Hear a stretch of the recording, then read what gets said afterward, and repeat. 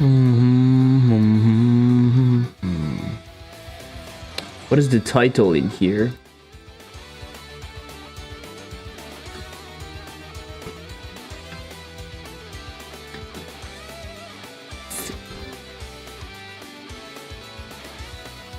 Okay, my thingy is completely wrong on my other channel, fixing that shader cache. All right. Why is it not asking me for the correct description, right? Do you know that? This is very much boring.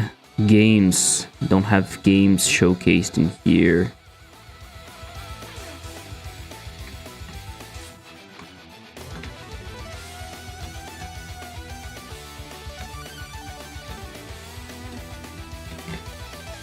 Yeah. It's just that multi-streaming is not super fun though, right?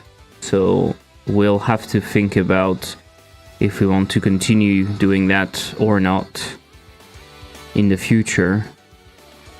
I don't have any music and save. Okay. All right. Excellent connection. It's telling me. Can you imagine that? Let's put that on the side. I'm not gonna watch myself back. I have the chat in here. I have the other chat. It's too much stuff, but it's okay. Anyway, I hope you're doing good, everyone. It is Monday. There's a new video on my second YouTube channel. If you didn't watch it already, you should definitely give it a watch. It's pretty cool. It talks about 3D games made in Godot, and I think some of you might be surprised, which is a good thing. Surprised in a good way, right? Let's say that. I worked a tiny bit on my shader. What the fuck? Why are you going up here? Cat just jumped on my desk. No, that's not a good place. Where are you going? Maybe she's hiding from the other cat. Anyway, what I was going to say is I worked a tiny bit on the shader cache, and it works, but it doesn't work, which is super weird. I don't understand. I don't understand why. I really don't. Visual subscription. What did I launch? Godot NX. No, I want to launch Dashpong. Yes. I want to launch Dashpong. Give me a tiny amount of time. I need to check something. It's so messy. Multi-streaming is so freaking messy. Do you think that the live is visible? I have no idea. How do I know? I don't see myself. I don't see myself live. Excellent connection. Yes. And so what? Maybe it's not. Maybe it's not on. Customization. Reaction. Monetization. Do you think exit stream? Cancel. It is not live, right? Insert ads. End stream. Ad stream marker. This is good. There are some good functionalities, but cancel. How do I know? Oh, privacy. Private. How do I not make it private then? Oh, it is so bad. It is so bad. That's why it's like that. Streaming software restrictions none. The gaming Godot engine. Wow, it is so bad. It's not made for kids. No altered content. Automatic chapters if you want. Yes, save. And now it is public. Oh my god. But the streaming options on YouTube are clearly subpar. I don't understand how it's possible for such a big company to have such a bad system for live streaming. Like, just the fact that you can launch a stream and not be visible by default. Like, I mean, it can be useful, but it's also like super weird.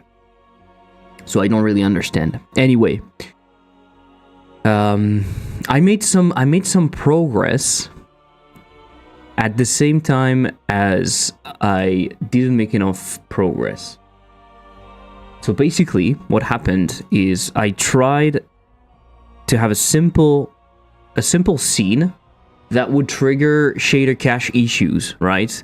So basically, I have a bunch of shaders, I have some particles running, and I have the player, and I can see if it's creating problems or not. I can check if it's lagging or not. On the PC, unfortunately, you can't really see any dip. Like, PC is just too powerful. And I say unfortunately because it makes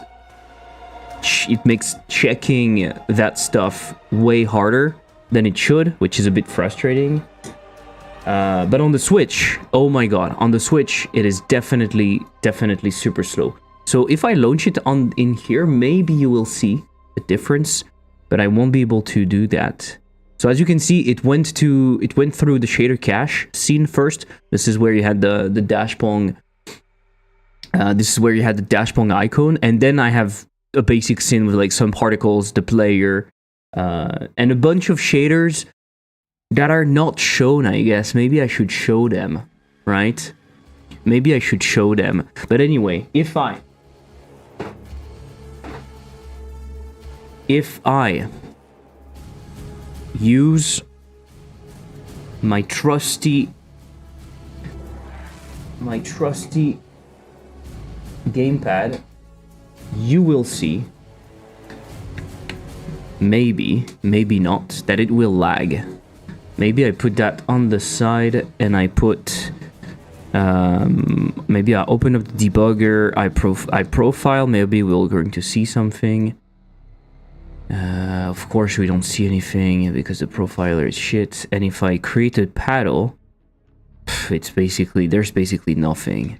And then it's trying to say that the camera non-existent function is base null, because the player is trying to have access to the camera, but I can do that if I want. In my test scene, I can grab the player. Hey, Joker went. How are you doing? I can grab the player one. And I can say camera. And I can give it the camera for the test. Come on. I don't know how to do that anymore. I have too many things on my desktop. This is very, very terrible. Hey, Simple on YouTube. Hello. I really need to put... The only problem is that I need to merge my chat somewhere, I guess, because otherwise it's going to be so painful to just have to look at everything everywhere. But I think I can do that. I think there's a possibility for me to do it. Hello. How are you doing? So, I have this. You know what I should do? I mean, those are visible, right? The glitch and stuff, all of them in here are visible. Canvas layer, they should trigger a lag, right? Because they are visible on screen, even though maybe they are not like active. Like if you look at it, shader param, I don't want to make that unique, but basically, even if they are not doing anything, the shader will be compiled. Bit ill and sleepy, trying to understand how to use compute shaders is a success, and yeah, I am actually sick. This reminds me that I should go and grab something to be a bit less sick. Maybe I should do it now, because I will struggle during the stream, otherwise it might take 2 seconds. But okay, I hope you're going to get better. Trying to understand compute shaders. Compute shaders, not super fun, right? Are we week 51? Are we week 51? No, it cannot be. Holy shit. It is week 51. Oh my god. It kills me. It really kills me. Oh my god, it is week 51. It kills me. Oh, I hate it. It's going way too fast. Hope for you too. Yeah. So week 51. Let me do the schedule. Let me just export the schedule for this week, and week schedule 51, and let me post it really quickly. You're going to see the posting. Yeah, not super fun because it's fucking out of my knowledge and skills, and I'm not familiar with normal shaders, but I wish to try and do the optimized sand simulation using GPU. Okay. I think it's slightly different than normal shaders, though. I mean, yeah, it is, but you're writing to textures. You're not writing to... You're writing to buffers more than to anything else. I don't know. I think it's... The hardest part is setting up everything, if I remember correctly, because it's like there's a lot of stuff. There's a lot of stuff to set up, which is not fun. Okay. Let's do things in order, right? So first thing, we tweet the live message, which is live on Twitch. Let's do live on Twitch. Prototyping with Godot engine, no. Shader cache for Dashpong with Godot engine, and maybe a tiny bit of toolbox. Better build and upload script for Godot. Join me. And I have my live on Twitch. And here's this week's schedule. Why not? I do both at the same time. I'm crazy, man. I'm a crazy man. Hello, guys. How's life? Hello, Furet. I'm doing good. I'm sick, but I'm doing good. Suggested media. No, live on Twitch. Shader cache for Dashpong. Better build and upload script. Honestly, I'm kind of excited because I can show you that it kind of works. It works, but it doesn't, and I need to understand why. And you're going to see that it's pretty cool, I think. I'm going to post that on Discord also, maybe. Video stream, Patreon, Elliptic News, at Twitch ping, streaming schedule. I forgot to post it. Don't hesitate to join me on Discord if you want. Introduce yourself. Who's introducing themselves?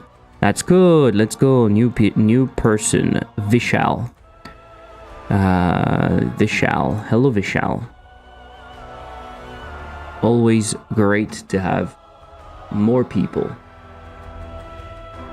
Optimize a sand simulation. That sounds cool, though, right?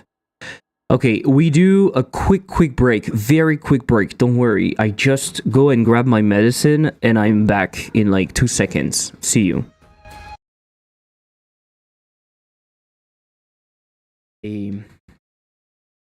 Using spatial noise, spatial sound effects. I think it can be interesting. So find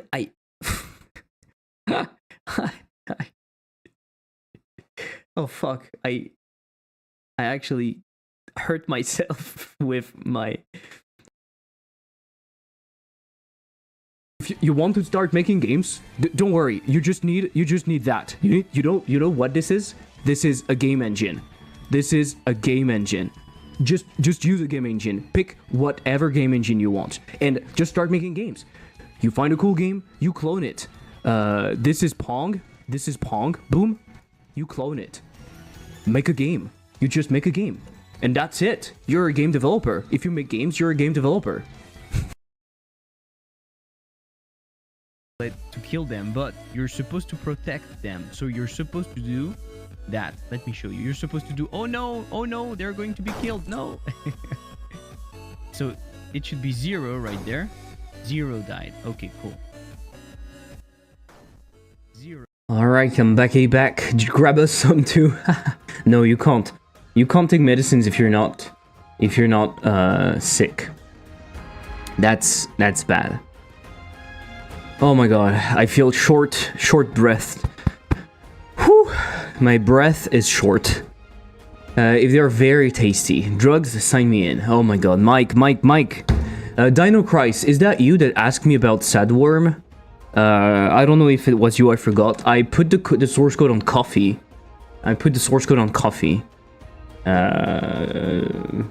So yeah. That's it. Just for you to know.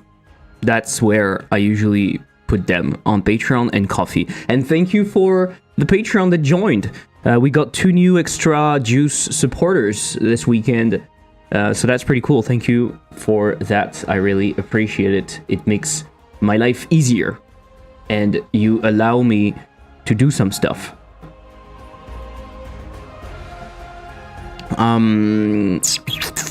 So we can't see the effect on here. But we can see the effect on the Switch. Unfortunately, I have no way of showing you that. So I don't know how much work we are going to do on the shader cache itself, because it's not necessarily going to be incredibly interesting, you see. But yeah. Complicated, right? Complicated. Shut up.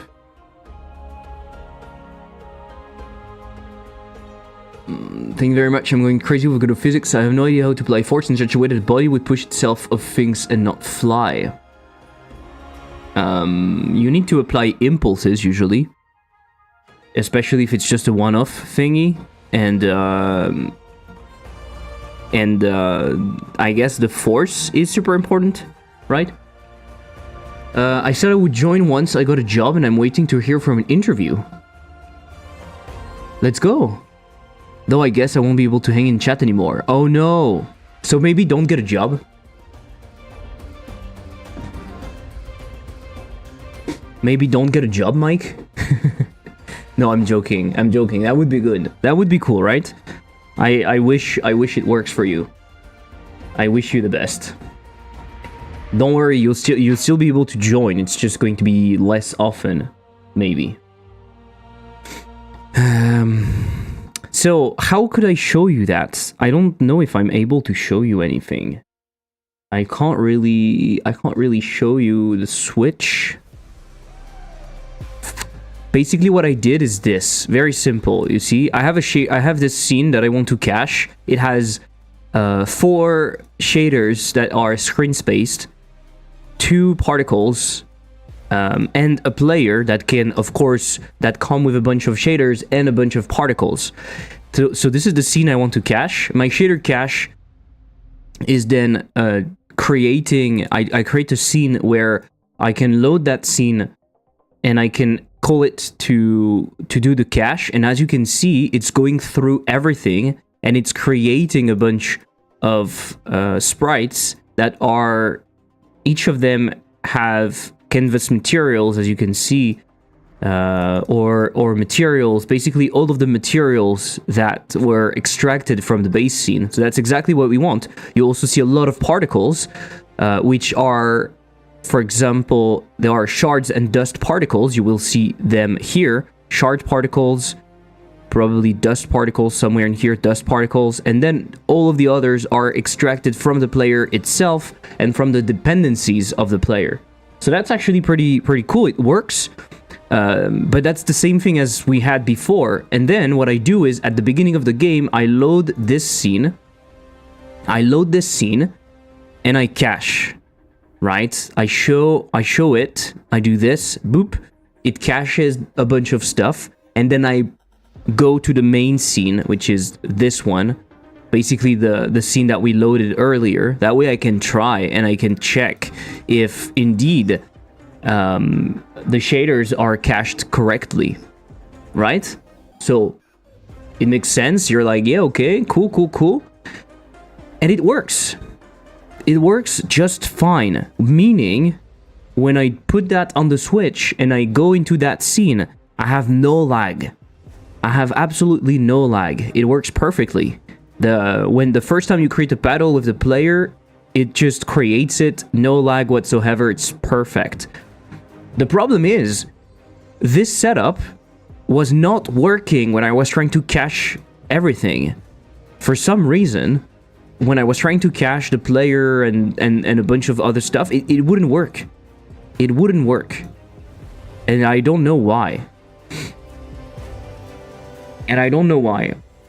Is it because some materials are not exactly the same? I know that there is something very frustrating about Godot, and maybe that's why it wasn't working the way I intended. I think Godot, if a shader is marked as local to scene, I think there's something different. Actually, we can take a look in here. It's not impulse. It's not impulse, but physics, like getting over it or difficult climbing. I can share my stupid lizard game. Need forces, but you cannot apply to a thing, so it would push itself off a thing. But cannot apply to a thing, so it would push itself off a thing. Oh. Okay. Yeah, okay. I see what you mean, I think. I see what you mean. So in getting over it, for example, you move the pickaxe or whatever it is, I don't remember. And when it's colliding with something, it's going to stop moving and it's going to move the body, right? I see. I see. So maybe it can help you. But basically in my game Sad Worm, you will see that the Sad Worm is basically a bunch of rigid bodies connected by pin joints, I think. And then what I'm doing is I'm applying a force on the head or on the tail, depending on which joystick you're using. And this is enough.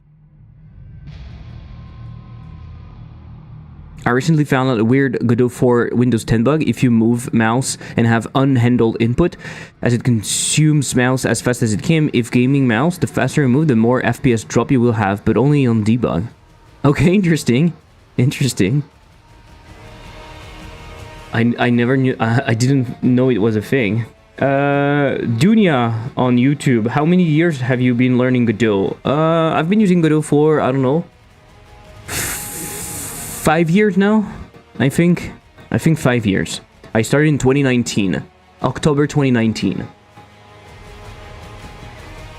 Have you published any game? Yes, Dashpong on Steam.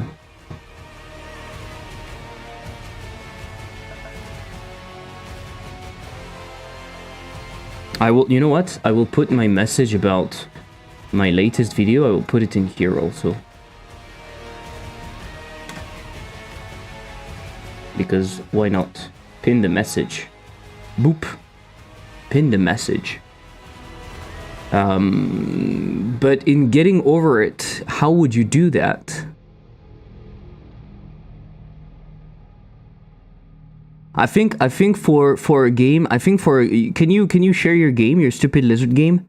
I will try that. Hope it will help. I created a lizard game with this climbing mechanic from Lana's jam, but it's more of a hack. Also switched to Rapier. You are in 2D, right? Yes, Rapier is much better. It's much more stable, much more performance. It's gonna be more stable. Hyper casual game, right? Hyper casual, not really. More local multiplayer. So couch game. It's kind of casual, but hyper casual would be more something like you would find on the web or on mobile, I guess. So it's more like a couch gaming. In the specific case of a game like difficult climbing or getting over it, I think you need to have two states, basically. That's the way I see it. But maybe not, in fact. In the case of difficult climbing, I think there are two states. There is the free state, there is your hand is free, so basically you apply a force to put it where you want, and just the same way I do it in Sadworm, okay? So basically you apply a force in the direction that you want, so the hand will go towards the target point, and then there is a second state where it's holding, and so the force is not applied to the hand anymore, but it's applied to the body, right? Just like in how would you call that? Hello, inner eagle. Just like in the game with the monkey. How is it called? In VR. I found an explanation, but the guy who created difficult climbing, he basically applies negative force to the end, and it just pushes the body up. Negative force to the hand. Basically pushes the body up.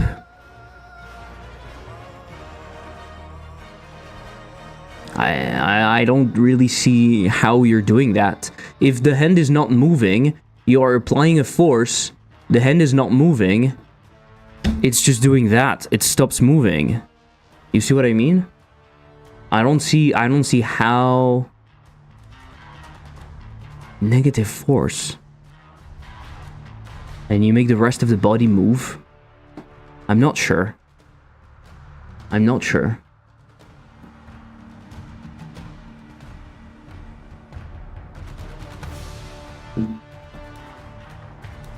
But it stops moving and add all the extra force goes into the body. I see, but I don't... Yeah, so it's not applied to the hand. It's kind of what I'm saying, right? The moment it's stuck on the wall, you stop applying it to the hand and you apply it to the body. You apply it to the rest. Yeah, I think it's that. In the specific case of a difficult game about climbing, you have your body in here, you have your hand in here, you have your hand in here. When you're free, you move your hand wherever you want, and when the hand is stuck and you're pressing up, instead of making the hand go up because the hand is now stuck, you make the body go up in the exact same motion. It's relative, of course, but it's the same motion. I understand the physics, not how it works in Unity, but Unity has different physics. No, but I think it's just that. Let me check your game. I don't think there is any difference. I don't think there is any difference. Q and E release left and right hand.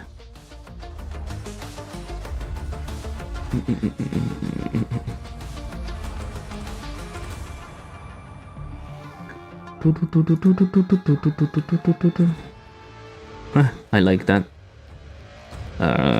Q E space body. What? Ah, you're making it follow it. But right now it's not moving, right? Or is it?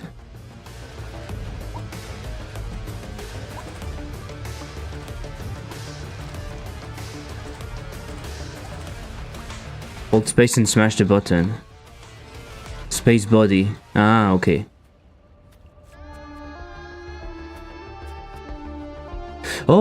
Oh, but in that specific case,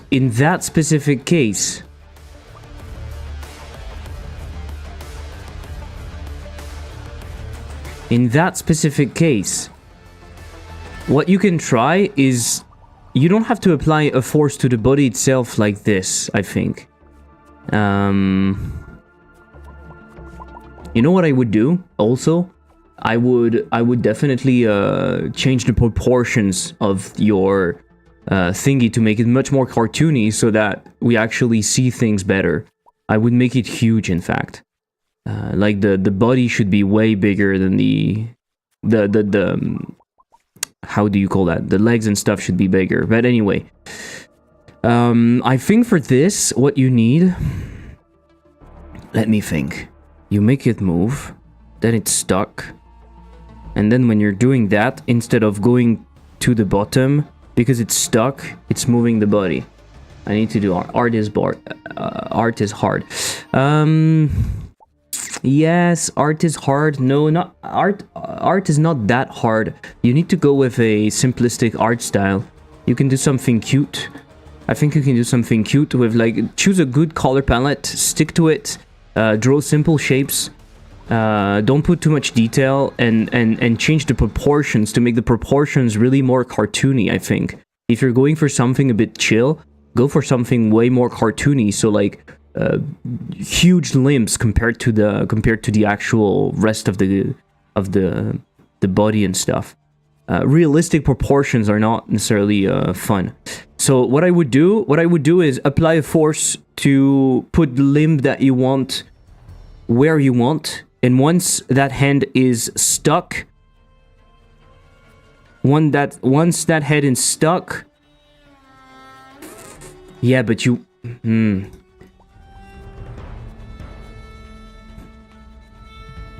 once the hand is stuck, the problem is your control.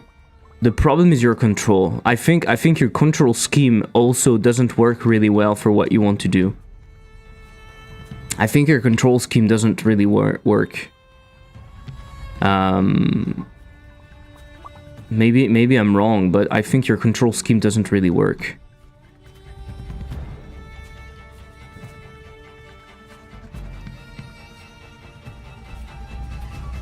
Because right now what I want to do is do the opposite pull effect, right? I want to be able to pull right there. And your space body, I'm not sure what it's doing. You see what I mean? Right now, if a hand is holding, I apply the force to the limb. If not, force goes to the hand. Limb is mix of groove joint and pin joint. Groove joint? Why groove joint? I think pin joint all the way is fine, no? Would you be putting modders on the joints simplest way? No, modders are shit. No. You want to be in control, so forces is the best way to do that. The joints are basically just here to glue things together, and then the bodies themselves are going to be receiving forces to be able to move. The problem is your control scheme. I'm not sure what kind of control scheme. Space applies max force allowed to every limb where mouse looking.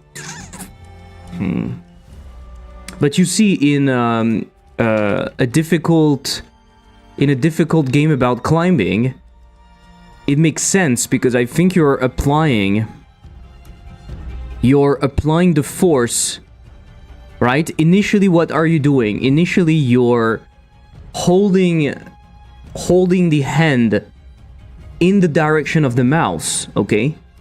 And then logically, once the hand is attached on the wall, you're doing the opposite movement, right? So by dragging down, you're applying a force up, basically, to move the body, to make the body move, right? Which makes sense. In your game right now, I'm not sure how this would apply. You see what I mean? And it feels weird to be using space to apply force to all of the limbs. It makes no sense, in my opinion. Here's the same but reversed. Just stupid as there is water below. I am not sure what you mean.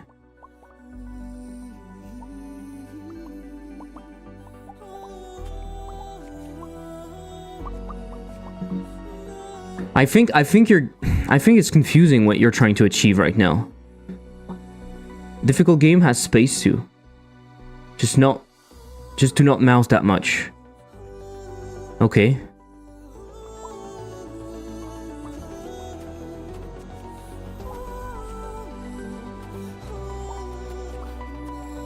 But I have no reach right now. I have no reach. I don't understand that. Do you see that I should be able to move? You understand what I mean? So basically, I don't know. Basically, what I mean is when you're trying to, for example, right now I'm pressing A. No, I'm pressing E. Is the right hand. I'm pressing E right now, okay? I'm pressing E right now, which puts my right hand, which is reaching with my right hand. The body should have enough force to make the entire body reach for the hand. That way you can actually move. You see what that mean? What I mean? I think this is what I'm expecting. Easy way to understand. Hold space and smash all the buttons. Yeah, but smashing the buttons for me in QWERTY mode is horrible. I can't really do that. I don't understand. I don't understand better. Maybe you can use a twin and move the limb towards the target. No. That's not how you want things to do. If you want things to be physics-based, you have to be physics-based all the way. Otherwise, it simply doesn't work.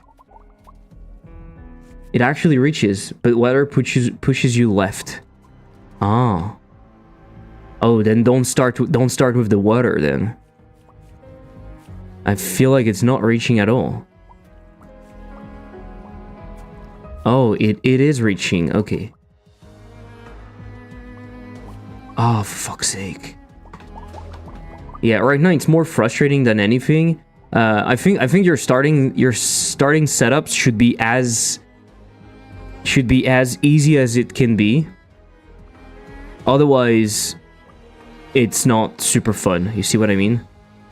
But this is beside the point, I guess. No, it's not reaching. Oh, it is still reaching. Oh, okay. I see. But yeah, the starting position is stupid. Sorry, but the starting position is really stupid. There is no reason to start semi in the water if it makes the game so hard. It's not reaching, right, though? Or my tail is still in the water? Is my tail still in the water? Because I feel like it's not reaching right now. Look at it. It's not reaching. It's not doing anything. I want that to make my character go up a bit. Otherwise, I don't understand what's happening. Legs holding.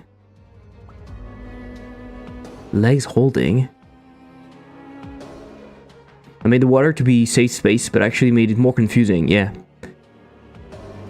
If anything, the water should make the water should make it easier. So it should help you go back. Hello, Arkham. Hello, Mars. Leg holding. I don't understand what you mean.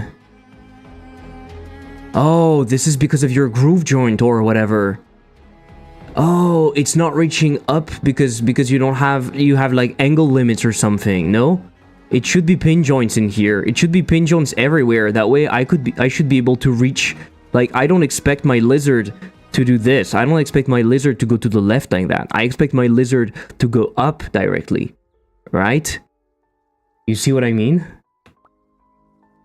I think that's what I'm expecting. Also, for some reason, sometimes it doesn't.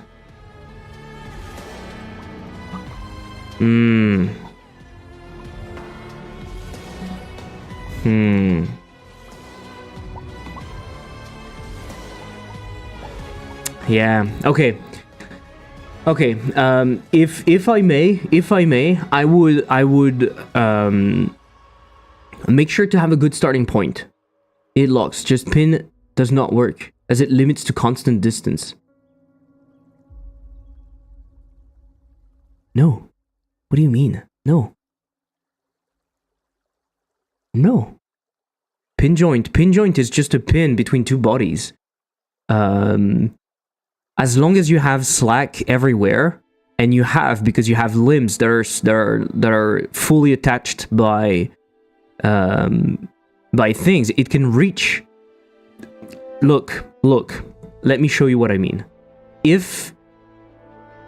But how to limit max distance? The pin joint itself is limiting the max distance. Look at that. If you have a body, this is your body right there, right? Right now you're like this. So everything is a pin joint, okay?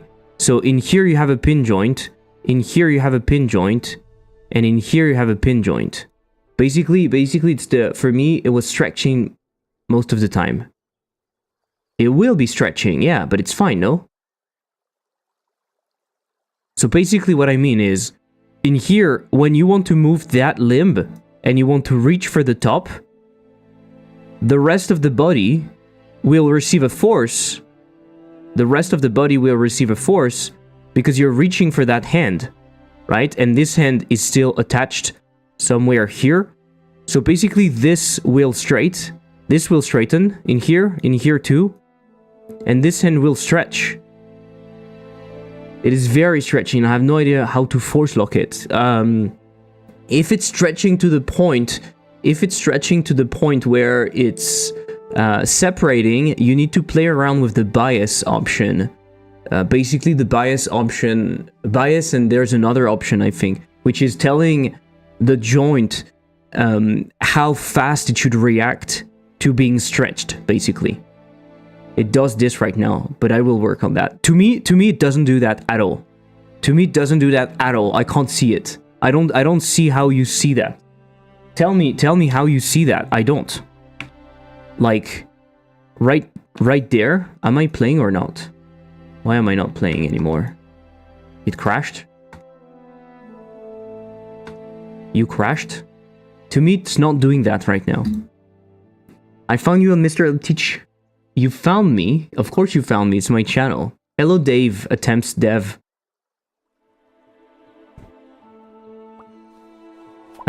Oh yeah, you said we need to go out of the water, right? Oh my god, this is such a pain. Also, if I can recommend, you need something that is incredibly clear. So you need to find a way. To make the hand placement and everything incredibly clear. I don't know how it can be. Personally, I think that if you change your art style to something more cartoony, it will make it easier. I think color coding the hands or something could be useful.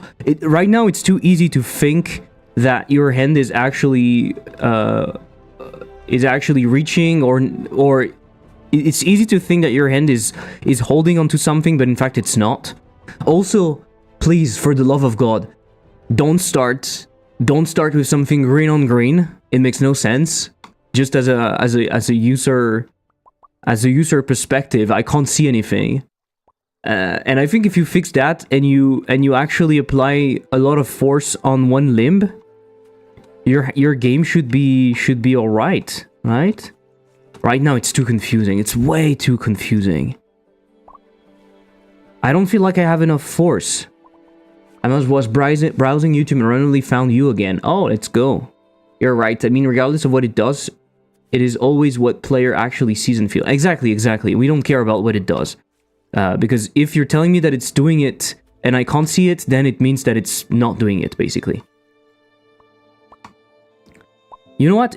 Let me try that. Let me try to pull myself up, and I will show you that it's not doing what I think it is. And I don't know how it's possible to do that, but I think this is because of your joints. I really think this is because of your joints. If you fix it and you put just pin joints everywhere, it's going to fix it. It shouldn't be possible to be stuck like that. Are you roasting others? I'm not roasting others. I'm trying to help them, and I need to slightly roast them to help them, I guess.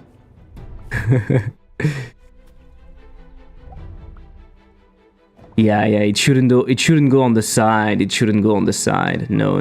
We don't want that. It makes no sense. It makes no sense. No. He's not. Yeah. And you're not reaching. I can tell you that you're not reaching. I don't know how you're applying the force, but even if you are applying force, you're probably not applying enough force, and so it basically looks like you're not. And that is what matters. Oh, this is awful. This is awful. because it's very unpredictable. You see? That's the problem. It is very unpredictable, basically. It's not going where I want, in fact. Come on, just grab. Yes. So, look at it. If it was reaching, I will put my thing in here. If it was reaching, I would press Q for the left hand. No, I would press A. Where is it reaching? Tell me, where is it reaching? Look at that. I'm pressing as hard as I can. It's not moving. It is not moving. See what I mean? If it was reaching, it would move towards the hand.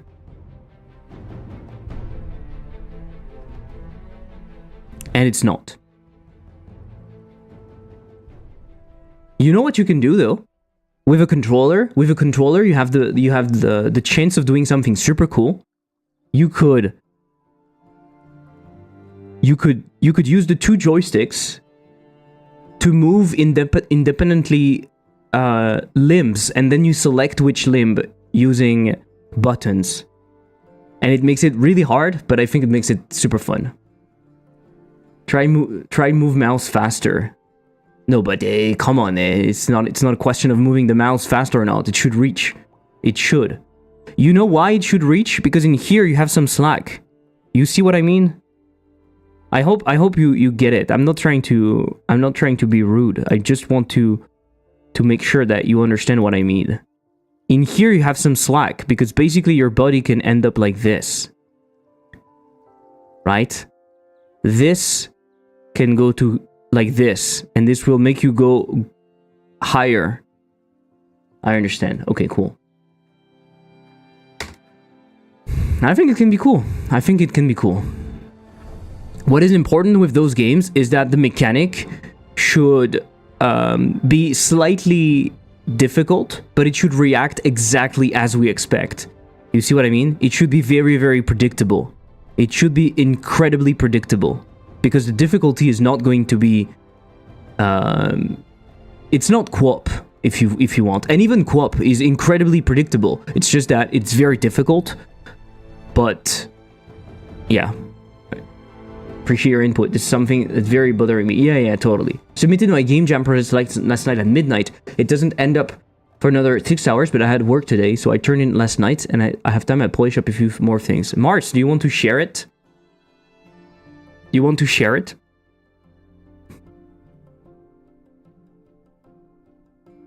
It's not like we want to work, right?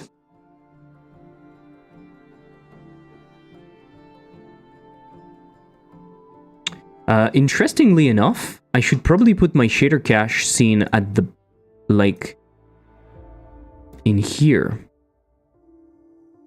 At the middle, just to make sure, right? Okay.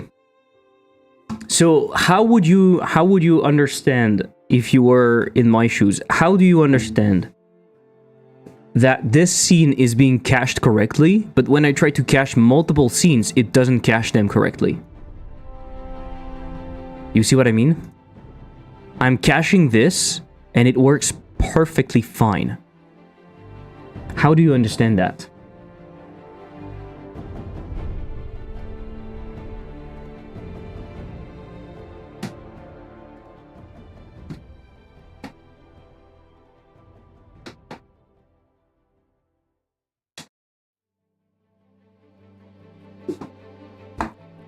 I will check your worm game about pin joints, and I'm always failing to prevent to lock to a specific radius.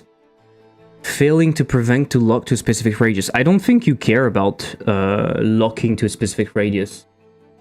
I don't think you care about that in your game. You see what I mean?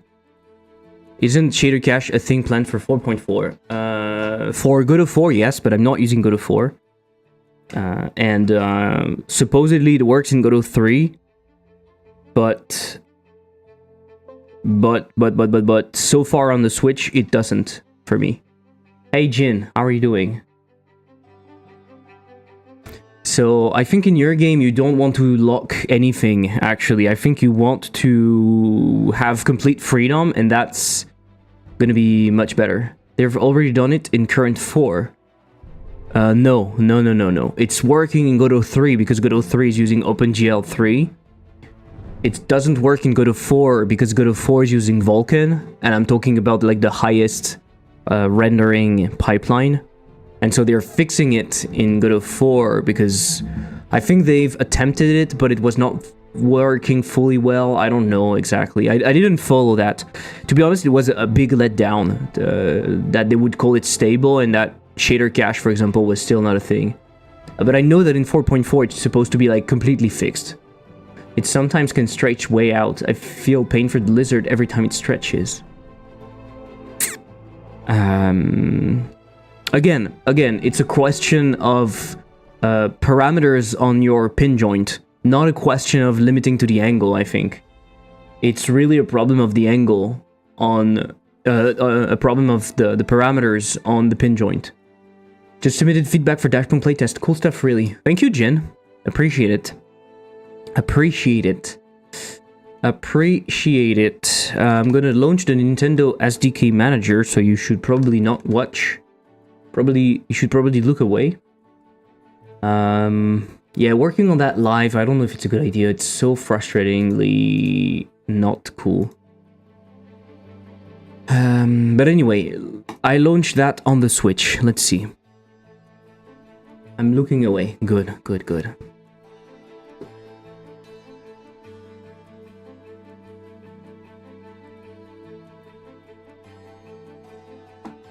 So I can't show you, but looking at the reflection of your screen on gas industrial spying and speaking. Yes. Very good.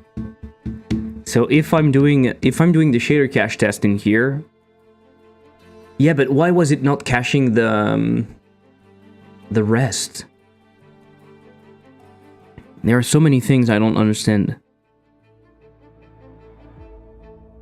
Okay, it's showing the stuff. Am I not P1? Is this one the P1? Oh yeah, this one is P1. And then I do... It's so smooth. It's so freaking smooth. It's so cool. Like, it's really, really smooth. I need to understand how to do that, right? It's freaking smooth. That's amazing. I have some recording from my sessions with the game, so I posted one small part on DC. Might be interesting for you as well. Yeah, thank you. Thank you. So... It works incredibly well. Oh, the shader cache is already at the right spot, sorry. So I could move that back to here. So now, you know what we could do? We could end up... Shader cache, test, shader cache. What we could do in here is add the other shader cache. So shader cache of the game. We need a bunch of shader caches. Where you've shared the worm? Patreon, coffee. On coffee. In my shop. On coffee. Where is the coffee thingy? I don't have it. And of course it doesn't work. It does, in fact. I think I know why. I have an idea why it might not work for the player. So let me create 2D scenes. Shader cache player 1. I think I need to have a shader cache for each player. I know. It sounds stupid. It is stupid. But what can I tell? What can I tell you? Nothing. Scene. Player. Because maybe everything is local to scene or something, and so it's struggling. It's struggling with the caching. So cache scene, yes. Skibidi bop. And I would save that in my scene shader cache. Shader cache, I could call it just P1 maybe to make my life easier. Shader cache P1, and I will P1.scn because it's faster apparently for some reason. Shader cache P1.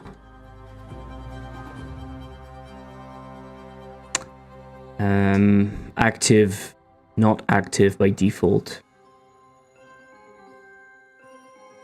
Shader cache game.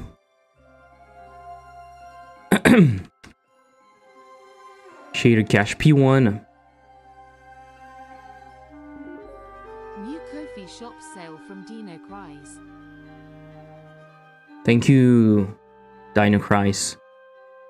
Thank you for the shop sale.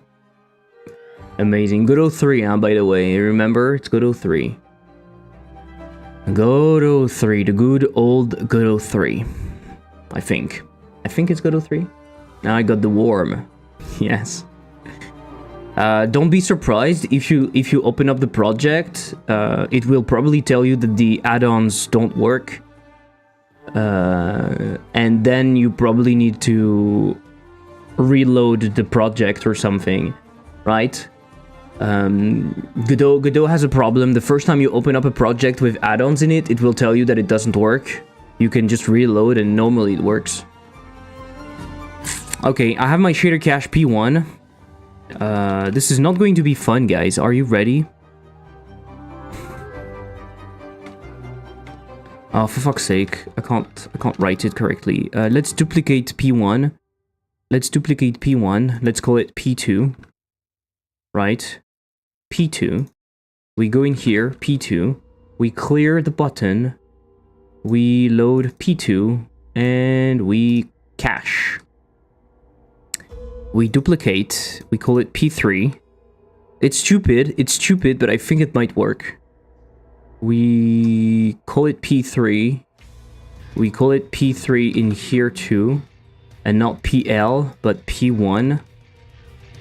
P1, P2. P2! P2! P2! P3. P3, we open up P3, we clear the cache, and we cache the scene. Then we do the same thing. P4, it's a good thing I only have 4 players and not 8 players. Duplicate. P4. P4, you save. You remove. You put scene player 4. Clear the cache button. Cache the scene. Active no. Boop, beep, bappy-doop. And then we instantiate. So shader cache. P2. So in here we're going to remove it to P1. Shader cache P3. Can we put it like that? Yes. And P4. P3, P4. What is the transform?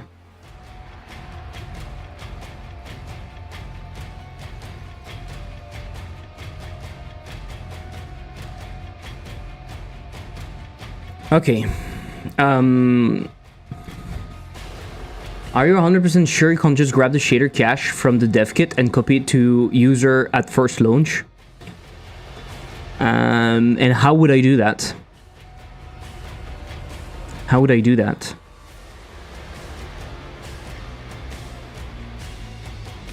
I don't think you can do that.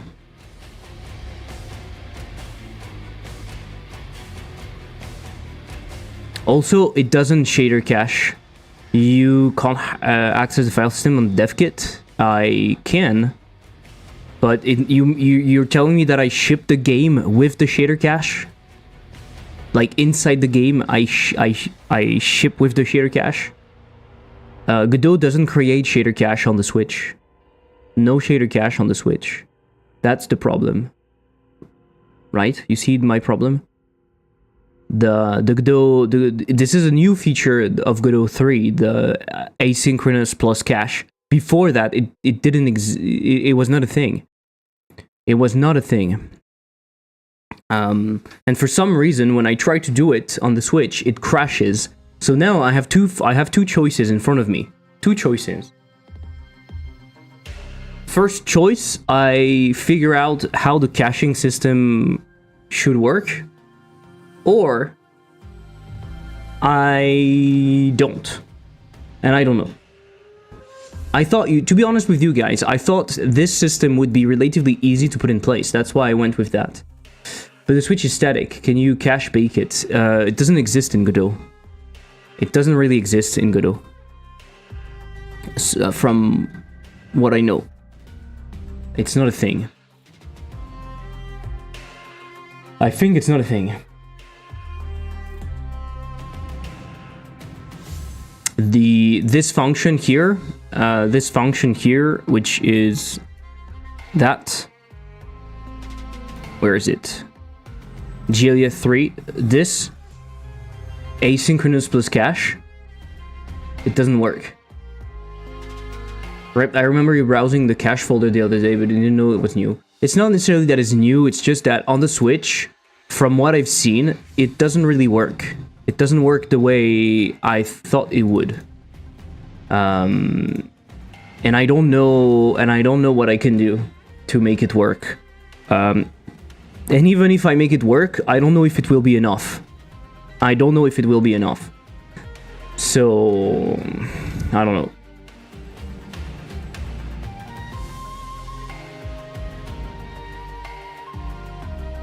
Maybe I should ask the guy from Roar Labs about that before rolling my own solution. Maybe, probably.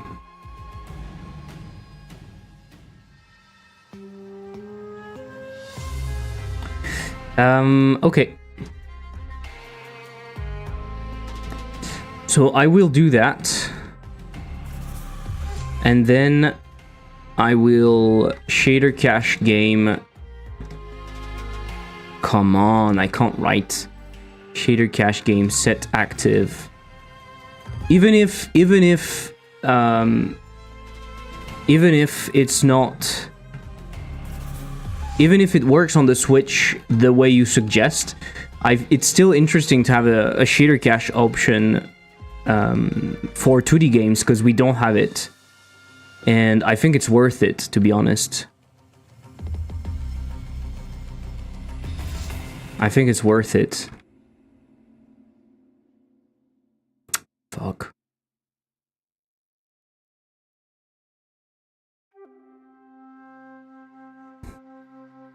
There's no way to store calculated cache in file and load it back. As far as I know, no. I don't think so. It's done automatically with... I'm too lazy to re-explain everything. That's what I'm trying to say, right? It's very kind that you try to help me, but there are many problems to this problem, right? There are many facets that you're not aware of. So let's go back. Let's go through it really quickly. Shader cache is a problem in all engines. It has been somewhat fixed in Godot 3 by giving you the ability to do two things: compute shaders asynchronously, like compile shaders asynchronously, and do a cache. So that way, the asynchronous compilation mitigates the stutters the first time you're seeing the shader, and the cache makes sure that you save it to file, to the disk. So next time you need to show it, next time you open up the game, it should work flawlessly, right? That's the first solution. Only available in Godot 3. Theoretically, it works. It somewhat works on desktop. From what I've tested, it doesn't work out of the box on the Switch. There might be ways to make it work. I know there is a setup you need to do to tell the Switch how much shader cache space you want to use and whatever, so it might work. But even if it works, I'm not sure it's going to be enough, because the asynchronous compilation might still be not amazing. So it's probably still a better idea to have a shader cache, like a real cache that loads all of the scenes, because it's a small trade-off, right? It's just a small loading time at the beginning of the game that results in very smooth gameplay after that. If that's the case, if it works, it's also very useful, because now I have a tool that allows me to add shader cache relatively easily to any of my game that are using Godot 3 and that would benefit from it. Yes, there is a solution that exists for 3D on the asset store, and that's exactly what I'm using, but I'm modifying it so it works with 2D nodes, because those are not the same. And so I'm in the process of modifying it. Caching the shaders themselves it's not super hard. If you have all of your shaders neatly saved to a file, it's super easy because you just need to load them and show them once. I don't have that. And I think most projects, unless they are aware of that problem from the beginning, most projects won't have all of their neat little all their materials and particles saved to different files that they can easily load. So that's why I'm creating this tool, which is using the tool from the asset store to dynamically go through the different scenes that I want and extract the different materials and stuff that should be cached, okay? That's what I'm doing right now. I proved that it worked. I have a system, I have a simple scene that is cached, I launch it on the Switch, it's caching it, and then it's smooth as fuck. So we know it works. We just need to make sure that it works for all of the scenes.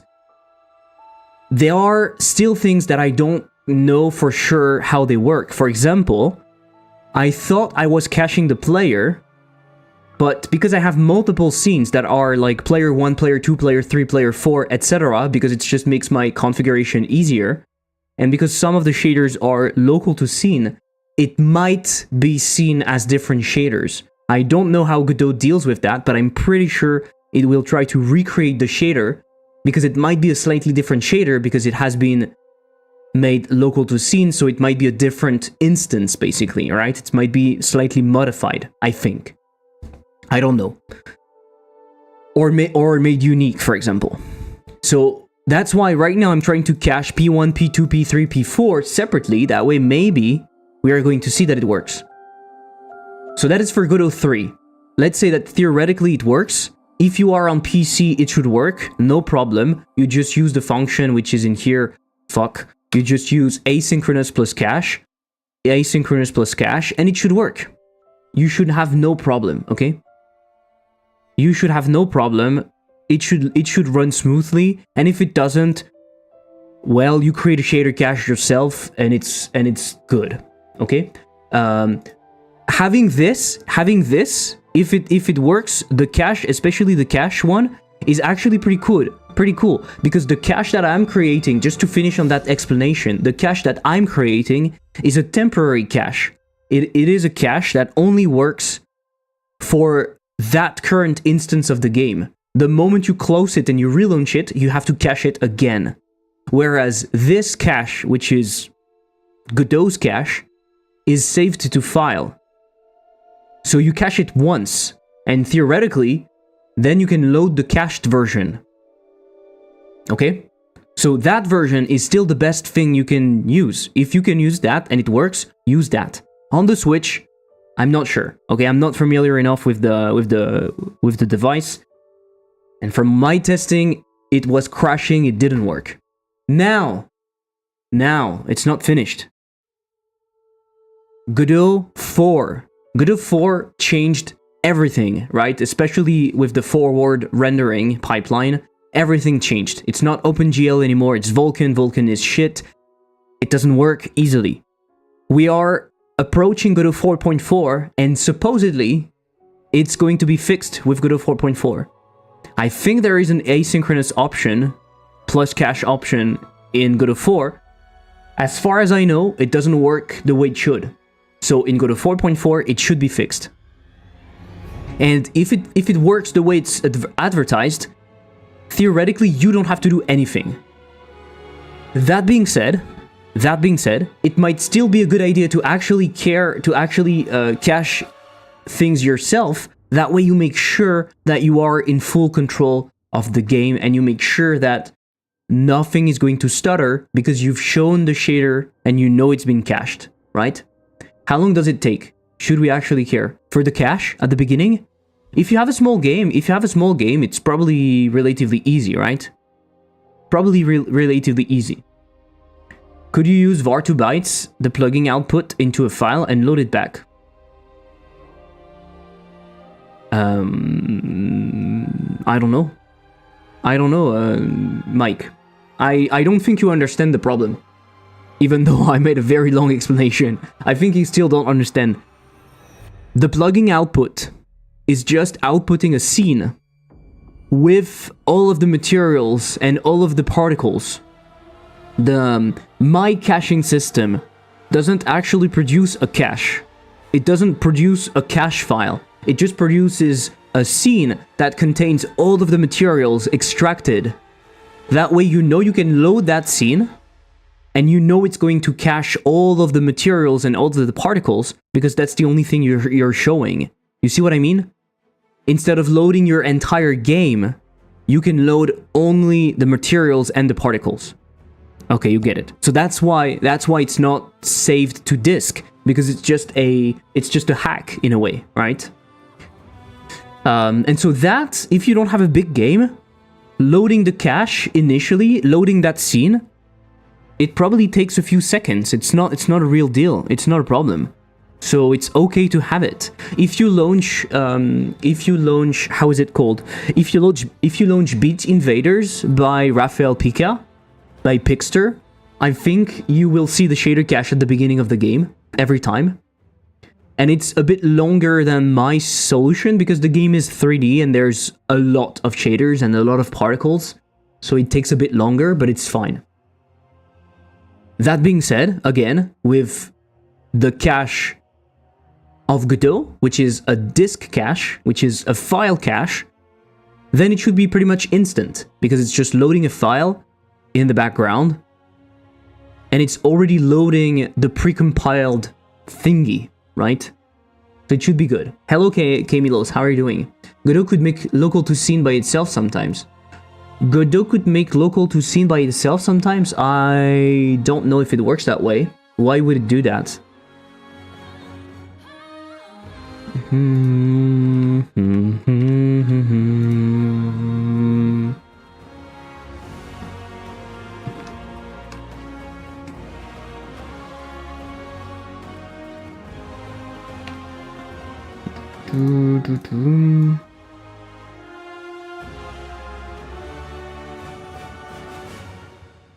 Entry point.tscn. Okay, let's try this one. So if I try it on my PC, let's see what it's doing. Doing good, had a test today and went well from information theory. Let's go, information theory, bytes, all of that. So you see it's showing all of the things. Boom, then it's going in here. That's basically how long it would take. Right? Oh, look at that. Oh, would you look at that?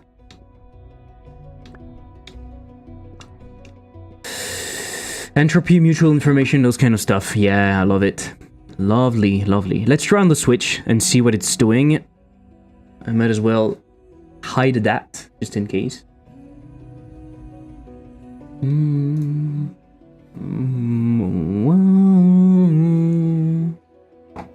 What the fuck is that? Information theory. You don't know information theory? Information theory. Skibidi bop. Okay, let me see that shader caching. First of all, it's loading everything. It's incredibly slow. That is also something we need to fix.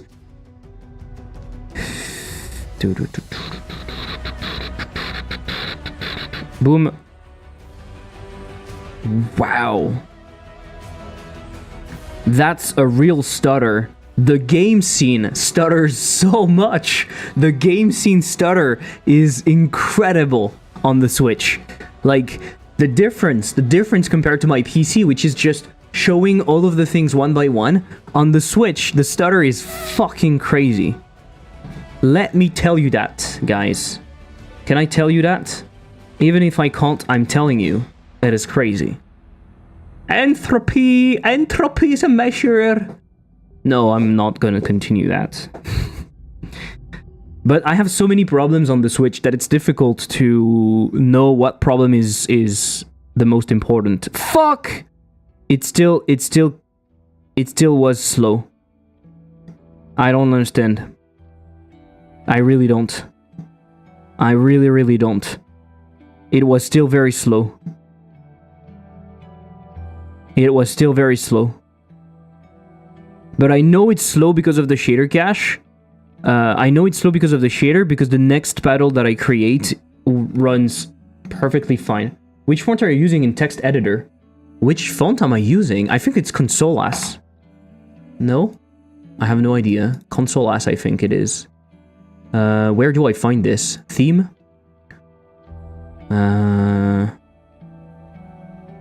Tools. Theme? Text editor. Where do I see it? Script list. Appearance. Maybe if I look for font. Editor. Editor. Inspector. Text editor. I can't see it. I'm sorry, but I can't see it. Also, it's Godot 3 agent, so maybe that's why.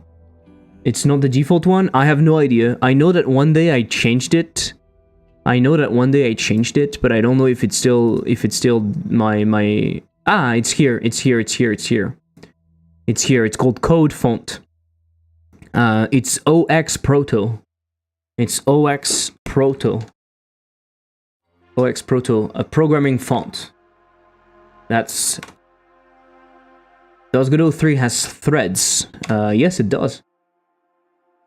It's Switch problems, not devs. Yeah. I know what entropy is in physics context, but I don't think I ever saw it applied to it. Entropy and entropy. Okay, so if you have an idea on what exactly is happening, I would love to know. Because I'm caching all of the different players, right? I'm caching all of the different players.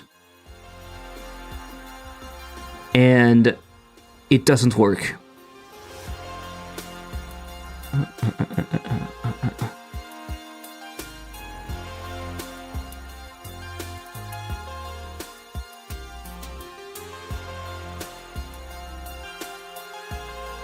I don't understand why.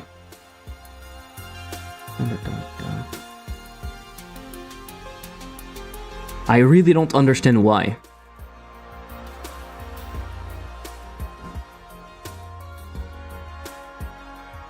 What kills me is that this player 1 in here that I'm caching works.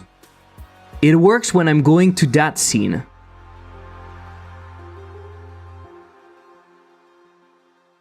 Ensure code readability is your own responsibility. That's good. So you see what I mean? It is. It is working on that scene.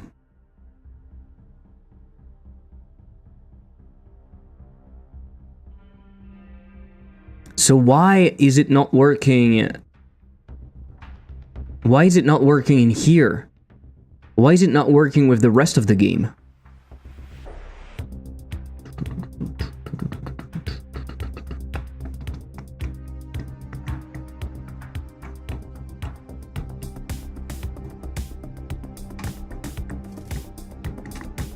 It has all of the materials. Look at that. Shockwave shader, black and white.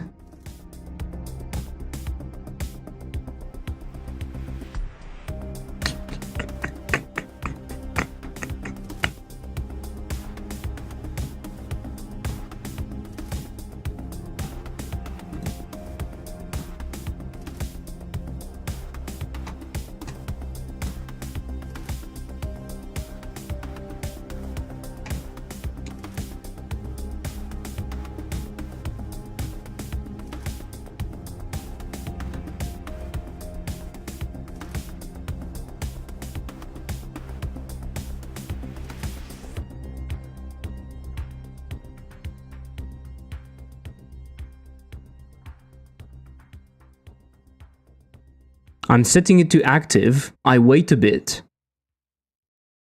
And when all of them are cached, I go to the next scene. I don't understand. It is so frustrating. It is so frustrating. I'm losing so much time and effort on that shit.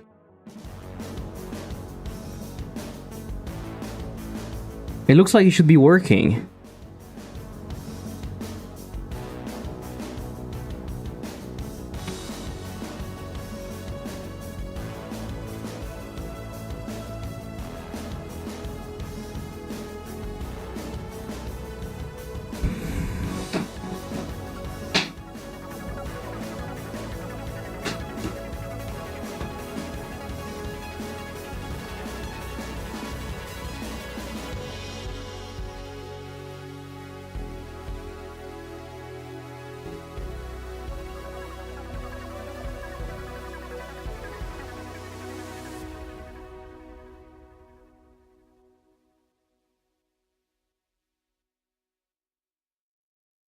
No.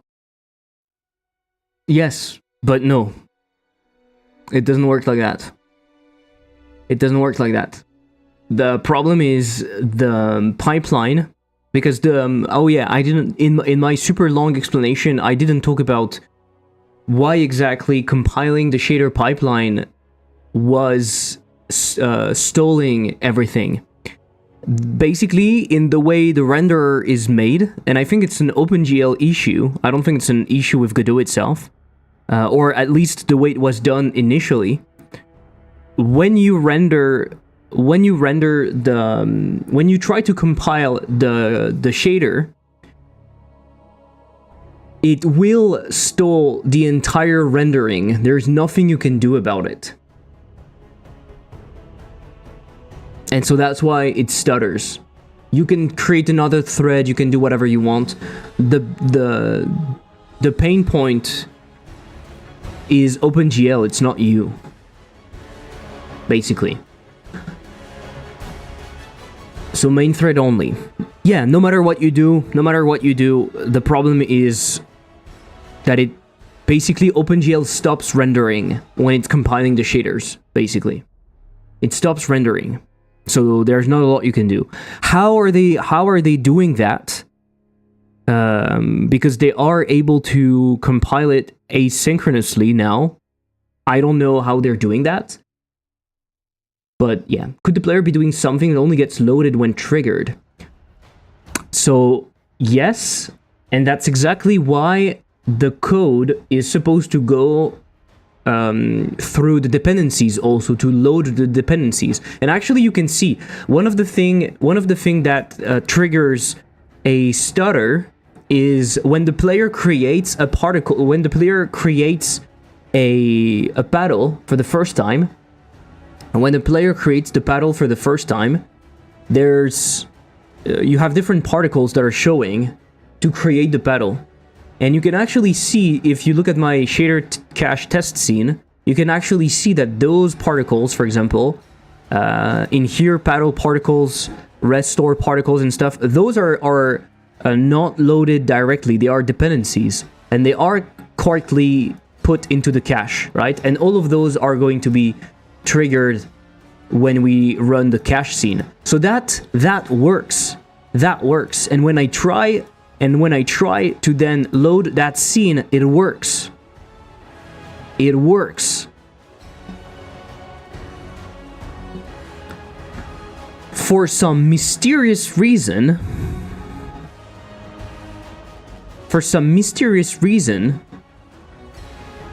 it doesn't work when I do it like that. It doesn't. I could also put the shader cache of the player, the base player, but I don't know how that would be useful. I mean, I can do it if you think that can be a thing. Do you have access to OpenGL API from Godot? If you go in the code and you do C++, yes, you have access to everything, so you can do whatever you want. But what do you think you're going to do? What do you think you can do if the maintainers can't do it? But maybe that's not what you're asking.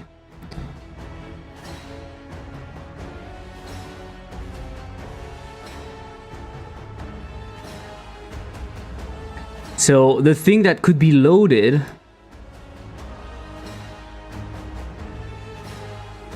no, I don't know. I really don't know. I really have no idea right now what's the problem. I wanted to look at the code in here.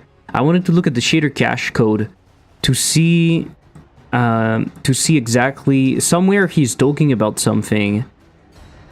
Ignore array, I don't care. Ignore material, I don't care. Ignore shader cache.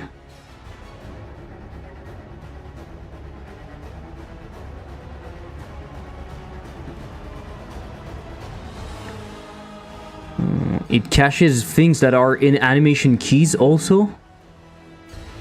It caches things that are in animation keys also. I don't know.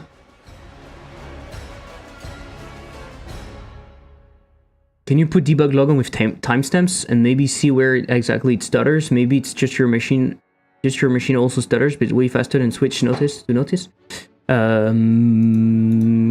That's not the problem. That's not the problem. My machine stutters.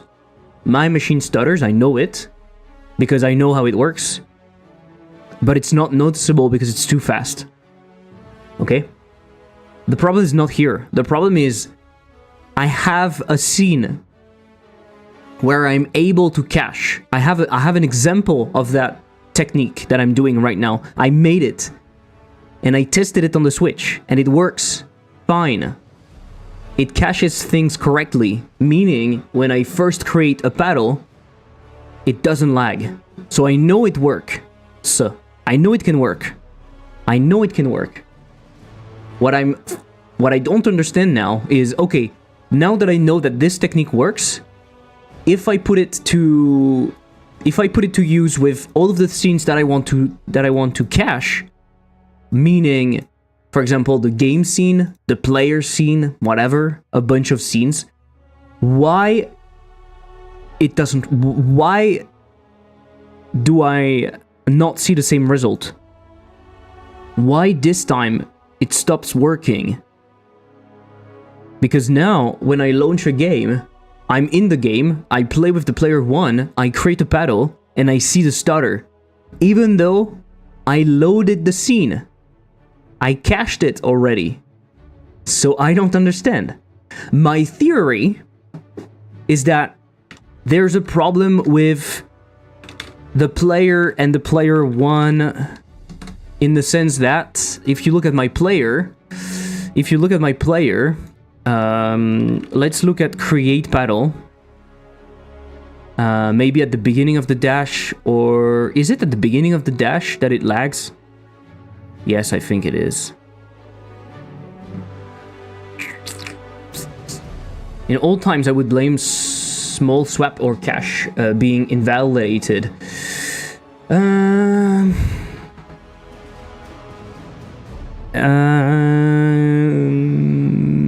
That's interesting. That's interesting. I don't think it should be a problem. So this is something that is much more related to Godot. I don't know exactly how it does this. Godot or OpenGL, I don't know. Is it possible that it removes the cache because there's not enough space?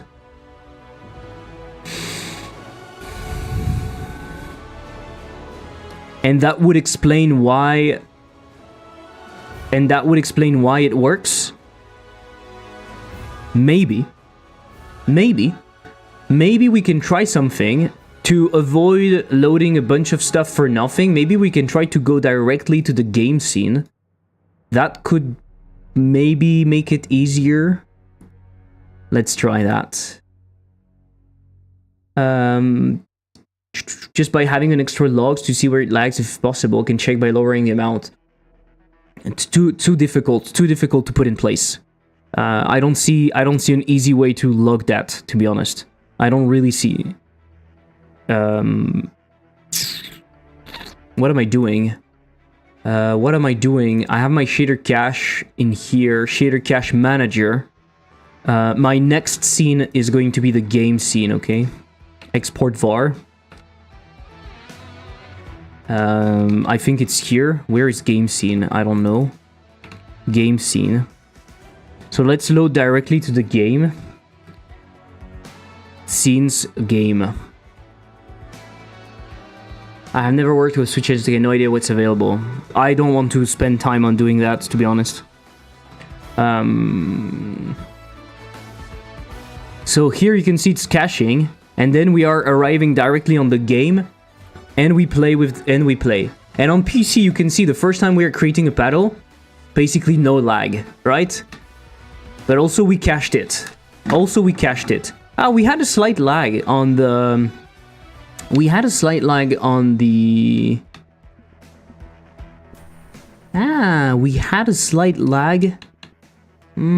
Interesting. I think we had a slight lag on the...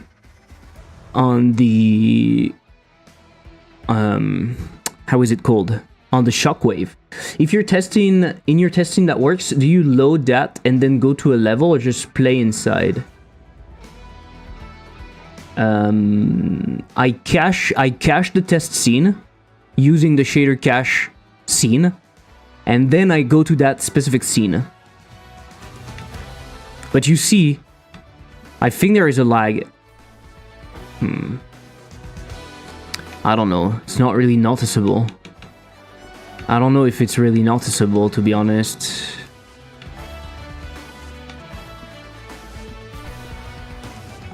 But that doesn't really matter. Yeah. Let's try on the Switch. Let's try to run on the Switch and let's see what happens. Because all of that is very skibbity. All of that is very, very skibbity. On top of the showcase of 3D's capabilities, there are super interesting insights from game devs on using the engine on a daily basis. I do agree. You should definitely watch my latest video. It's quite amazing. It is quite amazing. Did you watch it? Did you watch it? If not, what are you waiting for? What are you waiting for? So let me test. Of course. Cool, Mike. Thank you. Did you enjoy it? No, no, no. No, no, no. No, no, no, no, no, no, no. Working with the Switch. But work did not allow me to finish it yet. Bad work. Bad work. Okay, what do we see? We see the shader caching, which takes ages. It takes ages because the Switch is very underpowered.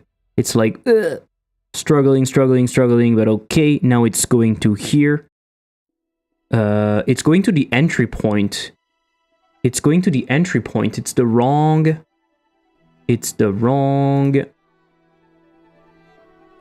Oh, I hate when it's doing that. I really hate when it's doing that. For some reason, sometimes the Switch is not launching the right game. It's not uploading and launching the right game, and it's not telling me. And there's no way to know it. I should probably have a unique build number. Every time I build, the number should increment. That way I could check that it's the right number. Because for some reason, sometimes it's uploading an old build. Even though it's telling me, hey, it's building and stuff. This is so weird. This is so weird.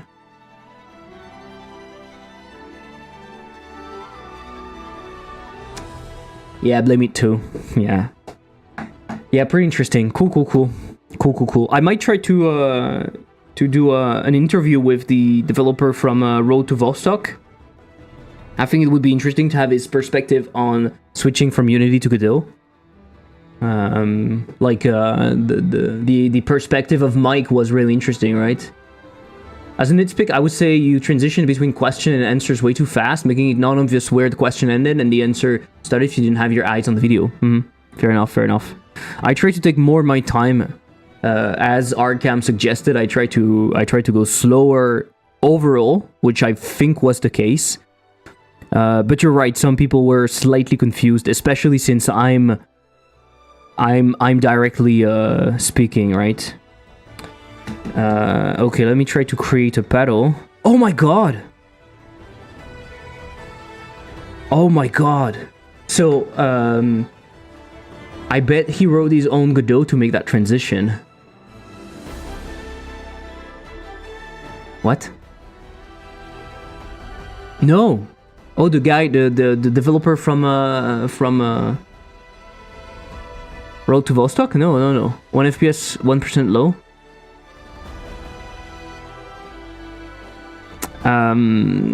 Hey Vex. No. He's just using the. You know, his game is not incredibly detailed. The game is really it's impressive. And I guess it's impressive for Godot because we are not used to that. But the game is far from the latest and greatest in what you can do, right? You see what I mean? it's impressive. It's impressive for a solo dev. It's not at the same level as I don't know. Pick whatever AAA looking game you've seen recently, and yeah, my brain maze how we did all of this in Godot, especially after Unity. Yeah. I think it just shows you that we are not too far, right? We are not too far from Unity, especially if you know what you're doing. So Dino Christ, I want to thank you for suggesting this idea of low shader, low caching stuff, whatever. I want to thank you for that. I want to thank you for that, because I have good news. I have good and bad news for myself, of course. Vostok means east in Russian. Okay, interesting. You haven't played Veilguard then. It's very unfair to compare to AAA right now. The quality is now going down very fast. Yes.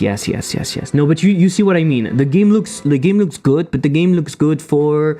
It doesn't look like a 2024 game, I guess. From what I remember, it's. I mean, no. It's not what I want to say. The problem is, you know what the problem is. You know what the problem is. I've played. Okay, let's do a fair comparison. Okay, let's do a fair comparison. I've played PvKK, and PvKK looks better than Road to Vostok, and I don't think that PvKK aims at being very realistic. It's slightly stylized, and PvKK looks way better. And I guess this is because it looks less generic. Whereas Road to Vostok is kinda generic. That's not a fair comparison, I would say. It does not look like a good game 100%. Pushing the boundaries, definitely. You think so? And so PvKK looks what? It looks like what? PvKK looks like doesn't look like a Godot game? Spend more, get less, definitely fair. Curious to know what's a Godot game for you then. I think it's just, you know what? I think, and also that's why having a conversation with the developer from Road to Vostok would be interesting, because I guess it would allow us to go in details about how much work he has to put into the game to make it look like that, and maybe you would be surprised. Maybe he didn't modify anything. What I think we are seeing nowadays with, for example, PvKK and Road to Vostok, is the first 3D games that are made by talented people that know what they're doing.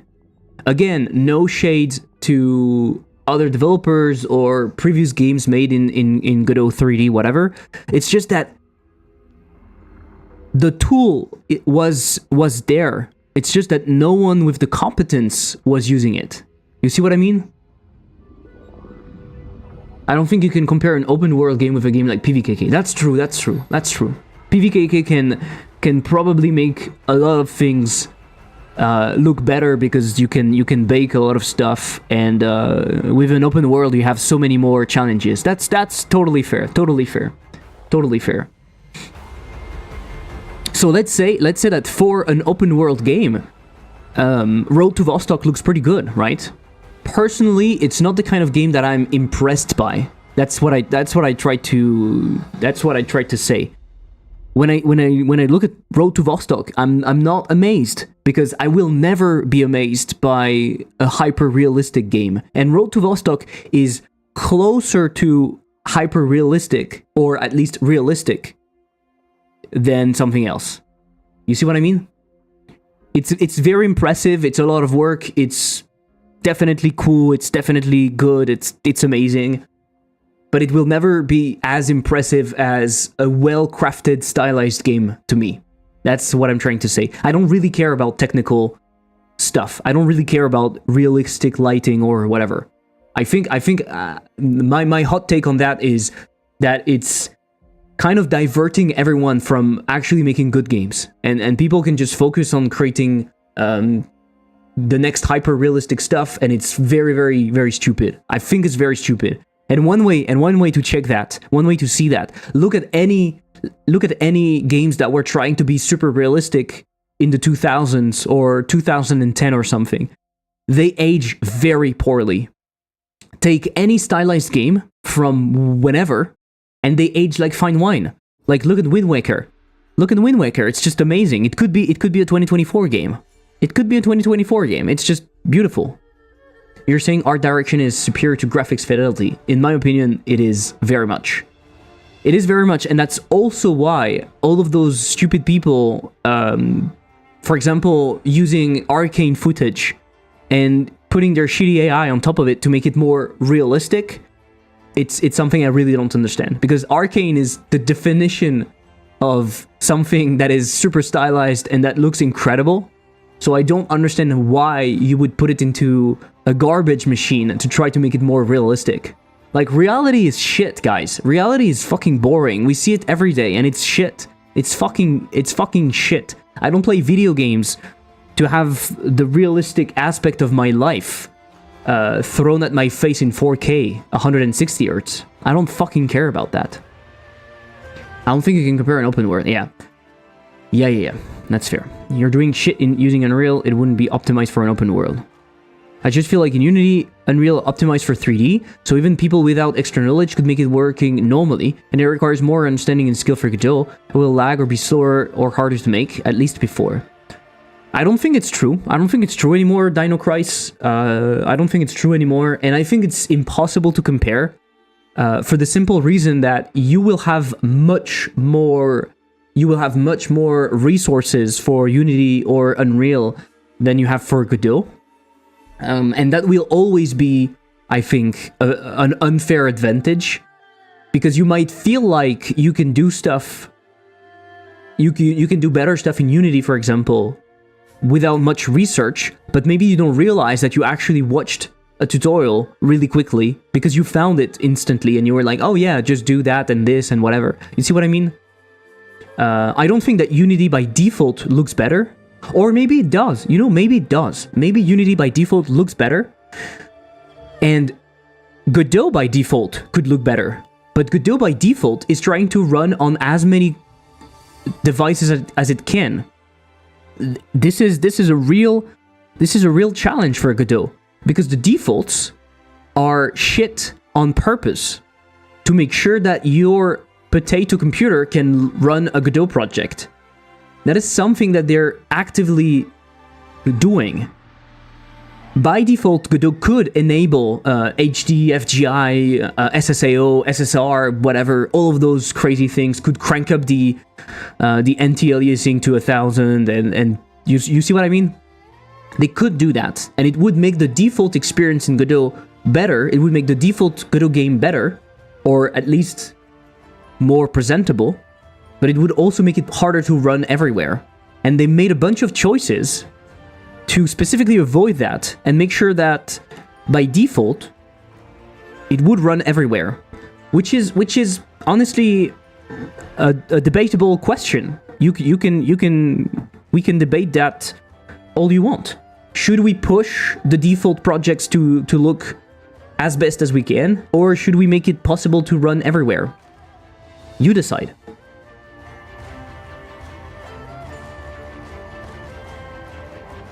Oh, I can see something, but I don't manage to grab it.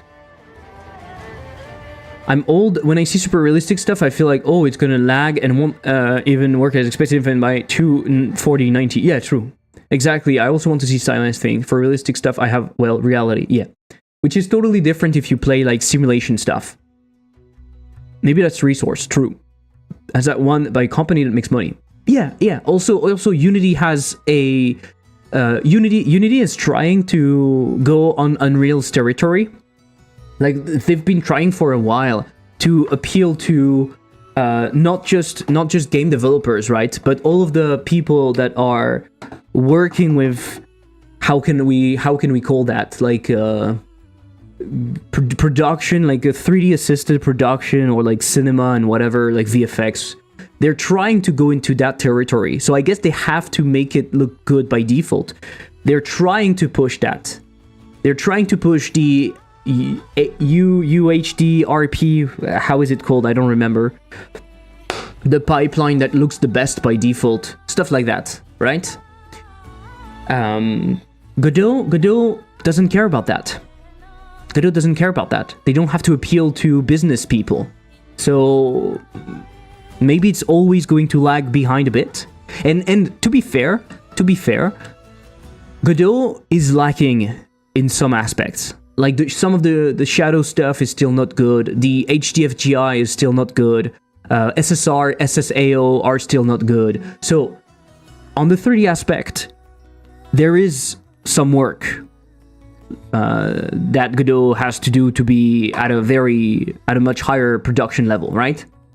But it's still very possible to make cool stuff with Godot. You just have to know what you're doing. And I believe personally that you have to know what you're doing if you want to make something cool in every engine. In every engine. Because the thing is, in Unreal, for example, you can, like, pretty much everyone can have a basic Unreal Engine project that looks good. With like volumetric lighting and good reflections and whatever. But it will still have that very Unreal look. And if you don't know what you're doing, you're going to have a very shitty game with an Unreal look. So you won't go very far. You have to know what you're doing to actually make it look good and interesting. And I think it's the same with every engine. It's just that by default, Godot looks slightly worse than the other options. And I guess that's part of why people think that it might not be powerful enough. And also we don't have yet good examples that Godot can actually push 3D to another level, right? So anyway, to go back to what I was doing,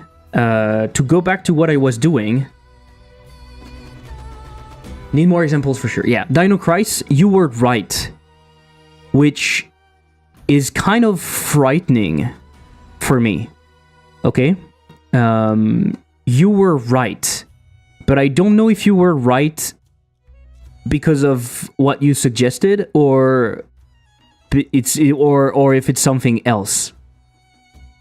Basically, you talked about this idea. Fuck, it lags again. How is it possible? How is it possible?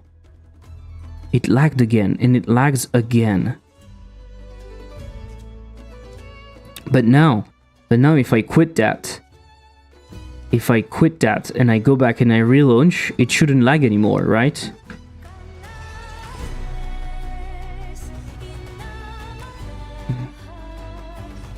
So basically you suggested something about a limited cache space or something, and you asked me if I was loading the game immediately after or not. Fuck, there is something else. There is something else. Or you're right. How can I know? Swap. How can I know that? So basically what I tried, it basically loads and unloads. Yeah, exactly. So basically I tried what you suggested. So I'm loading my cache with all of the things I want to load. And then I'm launching the game immediately. I'm not going through the UI with like the title screen and everything. When I do that and I launch the game directly, it works fine. It works perfectly fine. Meaning, my example of that is I can create a battle and it works immediately.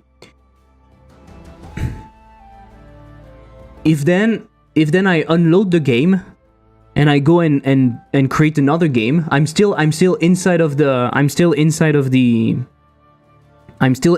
game, okay? I'm still inside of the game. I'm launching the next scene. I'm relaunching a game, sorry. So I'm going back to the title screen and I'm relaunching a game. Now it lags again.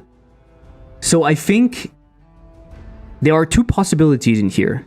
Either one, my cache is not being reused for whatever reason. Like the cache is still here, but Godot for some reason thinks that it cannot use the cache because maybe there's a setup option that is not correct. Maybe it's like local or it thinks that it's a different material, so it's creating another material to be compiled and whatever.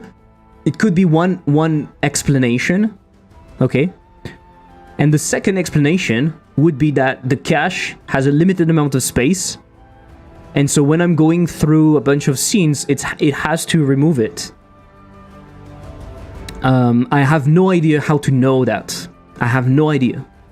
What if you keep the cache as an autoload? I don't think it will fix it. I don't think it will fix it.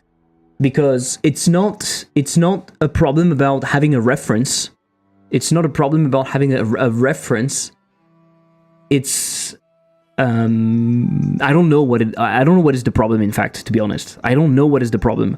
What I just know is that the way the shaders are cached is not the same way the scenes are cached. Meaning, if you want to keep a scene cached, you just have to keep a reference to it. That way it will not get unloaded. Maybe it forces it to not unload, if that's what it's doing. But I don't think it's doing that with shaders. Right? I don't think it's doing that with shaders, but I might be wrong. I might be wrong. Could verify by profiling or randomly checking timings to see when exactly it hiccups. I know exactly when it hiccups. It hiccups when I create the thing. It hiccups exactly at the same time every time when I'm showing the particles. I can see it easily. I don't even need to profile it. I can see it very clearly. Same thing for the first goal, actually. The moment I have to show the shockwave, it lags like crazy.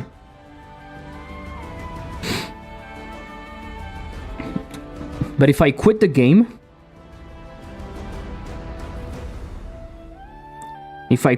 entirely, and I relaunch with that, it will work. Can you keep them on at all time but hidden? I don't think it's the problem. I don't think it's the problem. Unfortunately. I don't think it's the problem. Maybe you need custom garbage collection. No. No. It's not the problem. It's not the problem. But I don't know exactly how Godot deals with that. And it could also be that it's not Godot directly, but the switch, which is not allowing me to keep enough cache. It could be that. I have no idea. It goes way beyond my understanding of the switch and how Godot does things. But what I see is that now, first time I'm creating the paddle, it works so good. Boom, it works so good. I do that. It lags on the first shockwave though. It lags on the first shockwave for some reason. Maybe this was not cached correctly.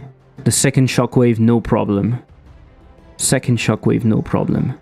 This is very frustrating.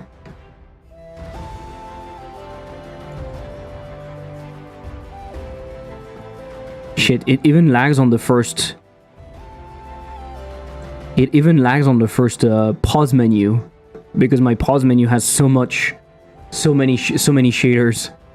You know what I'm going to do though? You know what I'm going to do? I'm going to make the Switch version of Dashpong look worse. That's for sure. That is for sure.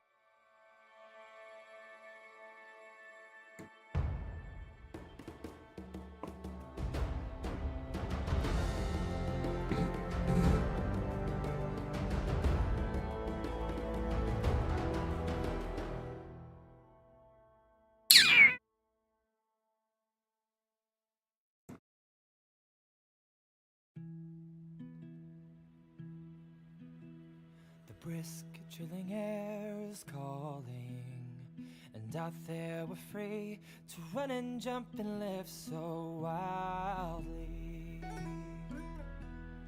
Head first we'll go tumbling. You could try to add more random things and see if it now lags more, recaches all the time, or disable a lot of stuff to check if the lag is delayed.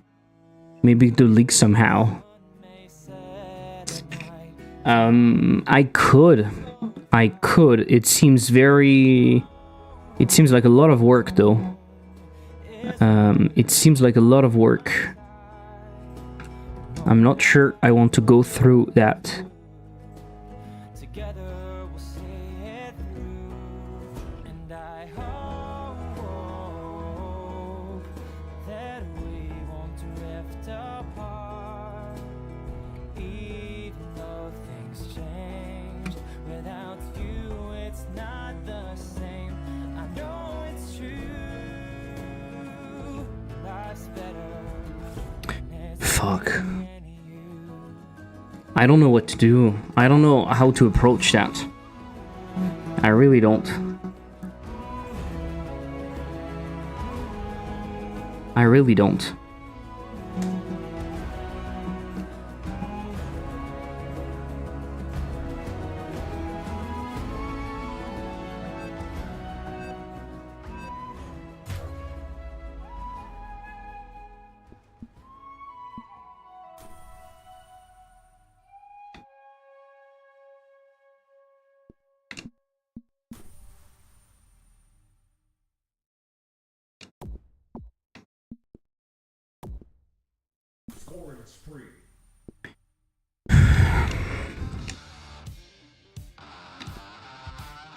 I really don't.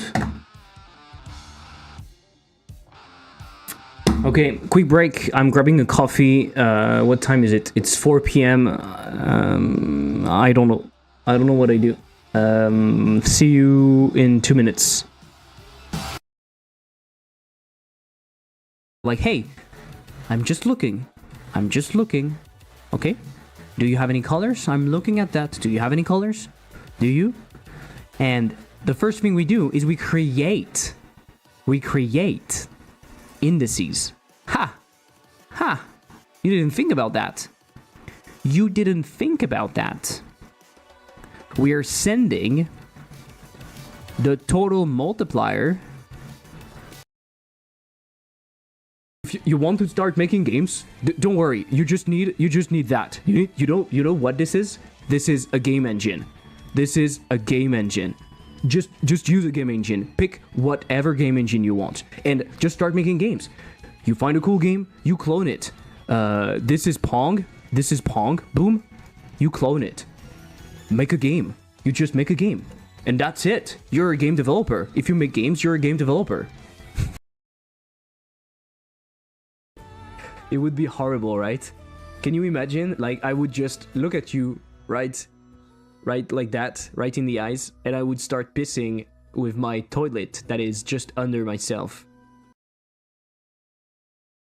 It's made with a polygon because I don't have anything rounded right now. I could be not a fucker and create a sprite and then go in here and then create a gradient texture 2D and then use fill radial and then put that in here in the middle and then go in here, put it to white, and then go in here and put it to alpha, and then go in here and put it to full white, and then put it to here. And this would be my anti-aliasing, and now I have created a bow. I could do that. But do I want to? Well, I guess I did it now. So maybe I want to.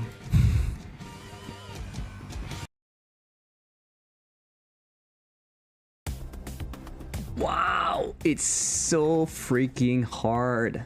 But this is good. But this is really, really good. This is hard. This is hard and good.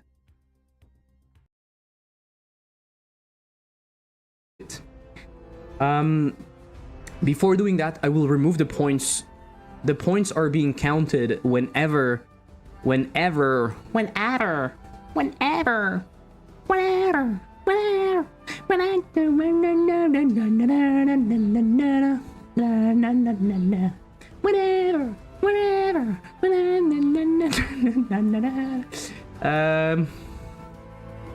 what would it do to your family though?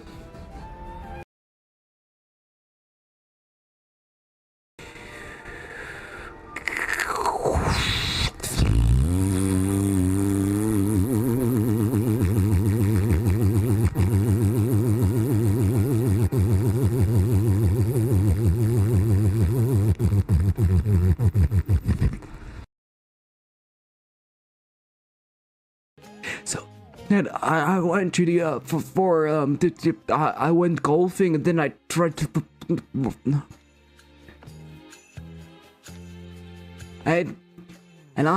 the first thing I will do as president will be to for the most.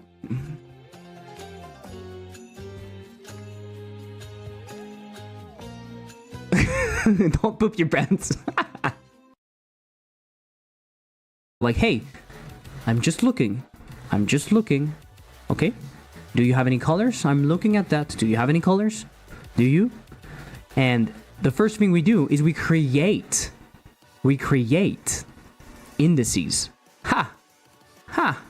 You didn't think about that. We are sending the total multiplier.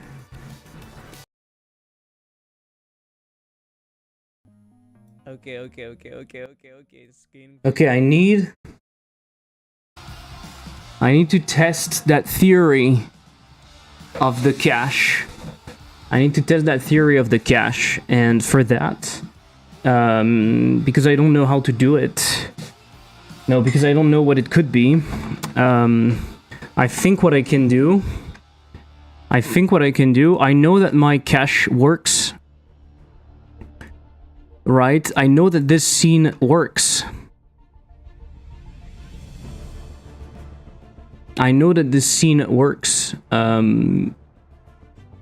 This shader cache test, right? So I'm going into globals.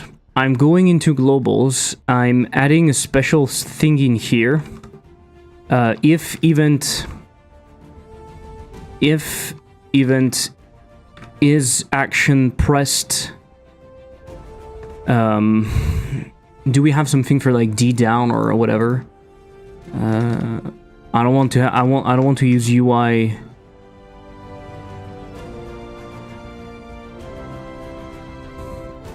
I could use color next 0.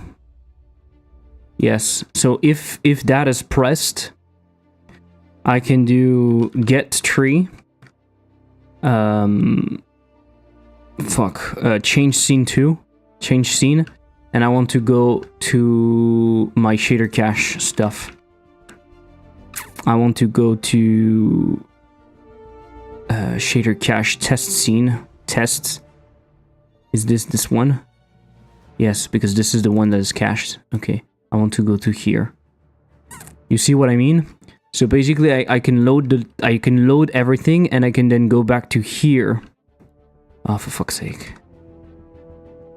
I can go back to here with the player 1. Yes. Skibidi bop. This should be interesting. I'm killing the game on the Switch. I'm launching that. And I think what I will do is I will stop this. I will stop working on that specifically. I will ask. I will send a question to the guy from Roll Labs if they have ideas. No. Go to 4 is not stable. And no reason to move to Godot 4. I know it's a joke, but no reason to move to Godot 4. Especially with an old game. Hot take of the day. The developer is constantly switching to new versions even though they don't need it. Freaking stupid.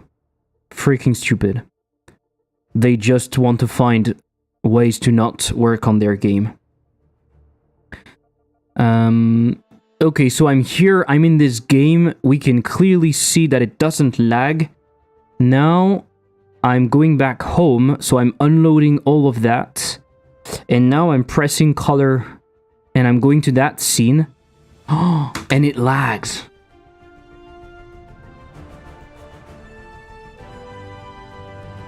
Even though that specific scene has been cached.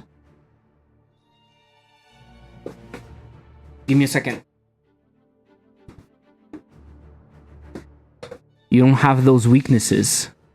I have those weaknesses, but in other reasons. Your game is not stable too, right? Now on Switch. But it's very different. It would be worse with God of War, to be honest. It would be worse. One example is that when I got the dev kit, the God of War version of the port was not available. I'm switching, but just because it doesn't impact me. Yeah. And it's also very different if you're making commercial games or not. I'm talking specifically about people that have commercial games, right?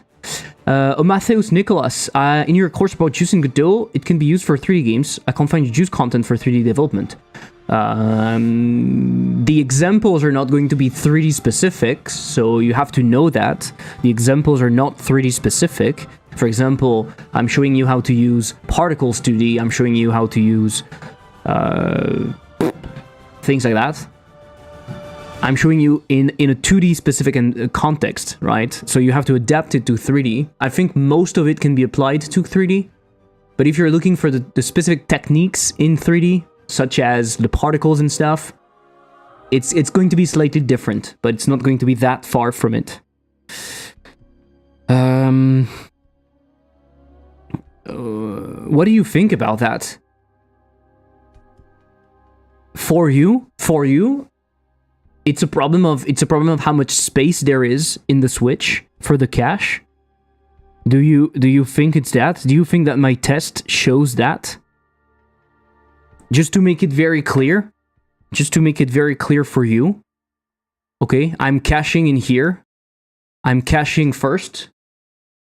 I'm going to the test scene. This is the test scene. It works fine.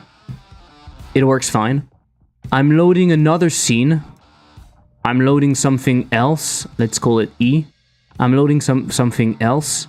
It doesn't work fine in that thingy. I go back to my test scene and it doesn't work fine. So, do you agree? All of that inside of one game instance, of course, right? All of that is in one game instance. I'm not going into another game instance, of course. So, you agree that it doesn't make any sense. I mean, that theoretically should work. So it's probably that somewhere in this, there's too much stuff in memory, or for whatever reason, Godot or the Switch says, no, we want to unload some stuff. And so my cache gets unloaded. And let's go to unload the previous scene. Stop thinking about scenes. Stop thinking about scenes. It doesn't work like that. It doesn't work like that. Godot shader cache doesn't work like that. From my understanding, it doesn't work like that. You can load a scene, use it, unload it, reload it. The shader cache should still be here. Because the pipeline has been cached, and they're not throwing away the pipeline, from what I know. Can you change the ordering of the cached items to see if that changes what causes the pause? I know exactly what causes the pause, Vex. I know exactly what is. Every time I show a material or a particle, I know where it's coming from. And so, for example, when I create a battle, I spawn some particles at the same time. This makes me lag every time. I know it. And I can see that if I cache it just before, it works fine. But does it know that it is the same one? Yes. I don't know how, but yes. I don't know how it knows. I don't know how it knows. Probably because there's a hashing somewhere. Like Godot creates a cache if you like look. I can't see it because it's in memory. But if you have cache that is local to your computer, you basically have a file in here, okay? Like, look at it. If I export my game with asynchronous plus cache and I launch my game, it will create some cache. You see, it's creating cache. Right now, it's creating cache. So basically, a shader, a particle, whatever. They're hashing the stuff, creating a hash, and now there's a file. Can we do something with that file? It's probably binary, right? Do I have something to open binary files? I don't know. So this is how they know it's the same, I guess.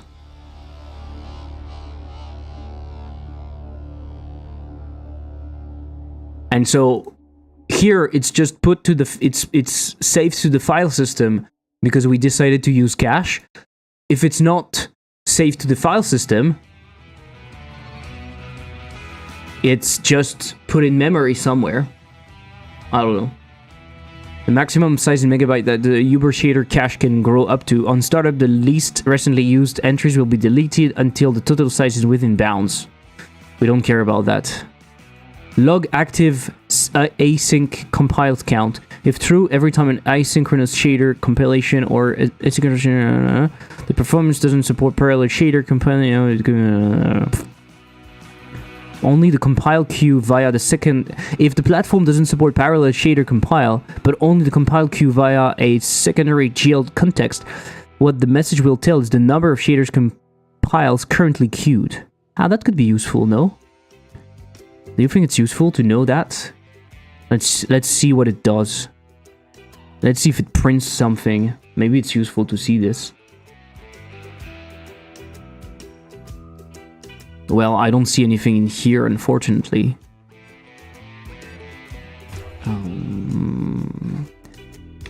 But in here, I have no problem. In here, I have no problem. I can go back home. I can switch to my test scene. And it works fine because it's too fast. This fucking computer is too fast. Too fucking fast.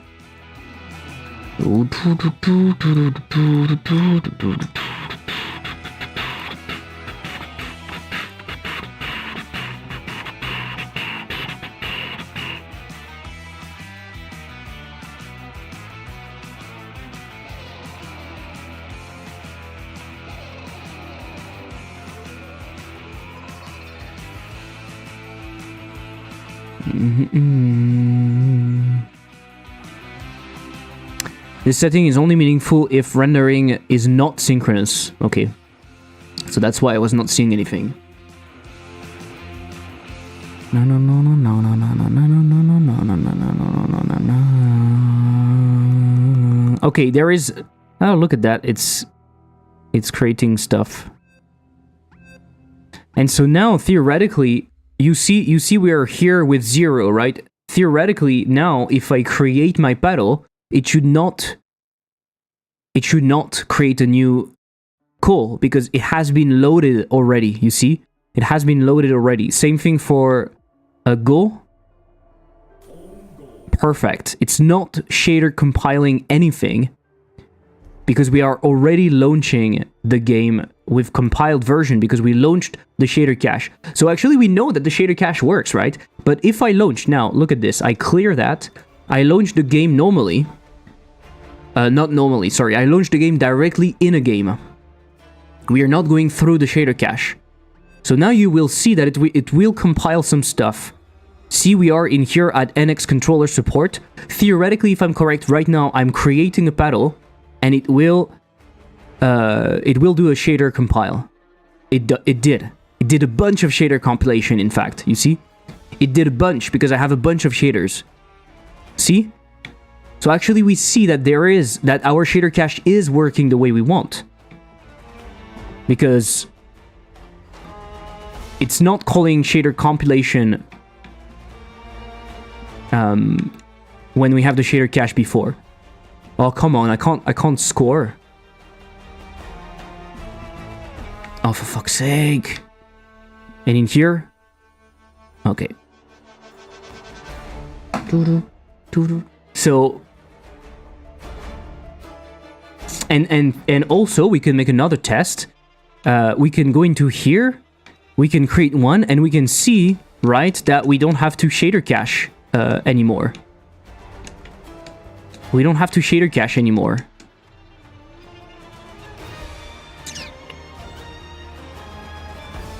No, no, no, no, no, no, no.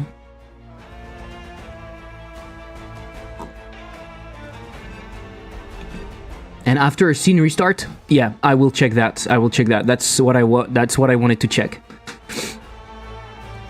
So theoretically, in my understanding, it shouldn't create a new compilation. So as you can see, first time I'm creating a paddle, boom, it compiles a bunch of stuff. That is okay. Now we go back to the home. It compiles a bunch of stuff because we have a bunch of shaders in here. Play. Fuck, I switched to the wrong one. But it's okay because it's just another scene, okay? So we are here. We are here. It created again. What?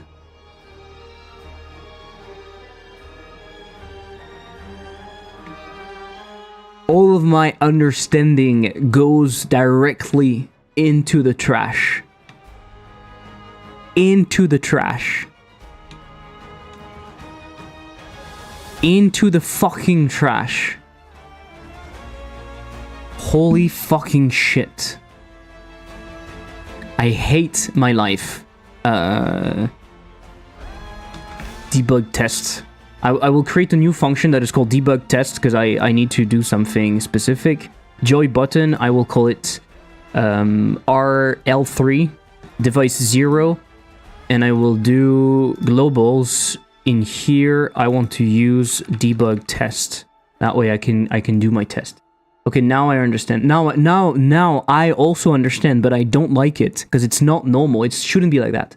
Can you grab the same log from the Switch? I can. No, I can't. Because on the Switch, asynchronous shader compilation will not work. It will crash. And I don't know how to make it work. I mean, I theoretically know how to, but when I tried, it didn't work. And I don't want to spend ages on that.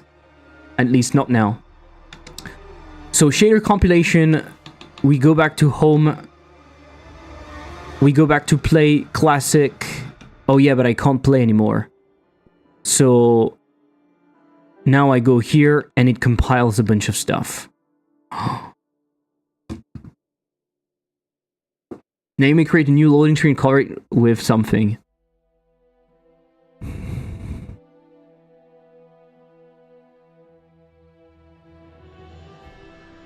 It's not normal though. It's not normal. Okay, let me try something else. Let me try something else.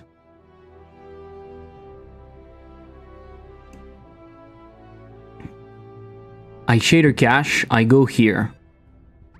I shader cache, I go here. No compilation. No compilation. I go directly to my test scene. No compilation. What is going on?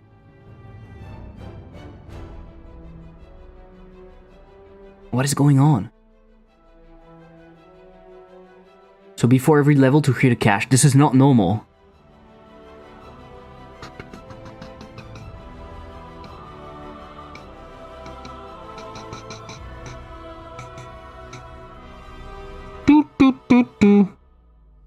This is not normal.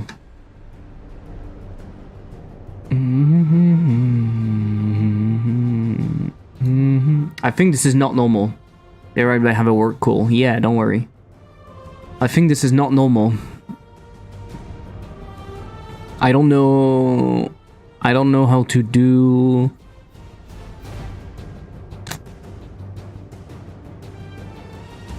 Godot shader cache.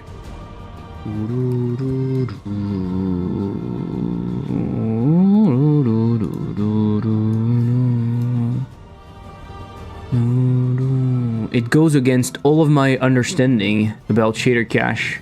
I really don't like that. My understanding was not that big, but still. Godot 4 has dedicated shader cache.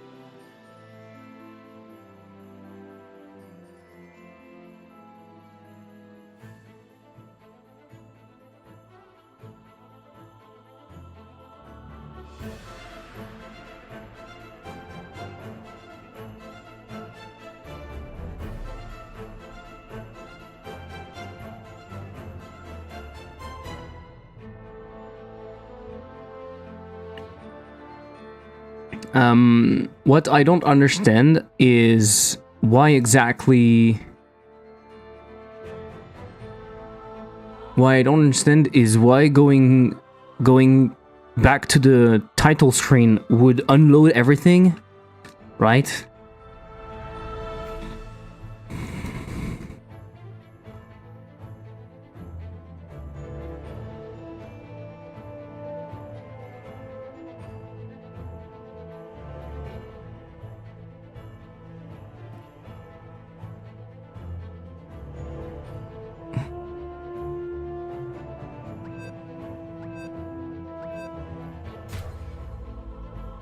But maybe it's a bad showcase that we have some asynchronous thingy going on right now. Maybe it's a bad idea to look at that.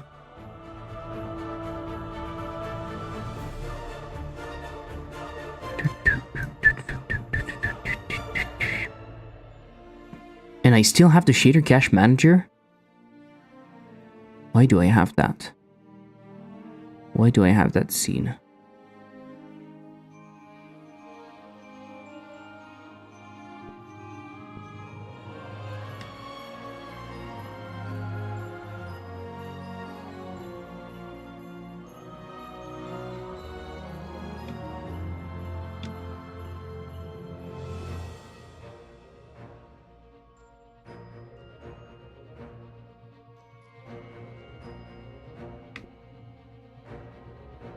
Fuck.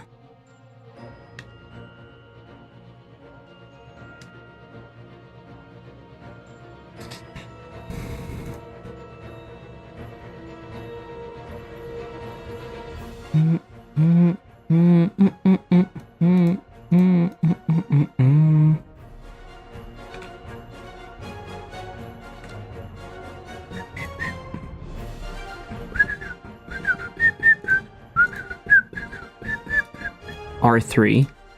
I will put that in here. Globals. Elif event is action pressed. What is the name? Debug title screen. And I can go to title screen instead. But that's weird.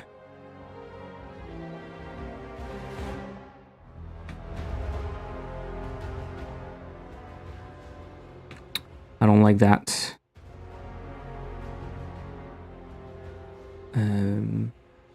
I will do something that I hate, but I will put a variable in here.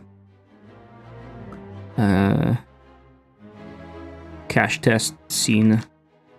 It's a bool. It's false. Maybe. I put it to true, but only if not, I put it to true, else I put it to false, and I switch to game. That way I can switch between a bunch of stuff.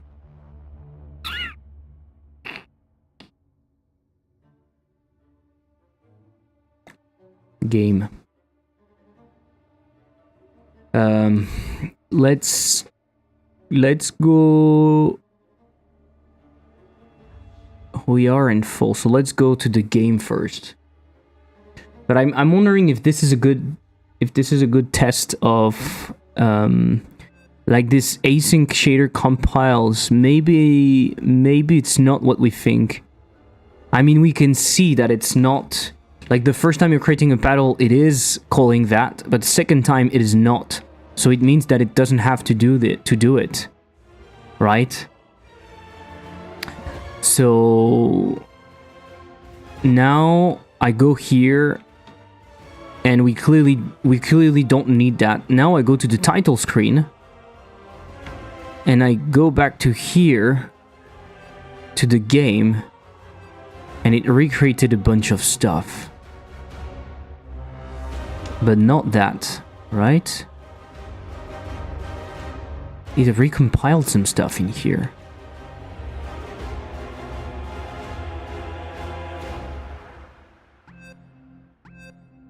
It recompiled some stuff. Why? Why?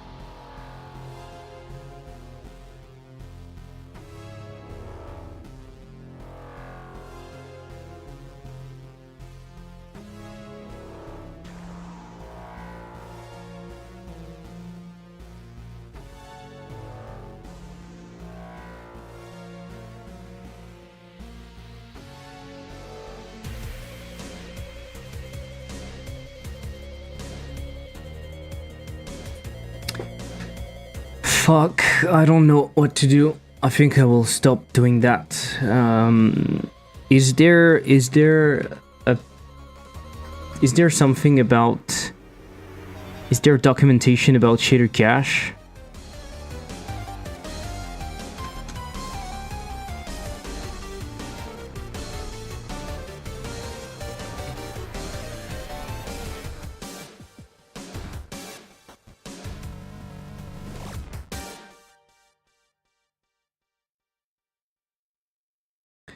Shader cache. Is there something about that? I'm trying to understand the behavior. It looks like when I'm switching, not that I've found, I think I've heard about GPU optimization, maybe. Optimization, project settings, resource. Without sound, I had an idea that maybe cache also has time, like wait a little after loading scene and create then. I don't think that's the problem. Draw call, state change and API, 2D batching, I don't care about that. Reuse shaders and material. The Godot render is a little different to what is out there. It's designed to minimize GPU state changes as much as possible. Spatial material does a good job at reusing materials that need similar shaders.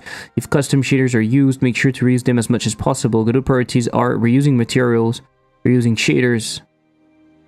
If a scene, for example, had 20,000 objects with 20,000 different materials each, rendering will be slow. If the same scene has 20,000 objects, but only using 100 materials, rendering will be much faster.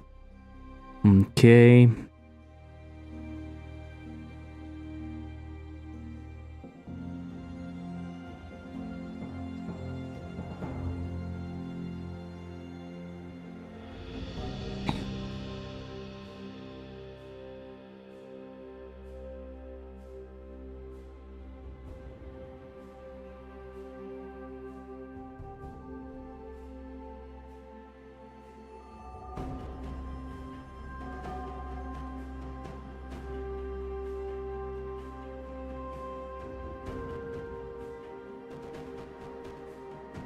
Unfortunately, they're not really saying anything.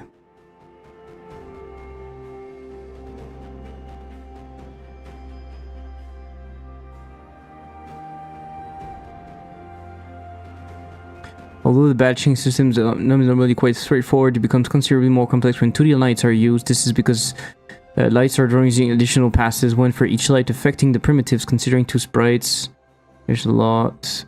Overlap tests, light scissoring, vertex baking, custom shaders, project settings, use batching, rendering batch light, diagnostics, or reading a diagnostic.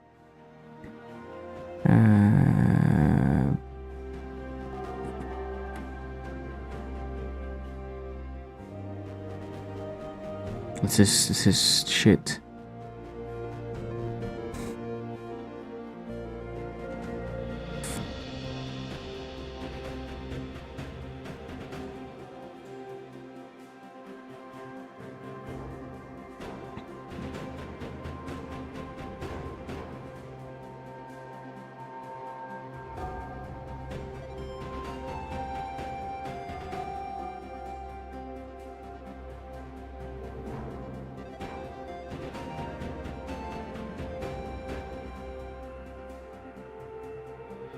I'm pretty sure I've read it somewhere. They talk about the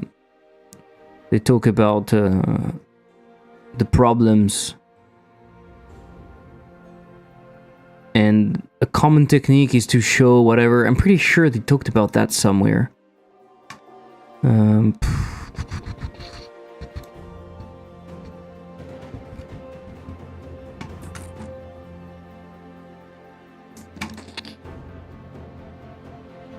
My head hurts, too much work. I'm traveling to Paris tomorrow until the day after for work.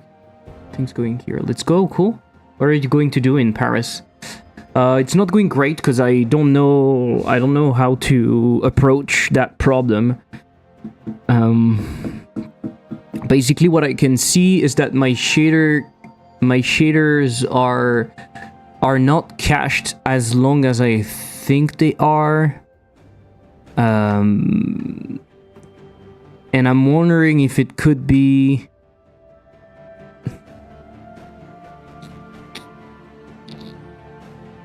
If it could be... I don't know what it could be, in fact. Particles. Why are they redrawn? Particles. New Jong, hello. Still shader cat Schwingy. Yeah. I was thinking maybe some of my shaders were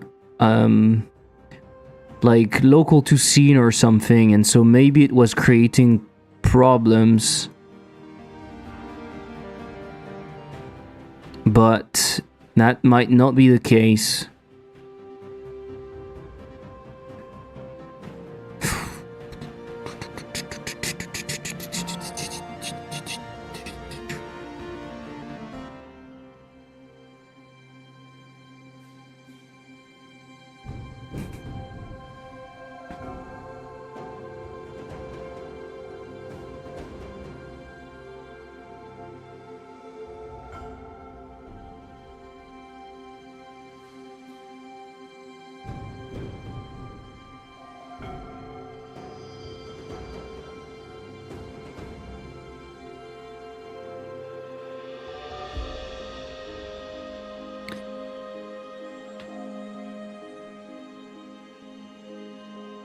It's also said it was a nightmare.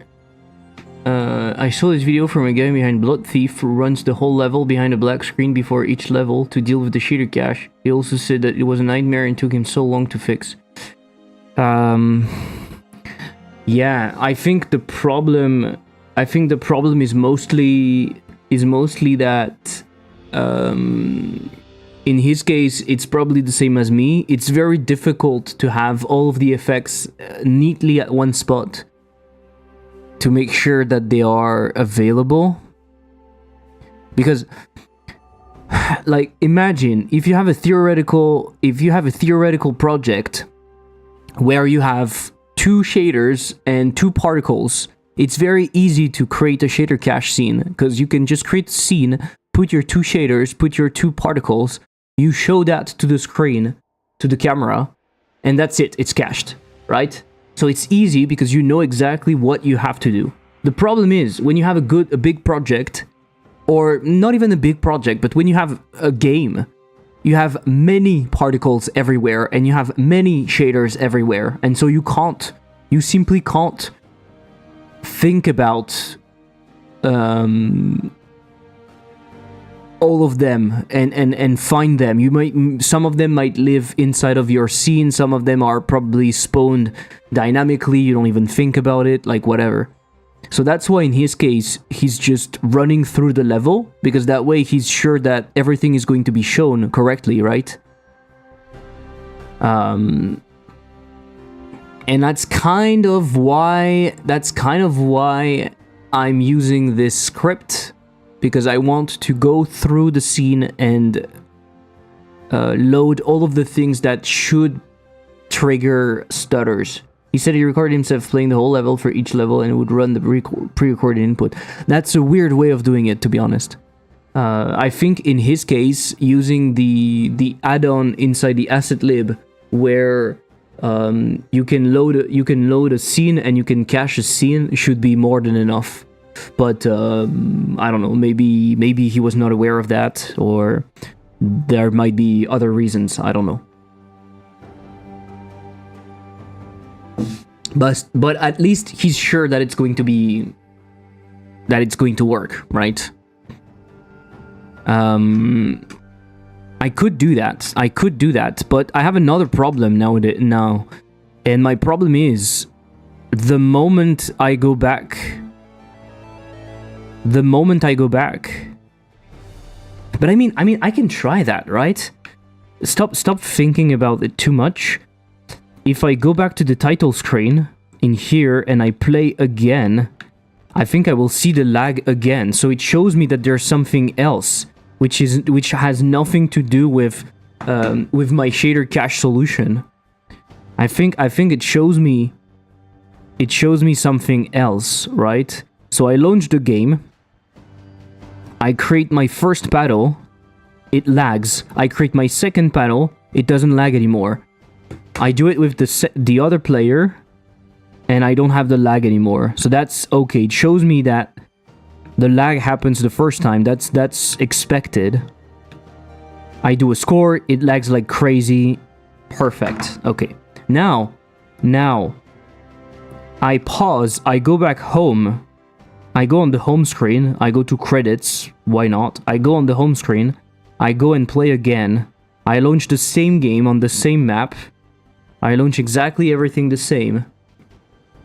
Theoretically, because I'm still in the game and I didn't exit the game, it should not lag anymore. But it lags again. So it shows me that there is something else. Right?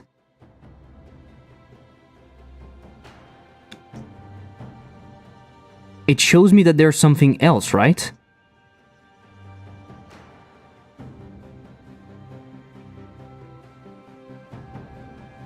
I'm not crazy. You see what I mean? It shows you that there is something else.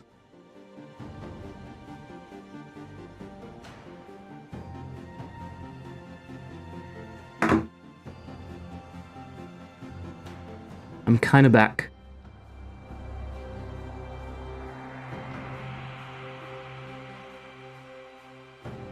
Can you check resource instance ID, RID? Maybe it's new. I don't know if I can do that. Godot shader cache.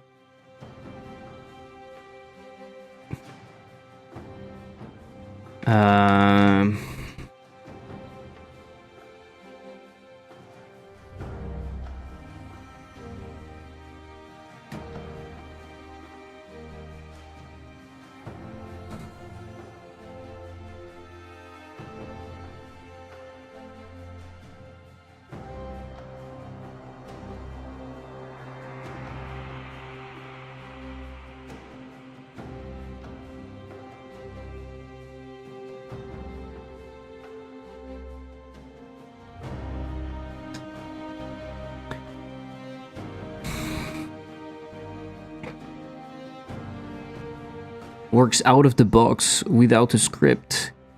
Flexible workflow, deep caching, recursively caching all scripts variables with type of back scene, and all materials lives in animation keyframe. Okay. Drop the saved cache into the select scene. Cache button. Save as CSN. No problem with CSN. Will be slow, but it will be slow to load and take advantage of space. Drop the saved into the select scene. Add cache as a sale maintenance. And done. Your game will always compile unload. In case new material shaders particles added to the game scene, simply open the saved cache scene and click on the cache scene button again to generate the cache. Advanced usage. Plugins made to work out of the box.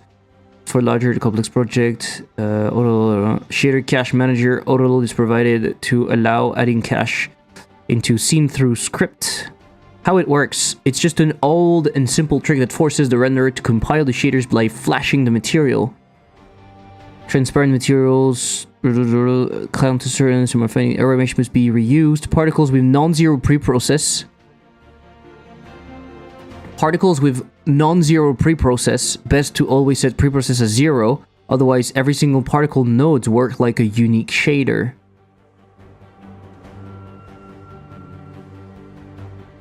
Deep caching, materials that lives in keyframe of animation player, recursively caching for all exported of type material.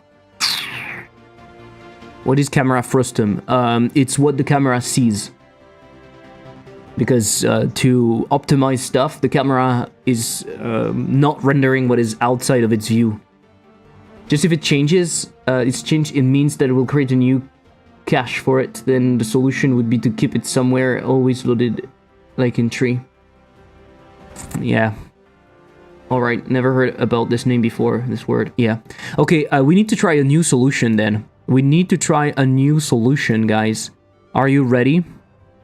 Are you ready to rumble? Are you ready to rumble? Are you ready to rumble?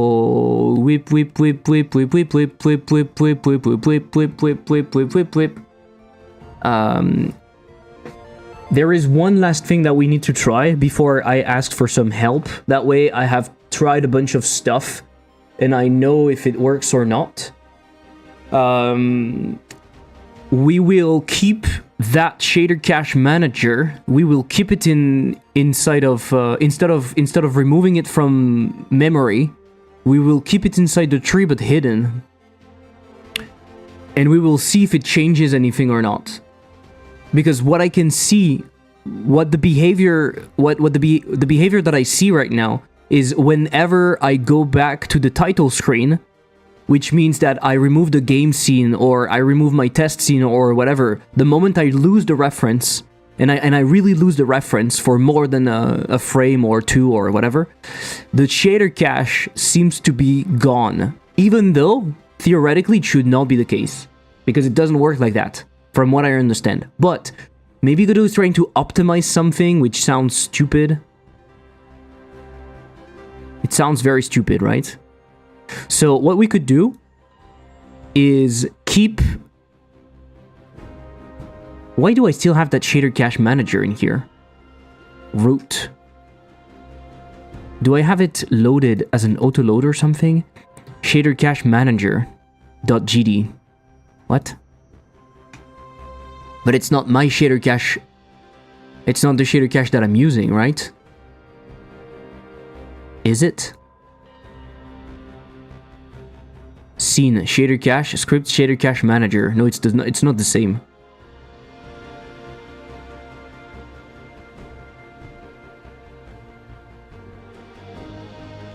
It's not the same. It's another one. This one is like the one made by the add-on. That's not mine. It's shader caches all the way down. It's just caching everything. Just commit to for prod and close laptop before test fails. Insta win. I really think it maps shader cache to resource by RID. So new scene instance, new RID, new cache. I don't think so.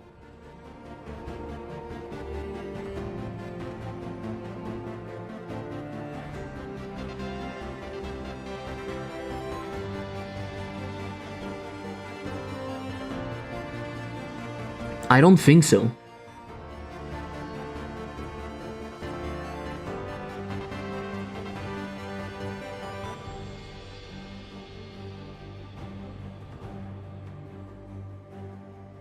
New instance, new RID, new cache. New instance, new RID, new cache. You know why I think it's not the case? You know why I think it's not the case? Let me show you. Let me show you why I think it's not the case. I go through my shader cache, okay? Boop, boop, boop, boop, boop, boop, boop. I go through my shader cache. I am on my shader... I am on my game scene, okay? I am on my game scene. I put that on the side. I look at the remote. That way you can see that my game is here. You can see that it's going to get removed and stuff. Okay. I create a paddle. And as you can see in the logs, we don't have any new shader compilation stuff. I switch to my new stuff. I switch to my other scene, okay? So it's a new instance. Still no new compilation happening. Okay? Still no new stuff. No compilation. I go back to the game. There was one compilation. I do the paddle trick again. No compilation. No compilation. My paddles are dead. I wait for them to be completely dead. I switch to my other scene. The game scene is not here anymore. We are in the test scene. New paddles. And still no new compilation, right? Do you agree? Now we go back to the title screen. We go back to the title screen, we say, hey, maybe we want to play something, whatever. And now we go back to our game scene.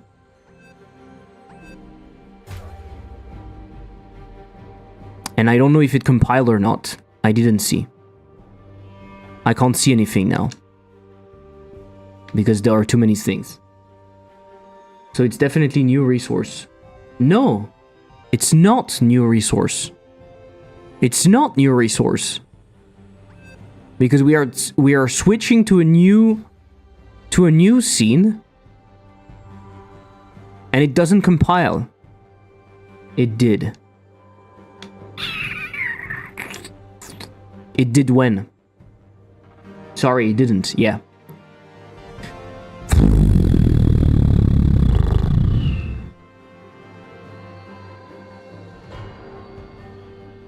You see here, new compilation. After the title screen, new compilation for some reason. For some reason, new compilation. If I switch to the other scene...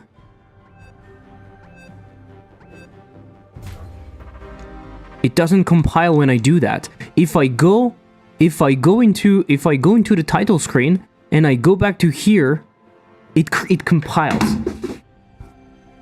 That I don't understand. It did compile when you said it would. Top line changed. Okay. So what I see right now is when I switch directly from my shader cache test scene and my game scene, when I switch from one to the other, when it's cached, it's cached. It doesn't recreate another one. When I go back to the title screen and I load a new scene, no matter if it's the game or the test scene, the first time I create the battle, it caches another fucking... It compiles another fucking shader. Right? So for some reason, when we go back to the title screen, it resets something. And I don't think it's necessarily the title screen. I don't think the title screen is the problem in here. I think it's probably more of a temporal problem. You see what I mean? My theory right now. Let's say that cache is... Let's say that cache is somewhat related to instances. But somewhat, okay? Not entirely, otherwise every time we instantiate the scene, we would cache again. We would create the shader again. It seems to be somewhat related in the sense that if you switch from one scene to another fast enough, the cache is still here. But when you go back to the title screen, the cache is not needed anymore because you go there for long enough, right? And so when you go back to the scene, boom, it needs to cache. So why not try keeping your cache scene around? Exactly what I will try, Mike. That's what I wanted to try right now. Because I thought, after doing my tests, I was like, fuck, for some reason, not keeping the instance removes the cache, which makes no sense to me. But hey. Cache can be time specific, marked as dirty. Yeah, somehow that's what's happening, I think, yes. It doesn't make any sense. It doesn't make any sense. Any sense. Any sense. Any sense. Any sense. Any sense. Any sense. Can you check RID? I'm just super curious now. I don't know how. I don't know what. Would you see that in the Verum usage? Maybe. I have no idea. When it gets deleted, would it go down, right? Okay, yeah, we can try that. We can try. Okay. So, let's not look at this. Debugger, video RAM. Total 1.2 gigs. Oh my god, that's huge. You're going to see that I'm loading way too much stuff in VRAM. Okay, can you see it? 1.2. Is it going to be updated constantly or not? What the fuck? Godot tries to load as many things as possible. Oh my god, the size of the maps, they are so freaking big. I love it. I would probably need to reduce that for the Switch. They are 4K ready, as we say in the field. 4K ready. There's no monitor for that. There's fucking Godot 3, yeah. I go in here. Is it still 1.4 or do I need to upgrade? Oh, I need to go. It went down to 900, right? It went down to 900. Cast 2? Okay, let's forget about that. Video RAM 900. Then we go to the title screen. Skibbity bop. 1.15 gigs. Wow. Okay. You're 4K ready. Yeah. Well, I don't think it really helps. 1.24. I don't think it really helps. It just shows you that we are loading everything, right? The buttons are here. So many things in VRAM. So many fucking things in VRAM.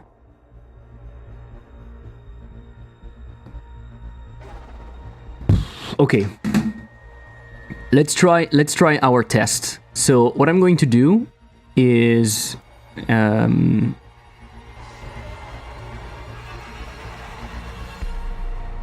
I'm going to do, can I reparent myself? Can we do that instead of like changing all of the code? Can we just reparent ourselves to where we want?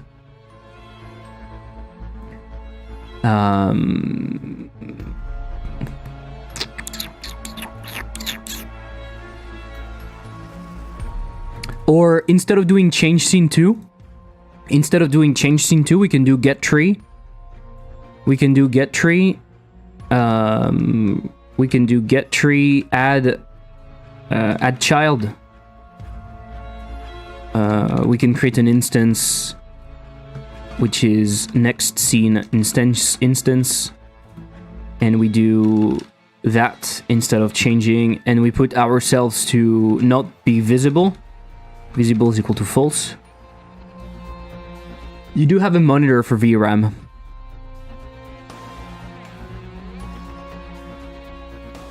Where? In Godot 4, when you print myres, it prints RID, or when debug this var, just in case. Oh, yeah, but it's definitely going to be another instance, that's for sure, no? Maybe not, maybe not. Oh, I think I know why. You're right, I know why. You're right, I know why. I think you're onto a good path, Dino Christ. I think again, I think you suggested something interesting. I think you suggested something interesting. I think I know what's happening. You're right. I think you're right. Fuck. I think you're right. I think you are right. I'm pointing at you like that. I think you are right. Yes, I'm doing a fucking load stuff in here. Maybe not. But it's not sticking. Just throwing random stuff based on what I know. No, but I think this is it. I'm being pointed.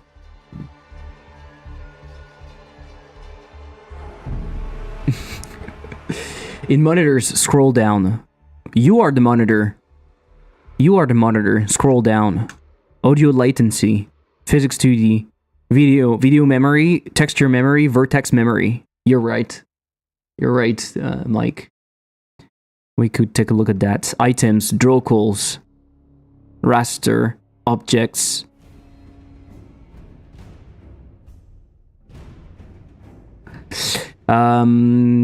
I think I know what's happening. So when I created Dashpong, I was a noob, right? I was a noob. And so what I did is I started to load stuff, right? I started loading stuff.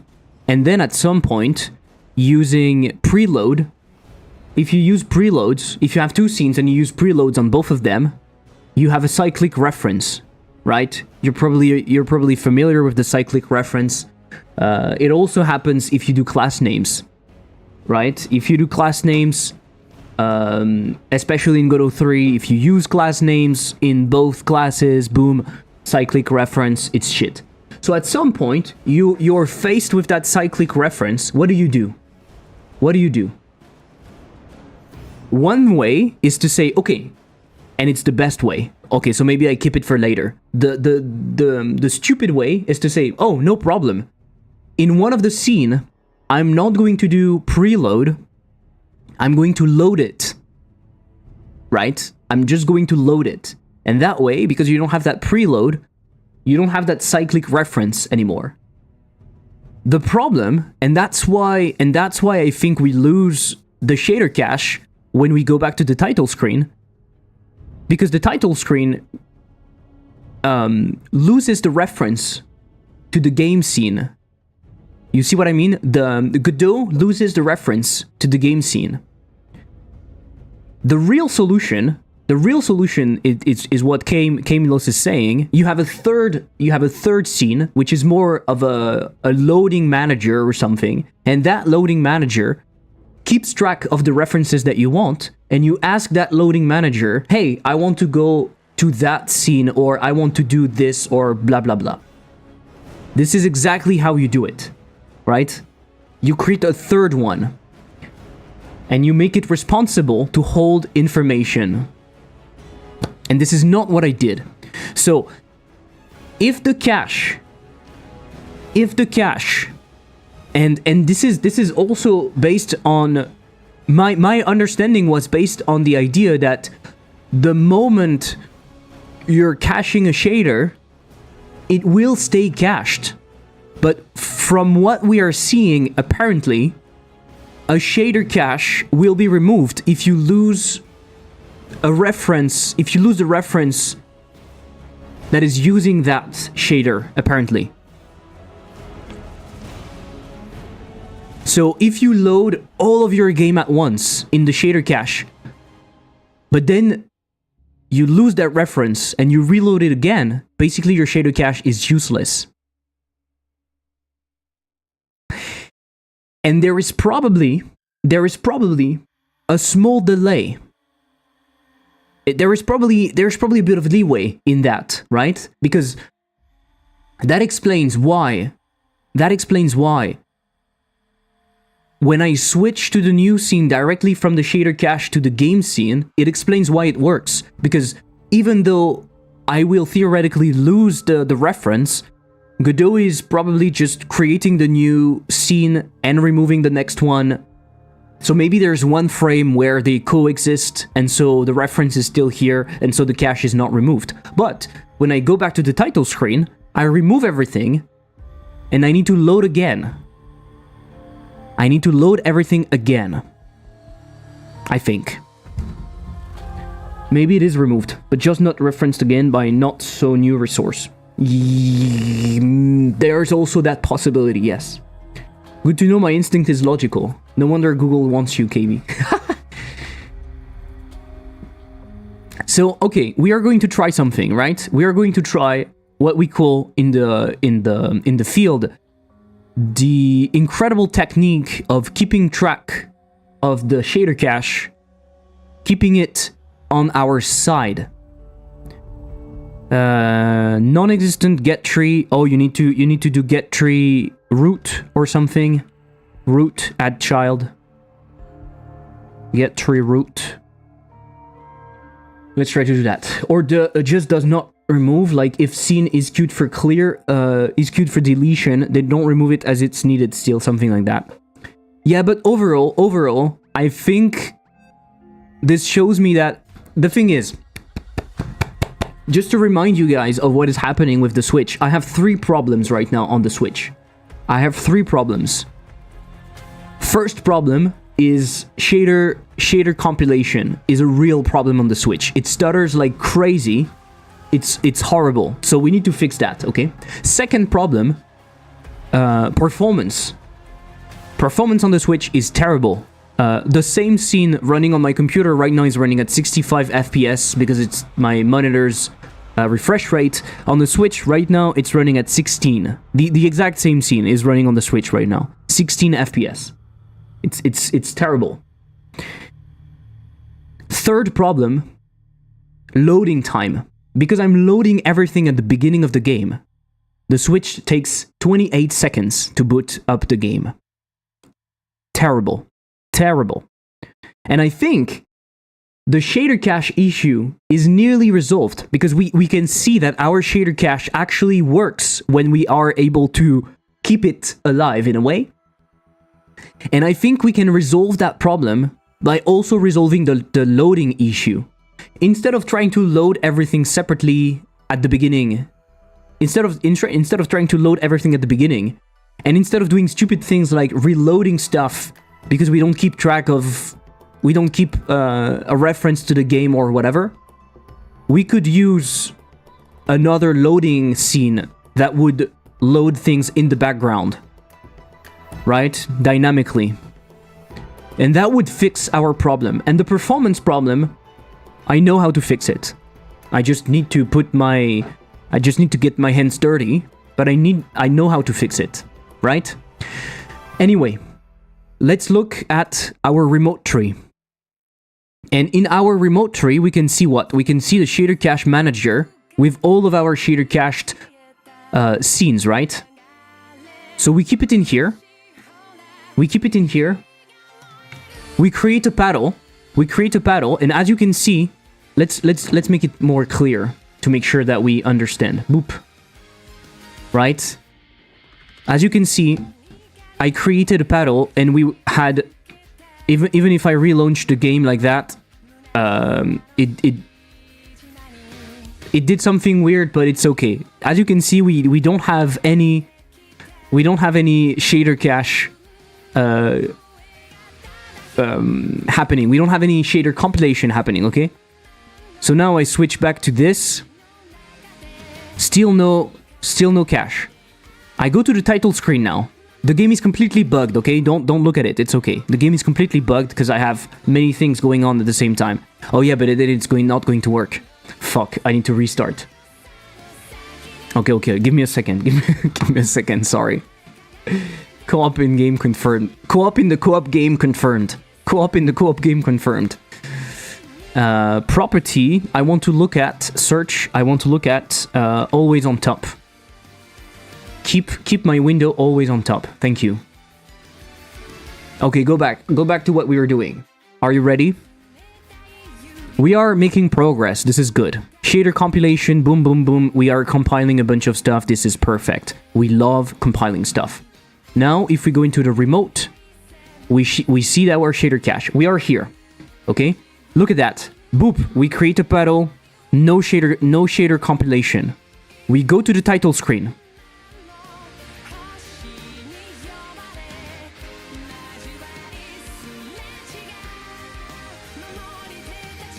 Why is it not removing the game?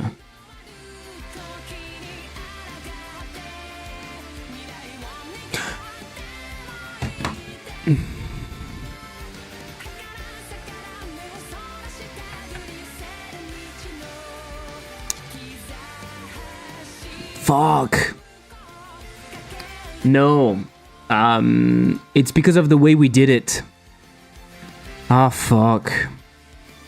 It's because of the way I loaded the next scene.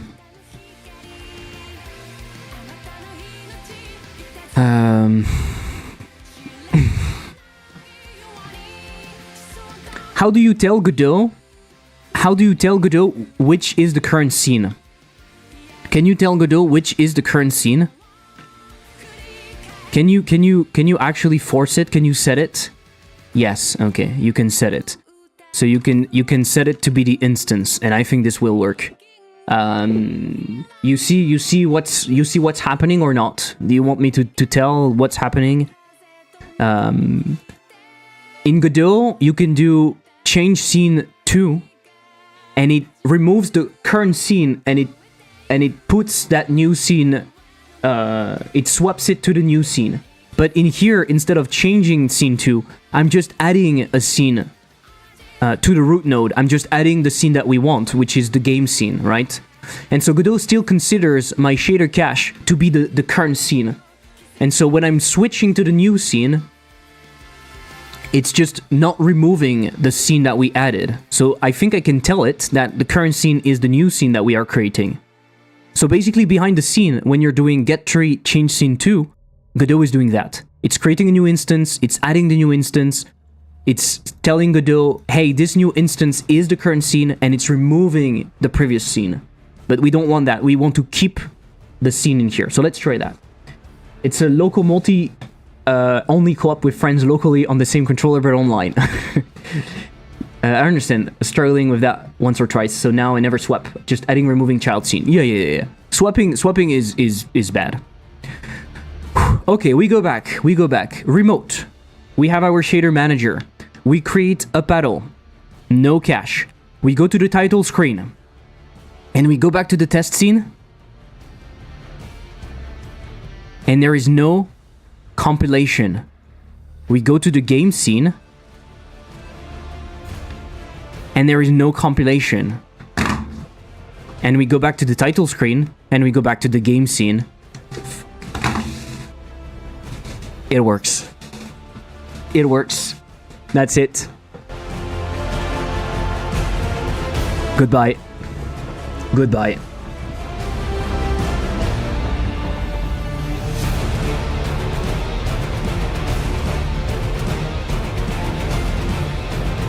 That's amazing. All of that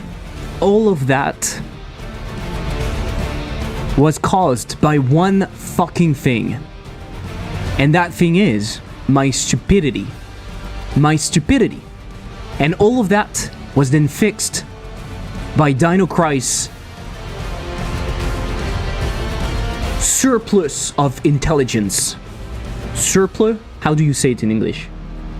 Un surplus d'intelligence. Because you didn't listen to me, suck my hell. Mike, you are wrong actually. I still hold my understanding of things. I am still right. Right? I am still right. You are wrong. What you suggested me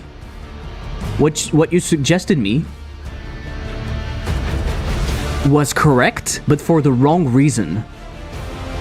I did say to put that scene as an autoload. Yes, but why? Why would you suggest that? Because you thought that the shader cache would be so it would work. No. Fuck. It works because I'm not loading my scenes correctly.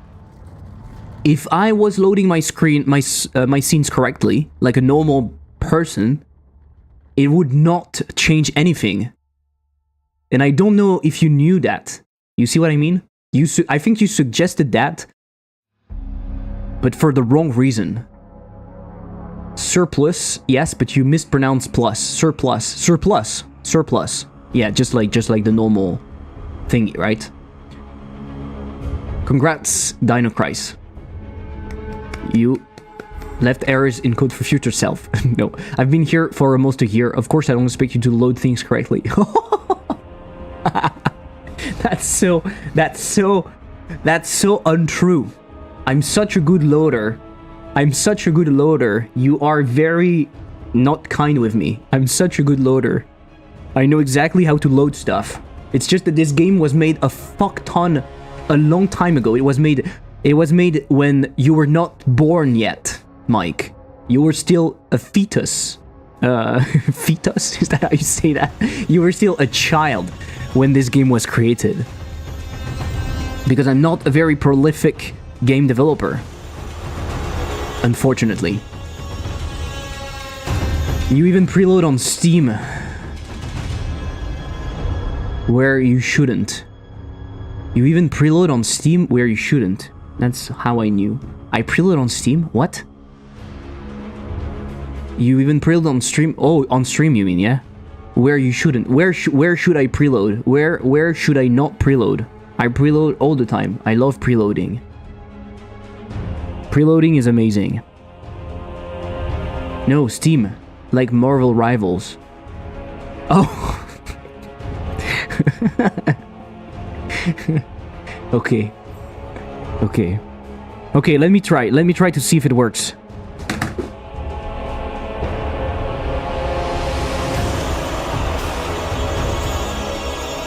You can't see. You can't see. But it is smooth as hell. Holy shit. No shader cache problems. No problems anymore. It caches like crazy. It's just fully cached. Caching is going brrr. Oh my god, it's so beautiful. Oh my god. So we still have some problems, like the goal is not cached correctly, unfortunately. For some reason, the goal was not cached correctly, but we can probably fix that by loading the right things. But if I go back to here, this is completely fine. Wow, this is so cool. Oh my god, I'm so happy. Finally some progress. Wow, we conquered Switch. Switch lawyers open up. This is amazing, guys. This is amazing. This is amazing.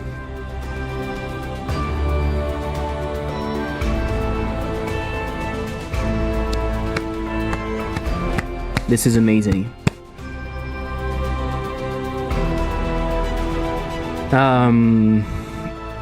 So now that we know that it works,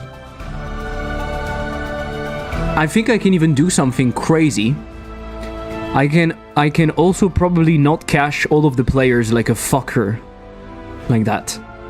I probably don't need that. I probably don't.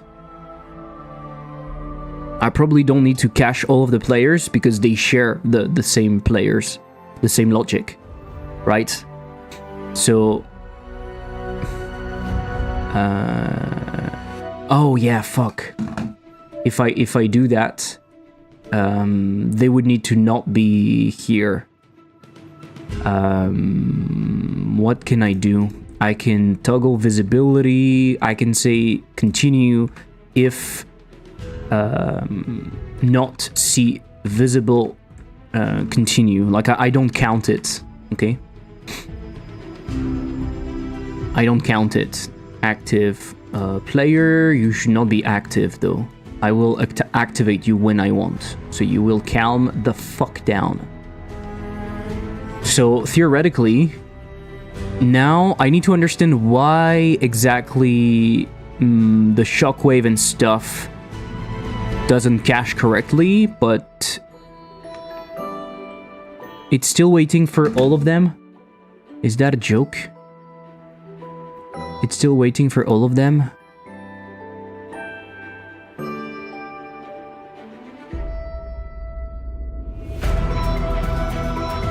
It's still waiting for all of them. Is that a oh, but it will put them to not visible by default. Okay, I will remove them like that. It's okay, it's okay, it's okay, it's okay. It's skibbity okay. So, test scene, player, and game. Right? This is the only thing that we cache. And it should work just fine. Should we take a look at the loading then? What time is it? It's 5. Yeah, we can do that. So let's see. Now if I do this... Ah, no. See, it compiled. Weirdly enough, it compiled. And if I go in here... Ah, so maybe I need it, actually. Maybe I need to have all of my players. I go in here and I go back in here, it works. Because for some reason, just having player and not player 1 and player 2 actually resulted in a problem. Ah, interesting. Interesting. Well, you know what? I can keep it. It's not the problem. Hey, E5. E5, thank you so much for supporting me on Patreon. I appreciate it. Thank you for your support. What time is it? It's shader time. No, it's not shader time, in fact. You're welcome. You are welcome. Welcome to the Patreon supporters club. An amazing club. It's shader time. I don't want to write shaders. Let me alone. Leave Brittany alone, okay? Fucking hell, that works, guys. It works. It fucking works. That's amazing. I'm so happy. You can't imagine. It's been so frustrating. So we know it works. We know it works. So to finish the shader cache, we need to make sure to cache everything correctly. We need to hide it behind a loading screen. Eventually, if we decide that it's too long, if we see that the shader cache takes too long, we should probably maybe make it more interactive. I know that it's possible. Like if we look at the shader cache by I'm using this one, by the way. I'm using that I modified to work with 2D because it was made for 3D, but I'm using this one. It's shader caching times, exactly. Didn't know about this emoji. Yeah. Incredi fucking bull. Interactive loading also can be cool. Exactly. That can be cool, but we'll see if it's needed or not. So advanced usage, we can do that. For larger and complex scene, shader cache can take lots of time to load, and you might want to have control over when to add cache to scene. It provides to allow caching, okay. For example, the game scene is loaded asynchronously with a custom load manager. Custom load manager, finish loading game scene and its cache. Compile, instance, add. We'll fit cache into our main camera, if not automatically create one, so you can have the freedom to compile the cache at any point of time, right after the app started, during splash screen, in the middle of the load screen, or even after the game scene was added to the scene tree. I think in our case, we are thankful enough. We could have a canvas layer. We are thankful enough. What the fuck? What the fuck am I saying? I think we can have a simple color rect.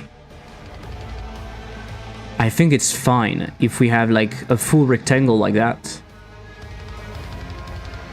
Maybe if I go onto my loading animation, is that the loading animation? No, it's not what I want.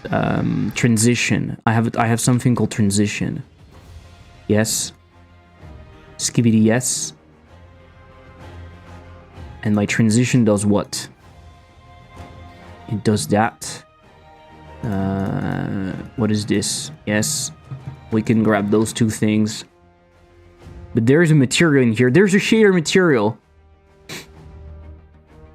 What do you think? What do you think about showing on the loading screen in here? What do you think about showing something that has a shader? Would you feel confident about doing that or not? Why is it not pasting? Is that a fucking joke? Are you not able to copy and paste? You fucker.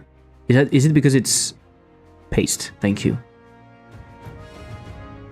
So we can grab this, make it dark.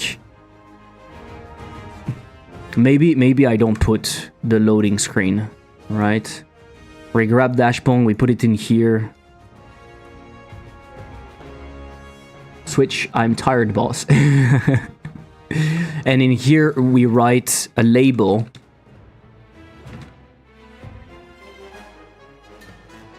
Maybe I can make it interactive in the sense that because I'm showing each scene one after the other, I could display what's inside. I could display what we are doing inside of this, right? Like I put it in here. Caching message.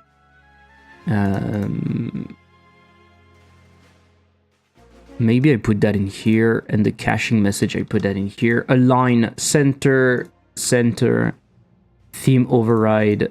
I put some fonts, and I do Bibas 34, caching shaders, and I can do something like that, 4 out of 4 or something.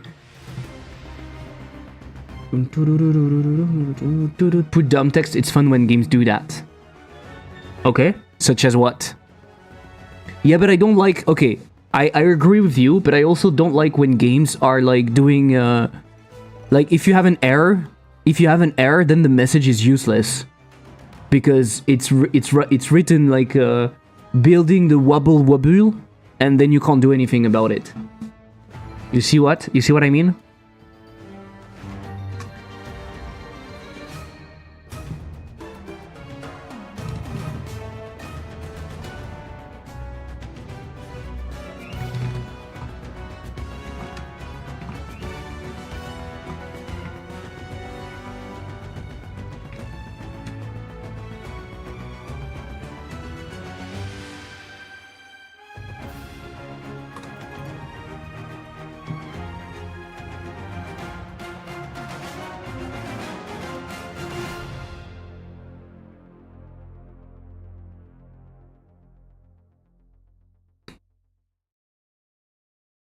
Hello, Walland. How are you doing?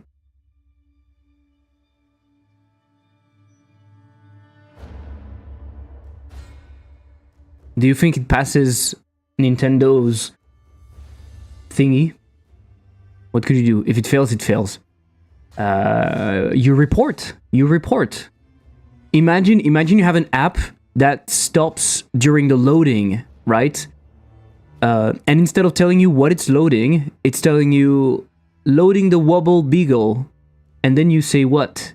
Especially imagine it's random now. It's so useless.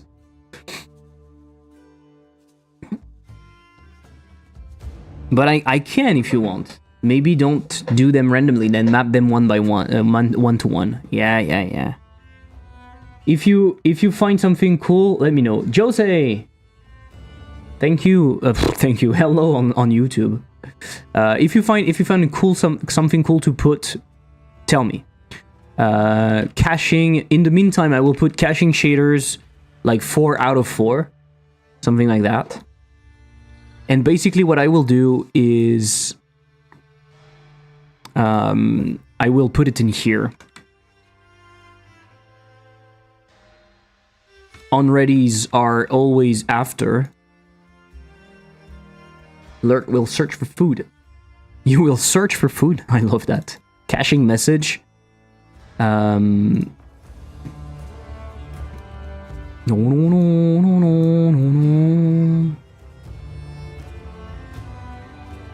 Also, I can cache way faster now. Right?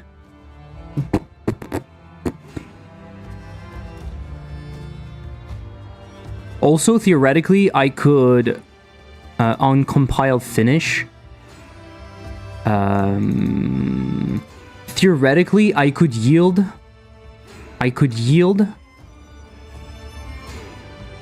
But I need to yield after. First one is not needed, and I could yield compiled for that one. I could do that instead. Right? And then I do the second one.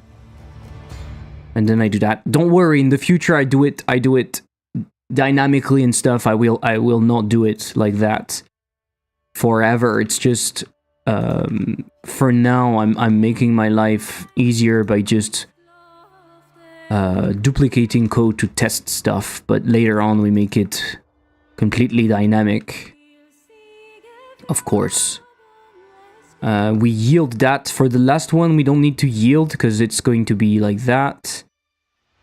And then I call caching message and I say text is equal to caching shaders 1, 2, 3, 4, 5, 6, 7. 1, 2, 3, 4, 5, 6, 7. 1 out of 7. You see?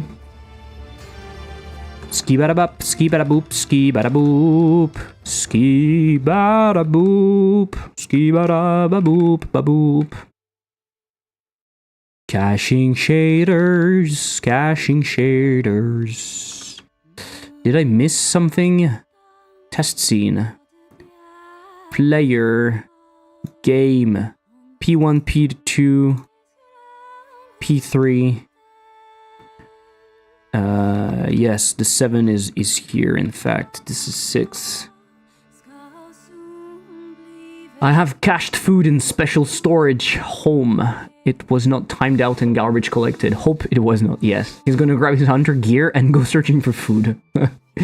Ruffle exactly my own insert. All rename the last, rename the second, totally random. No, I'm not doing that. What are you saying? I'm not doing that. I'm not doing that. Caching shaders. Do you want to cache some shaders, guys? Do you want to cache some shaders or not? Do you want to cachity cache or not? Caching shaders 0 out of 7. Let's see how it looks when you do that. It will go super fast, no? Wow! It was fast. But it's still here though. It's still here though. Funnily enough, when you set the thing visible to false, it doesn't set the canvas layer to false, to visible false. Isn't that weird? Is that something that you expect? Is that something that you expect? Is that something that you expect or not? I never thought about that. I never thought about that, but if you have a scene like this and you hide the root node, the canvas layer is not hidden, even though it's a child. I never realized it. Huh. Is it because it's not on the same layer? No. Is it because it's not on the same layer? No. Okay. Interesting. I never realized it. Today I learned. Yeah, it's the first time I'm seeing this. Interesting. Interesting.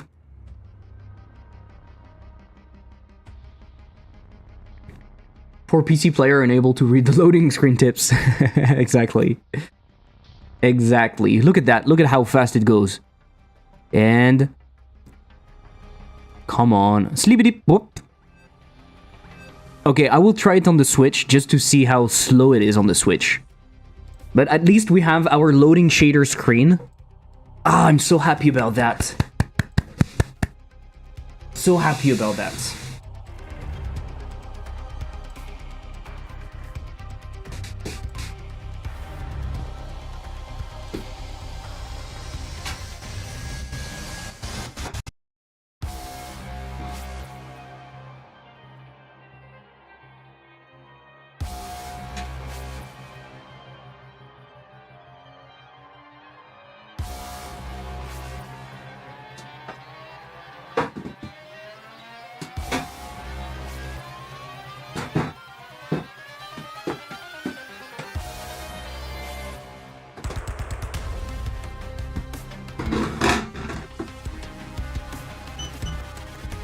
Did the snap camera break? Oh, fuck.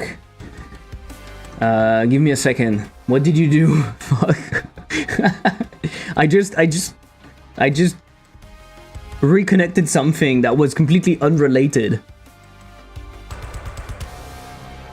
Ah, fuck. Give me a second. Ugly breaking. Hey, fuck you!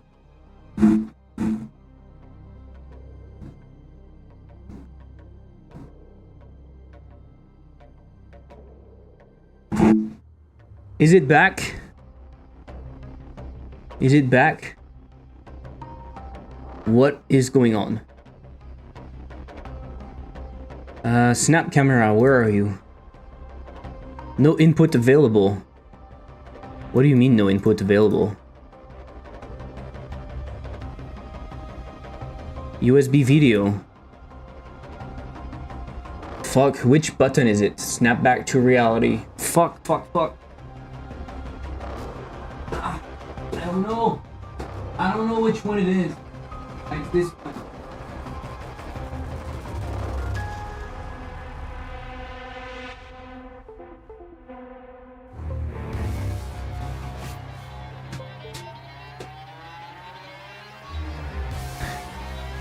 You've heard some bibbidi bop, no? You've heard some bibbidi bop.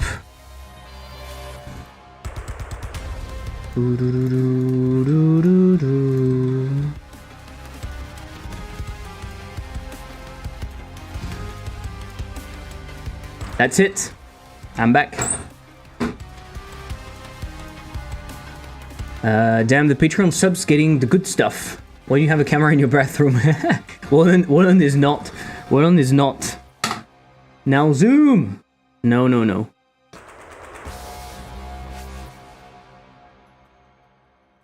I think it makes sense. I went crazy one time because one sprite was always visible. Turns out there was a child of a plain node component, so its visibility setting was ignored.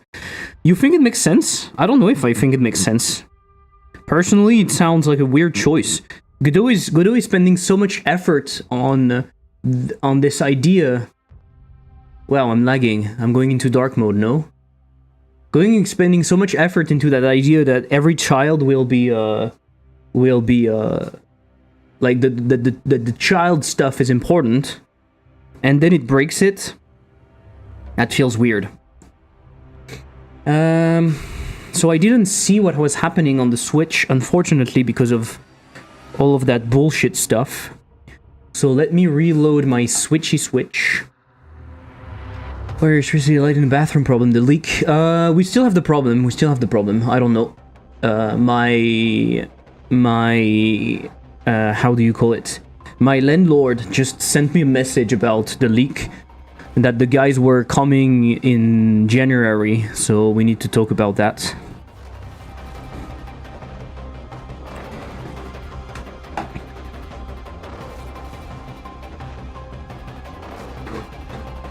Okay, let me see that shader cache on the Switch. Can we read it?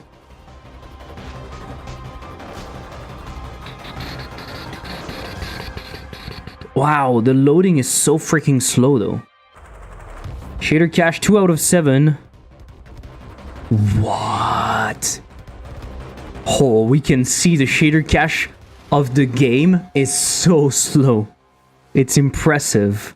It's really, really impressive. The caching of the game is so fucking slow. It's really impressive. Okay, so the caching still doesn't work very well on some things, but it works for some. Yeah, it kind of works. So, okay, good. I'm afraid they use crazy electricity on Lean's construction. What?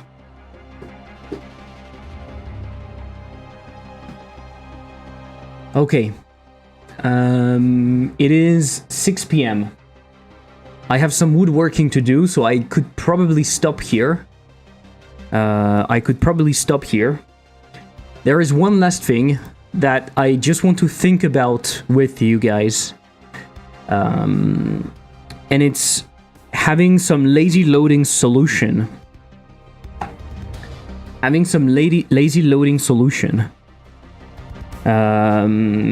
Sam's Face actually made a video about it.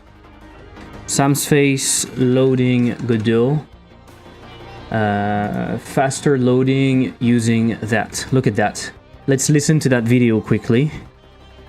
He talked about it. It's pretty interesting. Come on, shut up.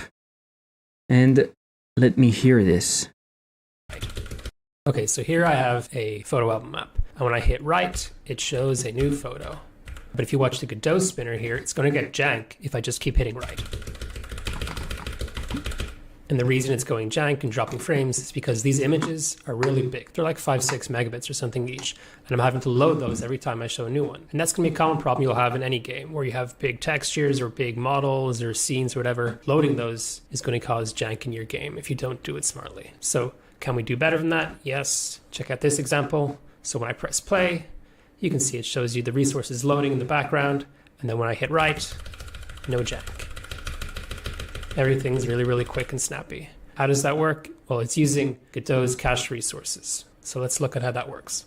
Okay, so let's start with our dumb example that has the jank. We're going to optimize it. What this looks like is a texture rect. And then when I'm hitting right here, The code that's running is very simple. It's just on input. If I hit the right key, just load some resource and show it in the picture frames texture. So to optimize this, let's look at this scene here called blocking cache. It's a duplicate of the scene, and it's the exact same code. We're just loading the resource here, but we have this extra node called cache, and what it's doing is very mysteriously loading all the resources and putting it into this array that nobody even uses. And then if we run the scene, look, no more jank. What's going on? Because this is the same code, right? It has no idea that cache is there. What's happening is that under the hood, Godot is caching the resource. Okay, so let me explain the black magic. So when we load a resource, that resource is a reference, and then we just... So you see, the idea is very simple. When something is loaded once, it is cached by Godot, and if you keep a reference to that thingy, the cache will still be here, and so the next time you load it, Godot is in fact going to load the cached version instead of loading that.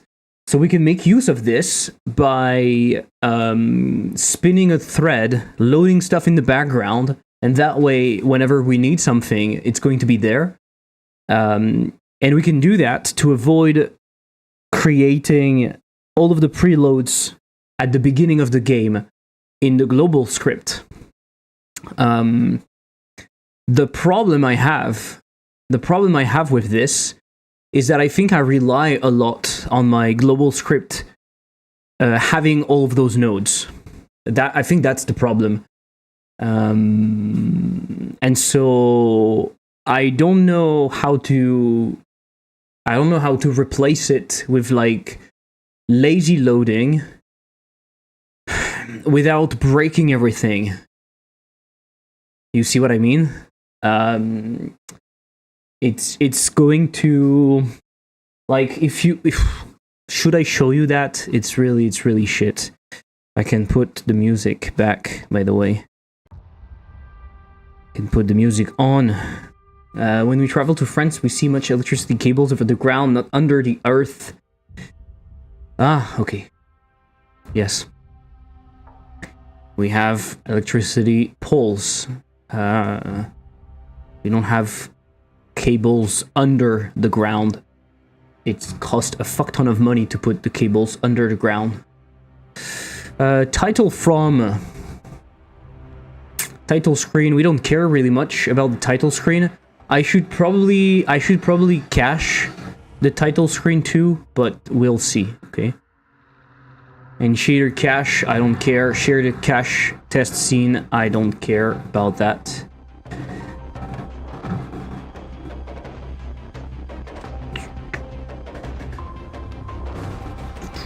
So if I show you the globals, you see one example is that I load. Look at that. I load. I preload so many things. So many things. And unfortunately, I think I'm using global maps. Maybe I'm not. Maybe I'm not. Maybe I'm not. So for example, all of those preloads maybe could be removed, and maybe I don't need to preload all of that shit. Right? Maybe I don't need to.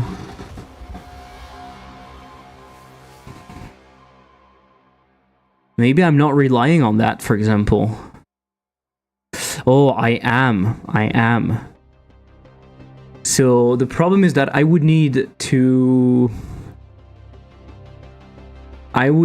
create an enum, I think, somewhere to replace that. Because I'm relying on what maps are available. You see, I'm doing it here, for example. Get random maps. I'm looking at the available maps, and I'm returning the ID of the map. Can you tell us, the music of your stream is the output of your player, or do you play music over OBS or something?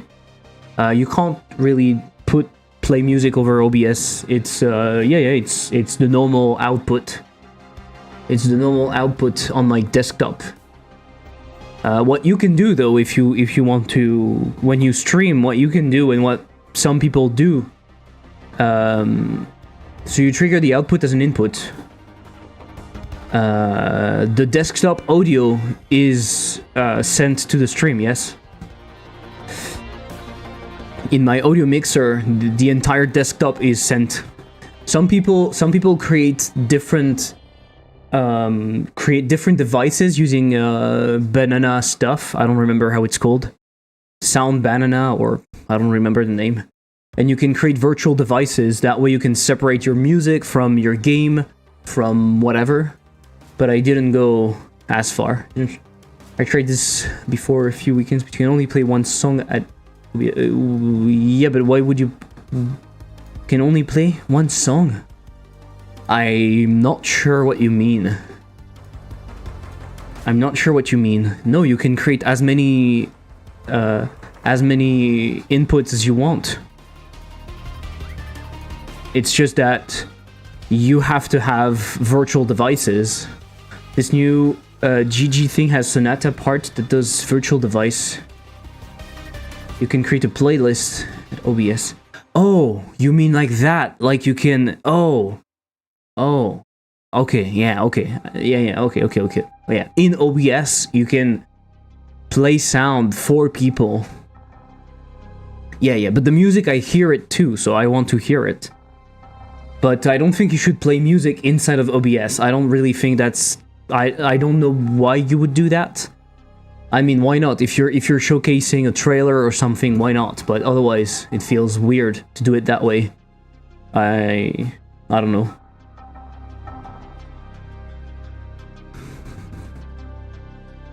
So you see, the problem is that I'm relying on that.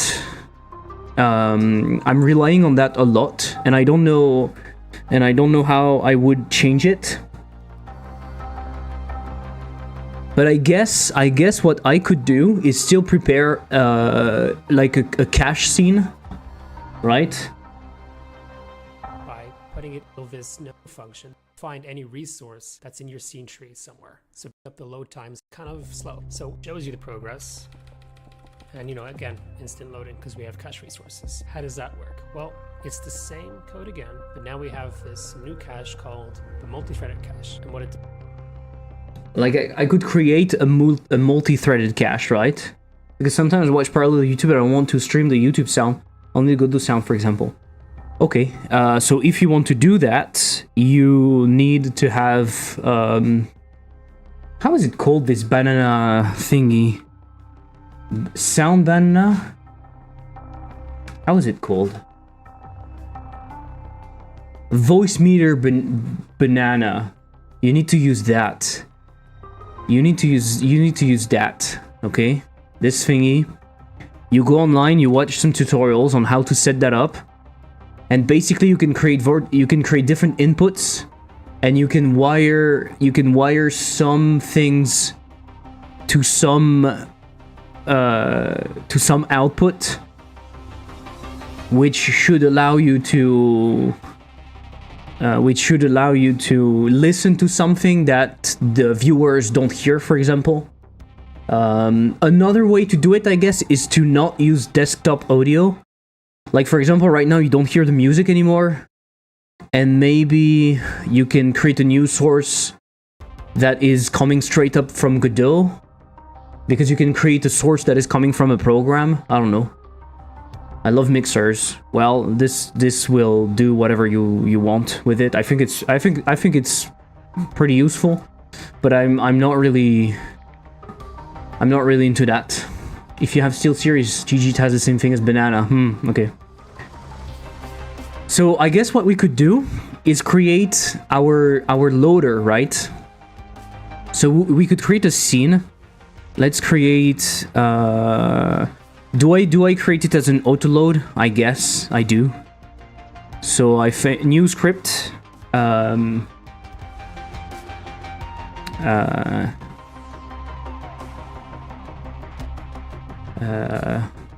Cache multi-threaded, or I call it scene cache, maybe scene cache. Scene cache.gd. right? I put it as a child, not as a child, sorry. Also this always on top, I can remove it for now. Auto load. Let's do add-on, no. Scene, auto load. Scene cache. Shader cache manager. Boop. Oh, I will have to move everything like that. Frustrating. Frustrating as hell, but hey. So scene cache is here.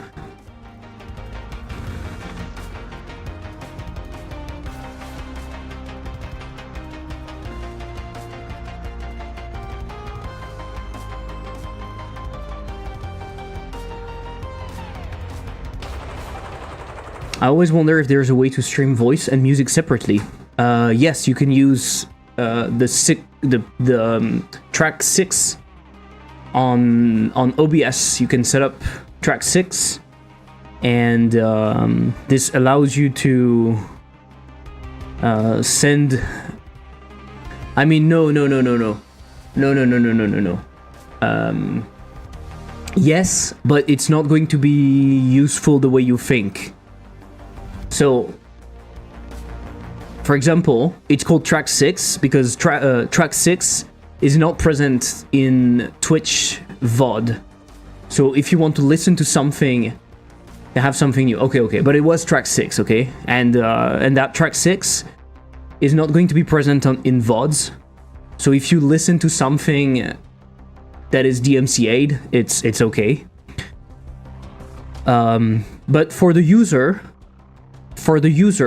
yeah, it's specifically for Twitch, in fact. For the user, it's useless. That's the problem. Streaming separately doesn't change anything for the viewer. That's what I'm trying to say. It doesn't allow the viewer to mute your music or to make your microphone louder or whatever. The user at the end of the day sees the audio mixed down to like stereo or mono if they're listening in mono. The advantage is for you because you can record 2 separate tracks. So you can record your VOD locally with many tracks. For example, 1 track for the music, 1 track for your voice, and another track for what you're listening to or the alerts or whatever. That way you have the option when you edit. And if you put your music on the track 6, you have nothing in DMCA in VODs, right? That's the only useful thing. Why don't they give the option? This is dumb. Probably technically it's simpler for them. I don't know. It's probably way simpler for them because the stream is mixed down to only video and audio, and you don't have to send multiple audio tracks and make sure that they are aligned and synchronized and stuff. I don't know. Probably that. The VOD will not get muted because of the DMCA. Exactly. But the music will not be here. That's also important to remember. When you are in track 6, the track is not present in VODs. So it's a trade-off. It's a trade-off.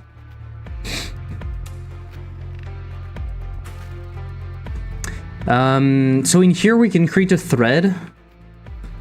Do we need just 1 thread? Could we create multiple threads? I don't know. Do we create just 1 thread? It's probably enough. Our cache is an array. Of nothing.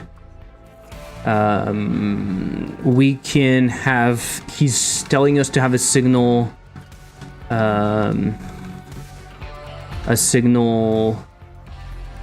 Done and a signal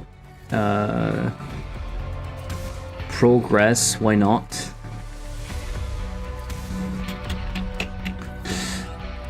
Load stuff, no use.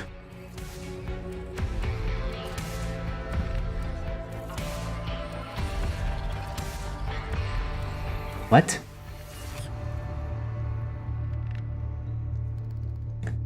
Yeah. You can spin up a thread when you want to load stuff. right?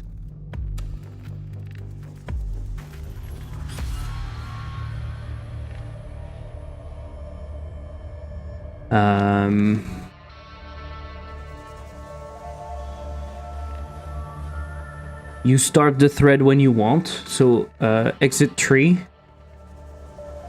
Thread. Wait to finish. Do we call wait to finish? Joins the thread and waits for it to finish, returns the output of the method passed to start. Should either be used when you want to retrieve the value returned from the method called by thread or before freeing the instance to contain the thread. To determine if this can be called without blocking the calling thread, check if is alive is false. After the thread finishes joining, it will be disposed. If you want to use it again, you have to create a new instance of it. I have to walk the dog. Goodbye. And so in here we have load threaded, right? And when you call load threaded,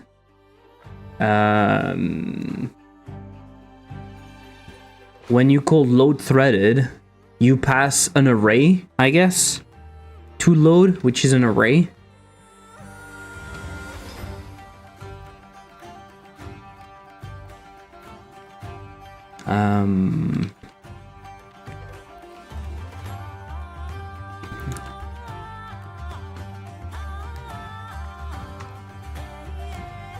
Load array, and you pass an array, something like that.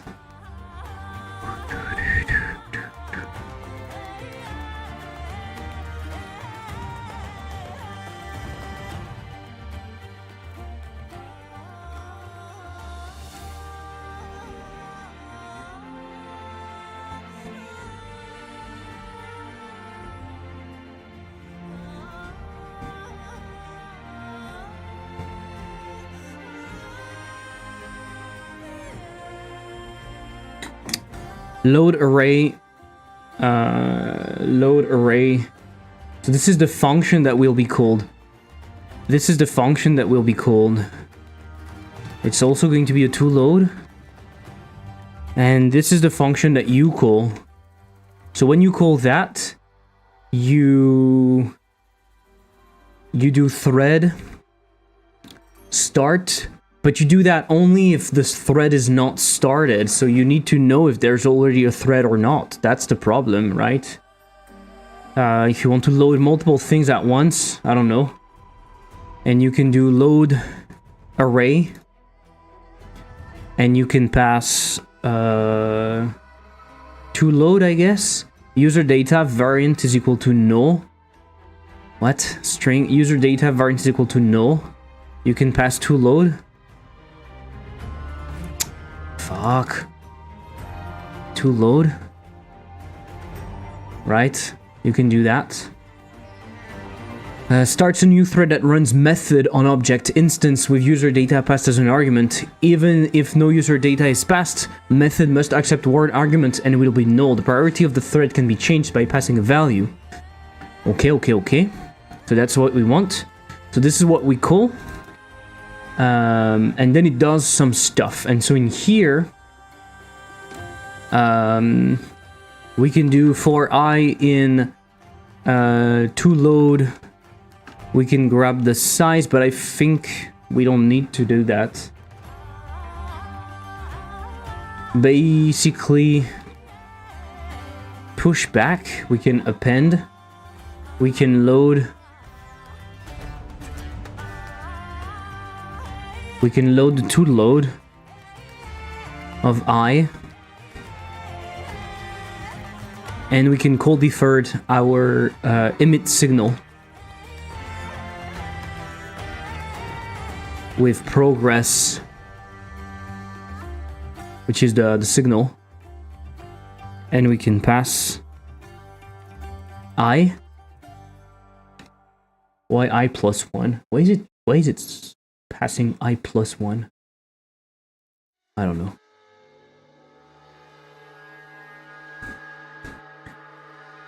Quick break.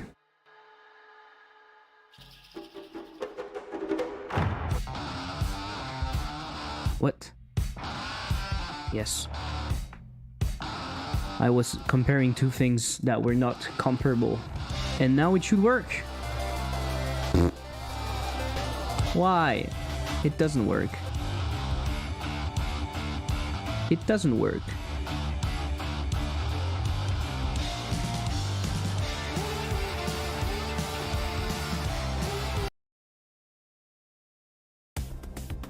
Wow, it's so freaking hard. But this is good. But this is really, really good. This is hard. This is hard and good.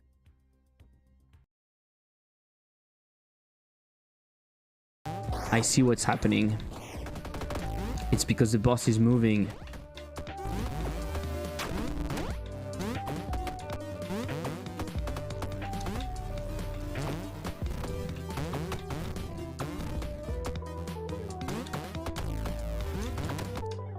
Let's go. I think I'm better now. I think my score should be better on this one. 18 seconds. Let's go.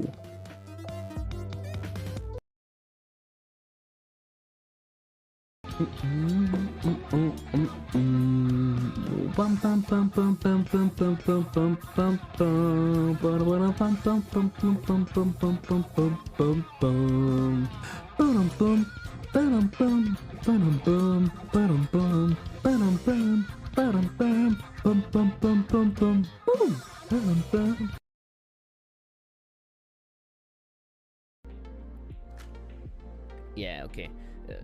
The names are the same, and I'm running different windows with the same names, so it's having a bit of trouble capturing the right window, but otherwise it works fine. And you can see my input working, so that's pretty cool. I will write down. I will write there. That way I'm closer to the screen. I can see you. Oh, that was a good one. That was a good one. But man, I'm not at the right spot. I should go away. I should definitely go away. I died. Everyone died at the same time. What happened? I just shut myself out. Okay, so horrible. Oh. What the fuck? What the fuck? It's broken. Oh no. My game. It's broken.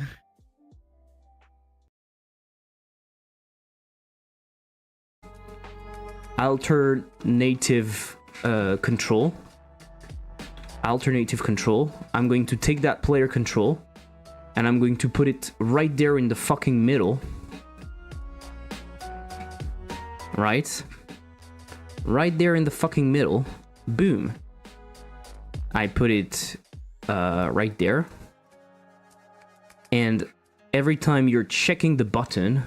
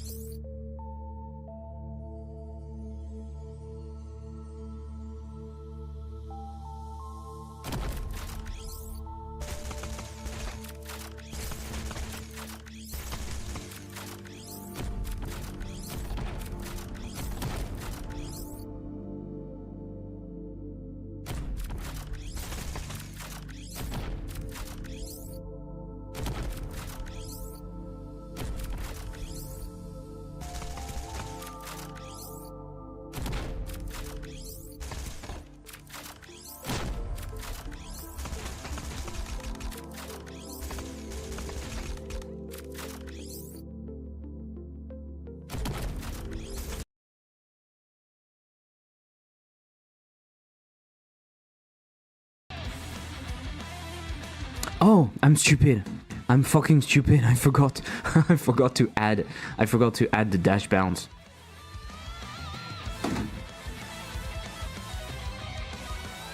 Let's go, infinite bounce.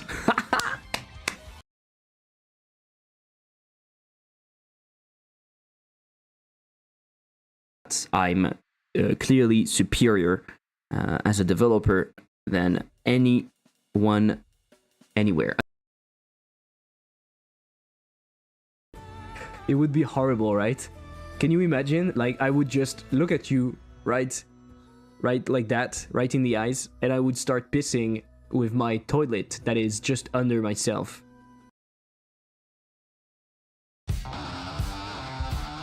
What? Yes. I was comparing two things that were not comparable, and now it should work. Why? It doesn't work. It doesn't work.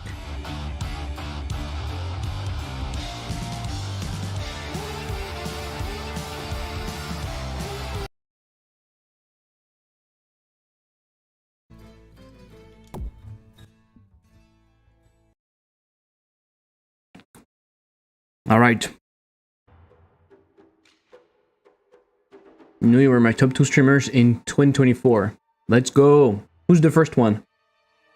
Who's the first one? So that we can cash him. Who's the first one that we can cash him? So in here we do that, and when it's finally done, you can call deferred. You can call deferred. Emit signal, and we can call done.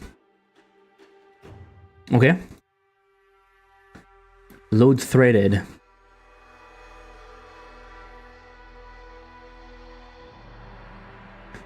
So first was practical. Oh, unbelievable. Unbelievable. Unbelievable. Unbelievable. How do I remove a VIP status? You can do /ban, I think.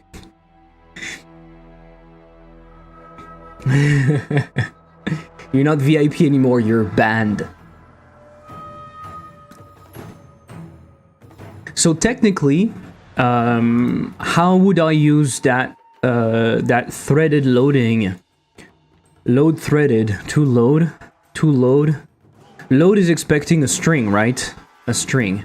So, do you agree that to load what we are doing... where's my global? Where's my global? Can you close other tabs? 250 hours, that is over 10 days of streaming you non-stop. Spend so much time together. Wow. It's a lot. It's a lot.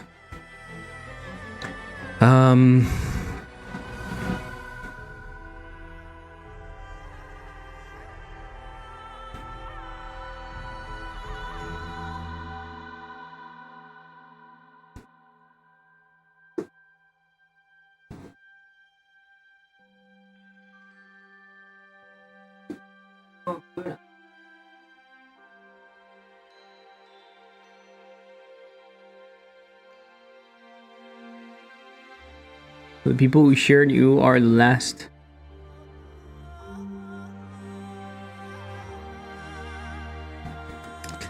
So instead of preloading that map, for example, instead of doing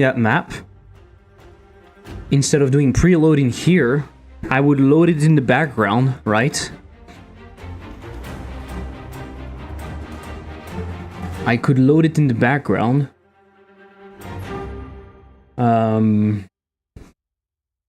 I'm trying to think of how to do it. I could assume the maps could still be here. I could still have that, but instead of having a reference to a map, I would have that. The other one would load the stuff. How do I do that? I think I will need to change my loading entirely, and it's just much easier if I create something that is like a load manager, right? I'm creating like a load or a scene manager or something, and the scene manager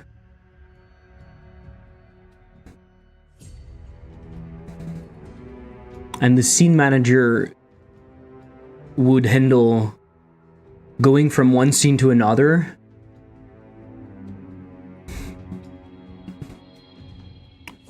That would probably be best. So basically, all of the calls to get tree change scene, we could just change all of that, right?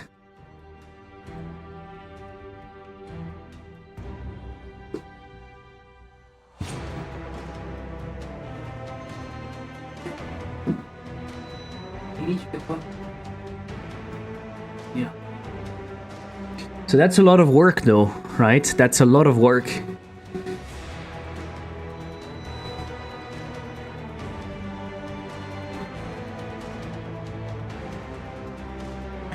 I'm wondering if I do that, because this would benefit everyone.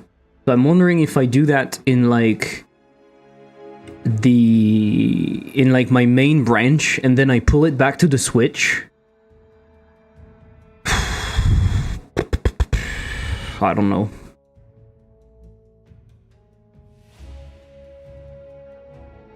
I have a bunch of those change scene, right? Change scene home. This is why it's so slow also in here. For example, this is why going back to home is pretty slow. Yeah. The game could be made much faster. Yeah. Yeah.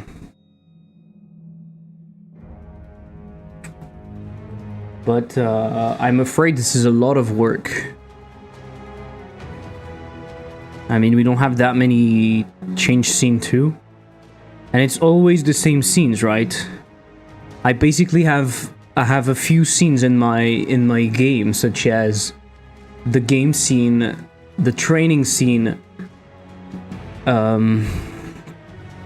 I probably... Yeah, but this is all of the change scene too, but I also have like scenes where instead of changing scene, I'm just loading it and adding it. For example, in here I'm changing to game scene. This takes a lot of time. And so game scene in here is preloaded or what? Game scene. It is not preloaded. It must be fucking slow, and that's why also we don't have the shader cache working. Yeah, okay.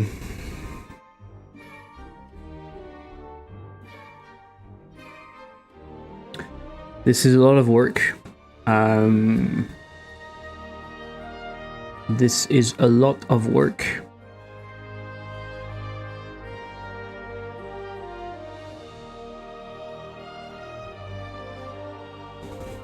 So basically this one keeps a cache and the other one loads.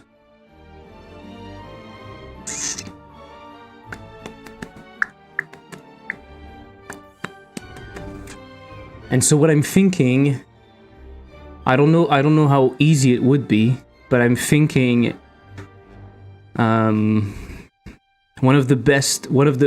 probably one of the slowest thing to load is all of those maps, because the map's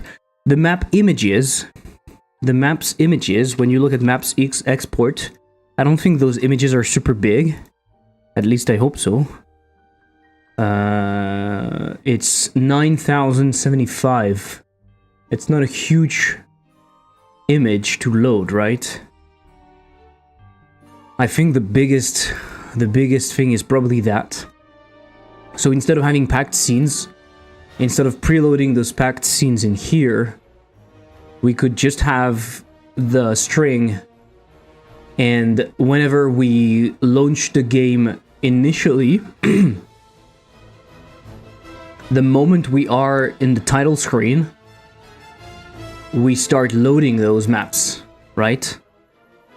Who's using match case? Who's using that? Maps. Map size is demo. Available maps. Append. Shuffle. Okay. Available maps. Get random maps index. Okay. veux, toi? Y'a rien là. Viens, on sort, viens. Y'a rien. C'est bon?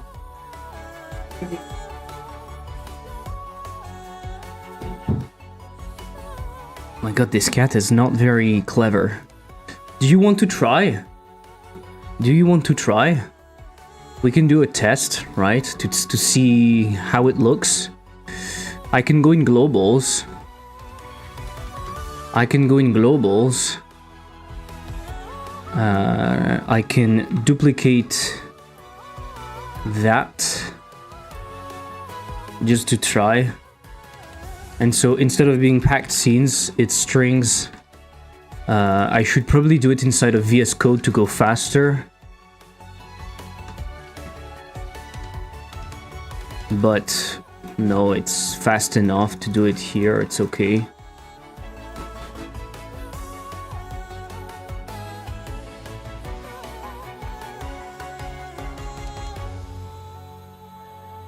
It's fast enough, it's okay.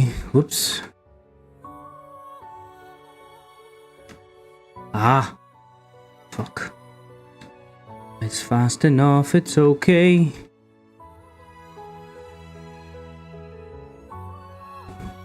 Haters. I have all of my maps in here. I believe there's an alt click. No, go to 4 only. Don't you think I know the editor? Go to 4 only, unfortunately. And so what I could do, title screen, title screen. When we are in the title screen, I could test, remove, or make final. I could call the scene cache. I would call it load threaded. Okay, I'm gonna do something. Load array is going to be that to show that it's a private function. So I don't want to call it. I want to call load threaded. And I need to pass something. So I want to pass global maps. Okay. I want to do that. And what I think I'm going to do.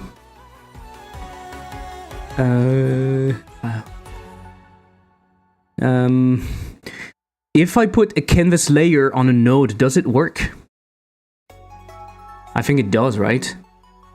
So I'm gonna do my shader cache like that. I'm gonna do shader cache. No, not shader cache. Scene cache. I'm gonna create a scene. I'm gonna create a scene. I'm gonna save it. Shader cache. No, I'm gonna save it inside of autoload. Scene cache. Fuck, I clicked on the wrong thing. In here, I'm gonna put the scene cache.gd. We are going to go into autoload. Modify. Fuck. What? We can't modify doing that? Oh, for fuck's sake. We want scene cache.tscn. It should be the first thing, right? No, not my shader cache manager, you fucker. Shader cache manager, you can put it in here. Scene cache. This is such a bad way. Oh, for fuck's sake. Such a bad way of dealing with that. Scene cache is the first thing. Okay, and so in here I have a canvas layer.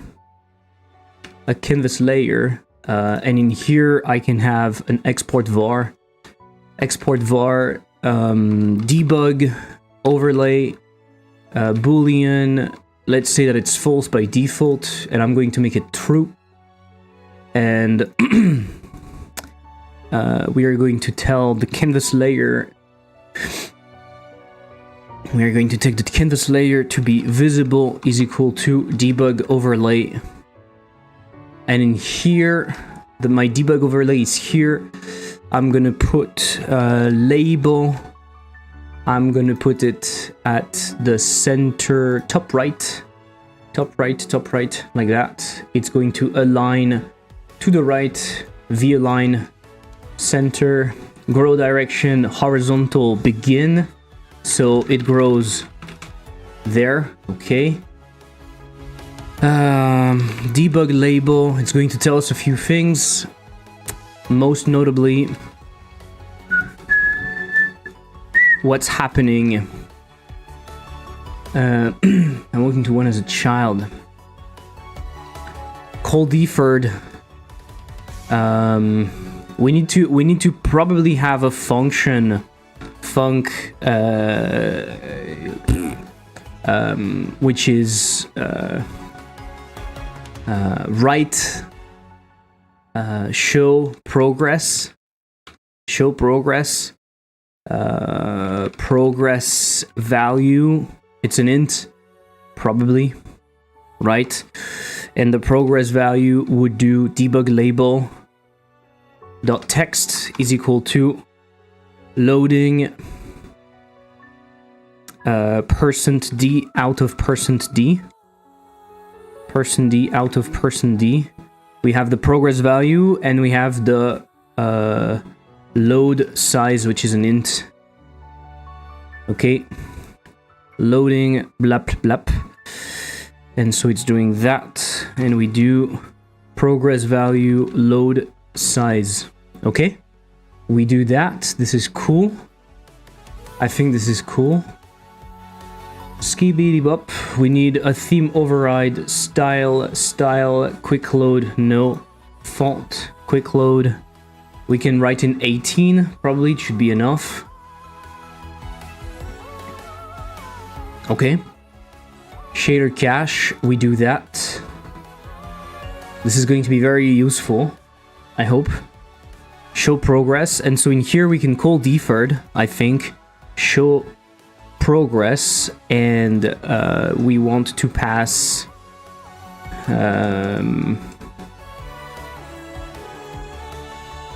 why is it passing I plus 1? Ah, because we are starting at 0. I'm fucking stupid. So to load size, call deferred show progress. Will it work? Probably, right? Let's try.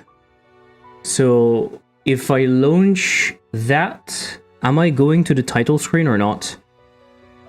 Non-existent function based instance. Instantiate map. Yes. The problem is that we are not loading the right thingy anymore. We are not loading the right thingy anymore because we are running the shader cache. But we can run the shader cache. This is not a problem. It's just that we then want to go to the entry point instead of the game. We could actually start caching in here.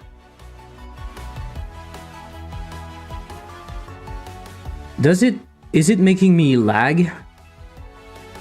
Is it making me lag? My canvas layer should be on top of everything, I think. Alright. And also... Ah, fuck, it's not this one. I don't care about this one. Shader cache. This should be on layer 10 to be on top of everything. Maybe we can make that slightly bigger. Quick load. Let's go with 23. 23 and me.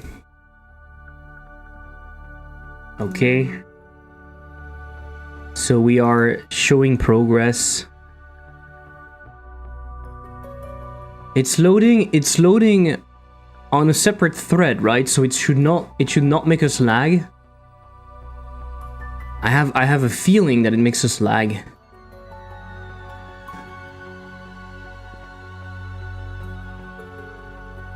See?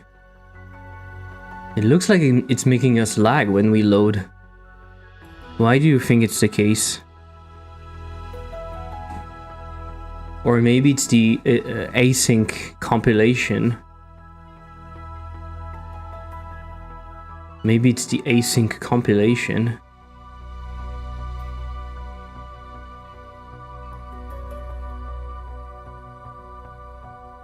but we can see it loaded the 12 maps. It loaded the 12 maps in the background.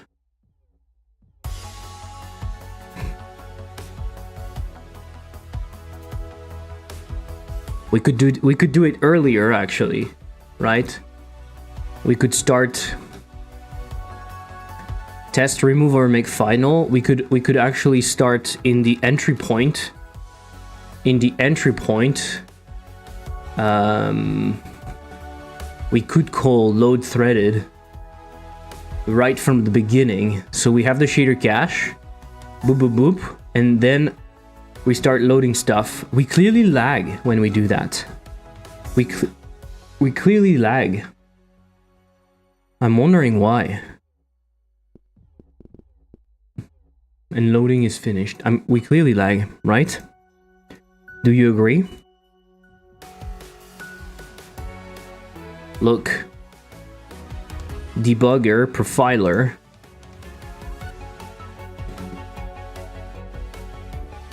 We clearly lag.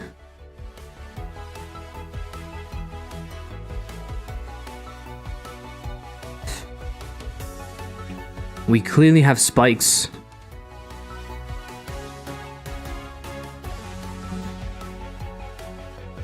What do you think is the case? Why do you think it's the case?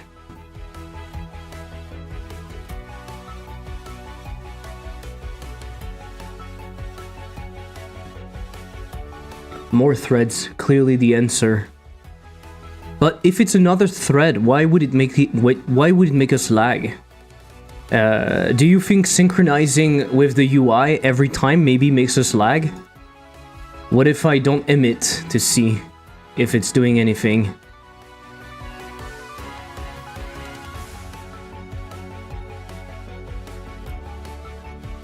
It's difficult to see.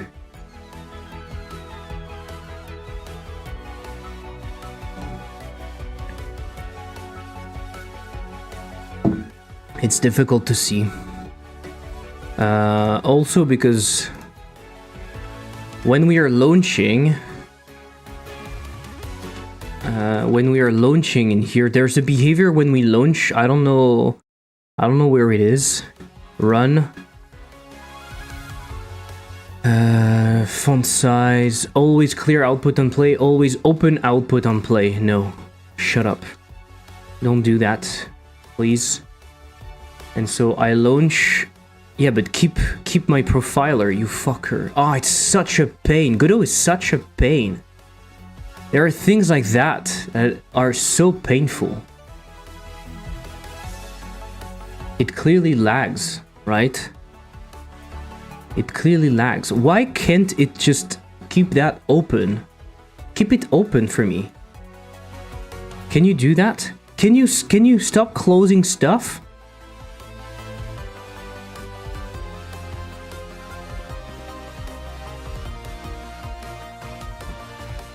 I'm wondering if it's updating the thing that is making us lag.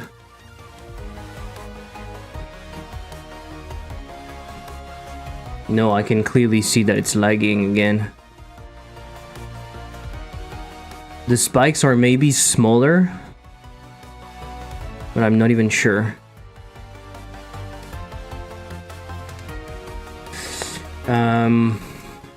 Is he saying anything about that? And then it loads all this stuff on the background. It's emitting a signal every time it loads something, saying, here's the progress. And then when it's completely done, it says, emit the signal, done. And we have to use call to ferret here because this is on a thread. We can't safely just emit a signal. We have to use this call to ferret so it goes onto the event loop and safely pushes stuff. And then we have to slightly modify the album code. You can just see here, pretty obvious. We have to connect to those signals and then, don't do anything until we're done loading. But yeah, that is what you can do. Load this stuff on a background thread. If you don't want to just show the Godot screen on startup for 2 minutes while everything's loading. Yeah, so that's cache resources. I use all these techniques in my games. And so nothing is saying anything. Review feels wrong, yeah. Dramatically loading and there's non first input. Multi-thready. The last example is really what one wants. Storing references in an array is just a preference. Whenever I'm reading the statement, storing references in an array is not a preference. Keeping the reference alive ensures Godot's internal resource cache will be used the next time we call load. It isn't. You can store the reference in a dictionary array as a lone variable, so array isn't a preference. Yeah, okay, he's a fucker. I've been multi-threading and testing with 3D and have found it has a lot of issues, and it's not really any faster by much at all. Even if we load everything first and then we present it to the scene tree, is 3D different in this respect? Interesting, but why not use preload instead of load? For the multi-threaded example, this wouldn't work as preload calls load as scene loads. It would get a blocking cache where you couldn't show progress that would hang as the scene loads. That's true. Can you offload and unload the cache, for instance, load everything nearby and cache it? That's not really what... okay. Is there a way to can orange... fuck. Completely different questions. How can I find this? It's probably the last thing I'm going to do. How can I check this? Godot loading in separate thread affects frame time. Something like that. Frame drop. Frame drops on multi-threaded loading. Physics running on separate thread, I don't care. How to time call thread. Are threads correct to use here? Godot starters when starting a thread. Why does Godot use servers and RIDs? I don't care. Using multiple thread, maybe there's something interesting in there. In my project, I need to load some resources without the game stuttering, so I create a separate thread to load the resources, which made the game not completely stopping for seconds anymore. But there is still a small remarkable drop of frames. How to fix this? Here's my code. So, thread, you start a thread. Why does it lag here? Load modules. Call deferred, loaded. Function loaded, emit signal. Wait to finish. The problem here at the FPS, I don't load the module data, but when I start the thread. The problem here, starting a thread is not a trivial task. Perhaps you can start threads earlier in your game when it matters less. That's really inconvenient. No, but I see that the loading is actually small. The loading is actually slow. Have you tried not using threads? Amazing. What a... Oh! I have my...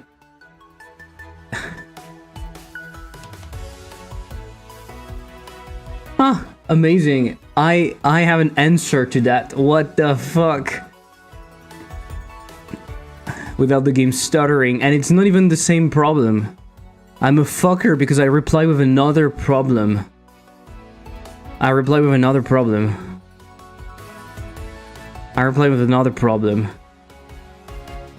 Try not to use stream, you can just have a function somewhere that slowly loads using yield. It seems strange to me that starting a thread causes a lag spike. I guess you can start a thread in an autoload and pass jobs to it via a queue. Sounds good to me. In my case, I can feel, I think, using multiple threads. Threads started, mutexes, I don't care, semaphores, I don't care. Okay. In my case, I can definitely feel that the loading is slower. Am I crazy? Am I crazy?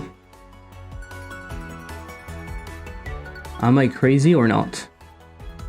I can totally feel that it's slower. Look at all of those spikes. Why do I don't see my thingy anymore? Debug overlay. Why is my debug overlay not here anymore?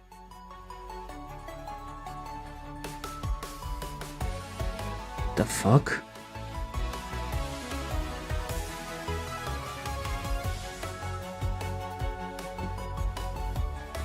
Why is my debug overlay not here anymore? Are you crazy?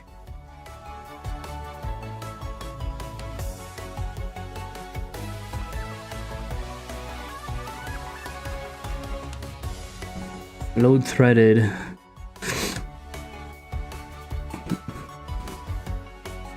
Shouldn't take the same time with one thread. That's not the problem though. That's not the problem. I'm not trying to make it. I'm not trying to make it faster.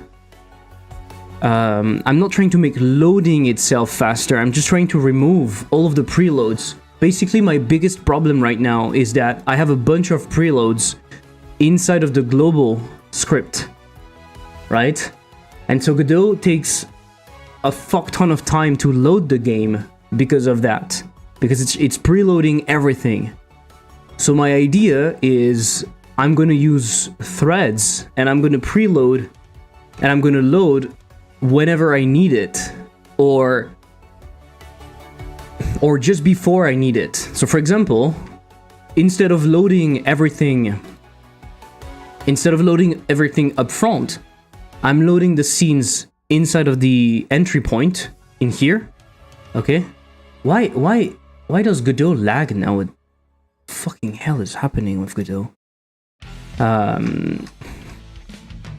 So I'm loading in here, and then for example, I will load whenever I'm approaching the training. I'm gonna start loading the training. You see what I mean? I'm going to load closer to what I need instead of preloading everything. Diego, do you have any collision in menu? Collision in menu? No, I don't have collisions in menu. So it's not really a problem of oh, it's not showing because I'm not putting anything into it. I forgot. I thought this was the problem, but in fact it's not.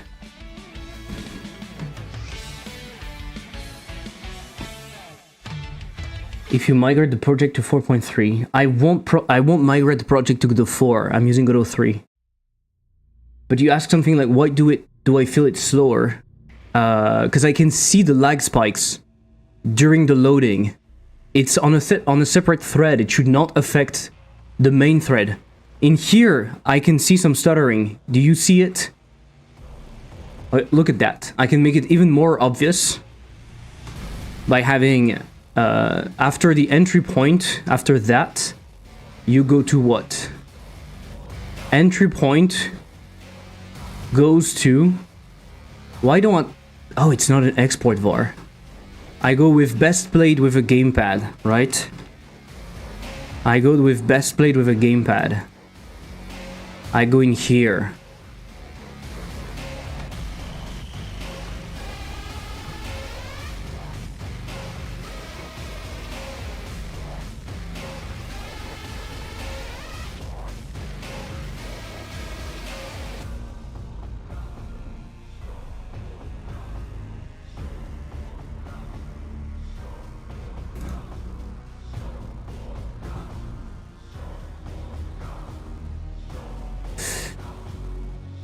What is this timer?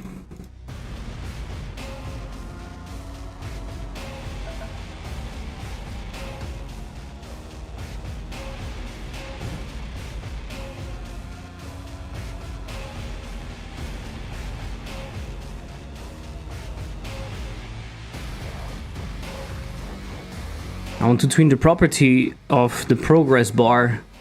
The property is value, I think. Between 0 and 100, so I want to go to 100 in the timer wait time. It's showing for 4 seconds, really. That seems incredibly slow. Showing for 4 fucking seconds. That seems crazy to me. But you will see it stutter, right? Look at that. Can you see it stutter? You clearly see it stutter. The fucking progress bar is stuttering like crazy. What an ugly progress bar. Let's make sure.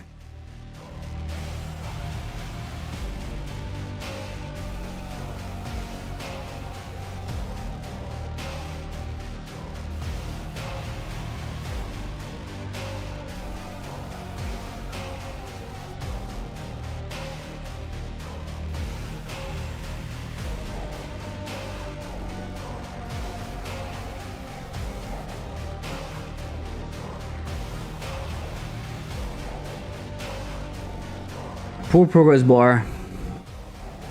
Look at that. Look at how it stutters. This is not normal, right? Why? Am I missing something? Entry point. If I don't load threaded for comparison, boom, completely smooth. Perfect, right? So why exactly calling that function, which, okay, initially there might be a spike because it's starting a thread, why not? But then, why would that, if it's running on a thread, why would that be slow?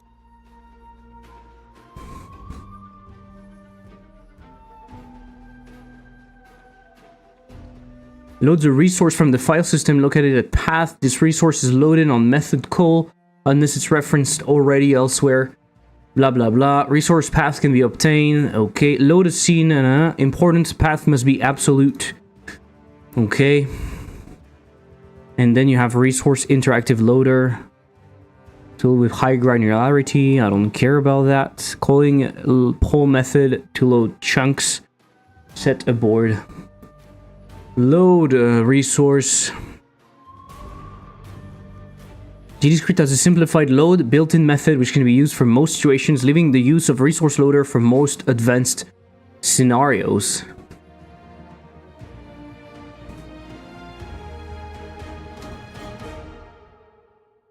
I mean, I can call resource thingy instead, right?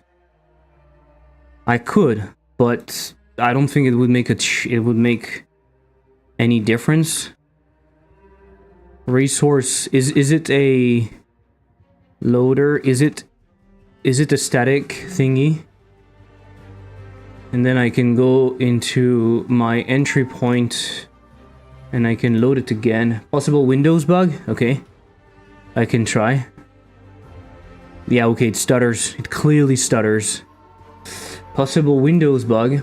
Yeah, if it does that on Windows, it's okay, I guess. Godot stutters when starting a thread, but it's more than starting a thread. It stutters during the loading.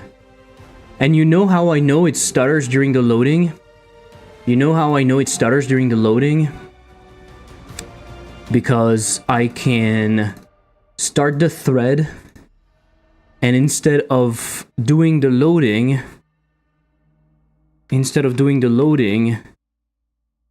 I could say for I in range, like a big number.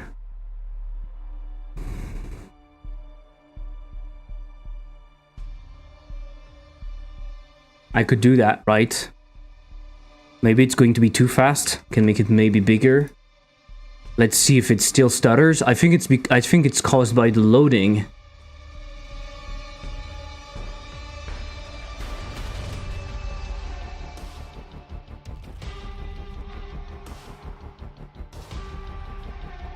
Is it blocking?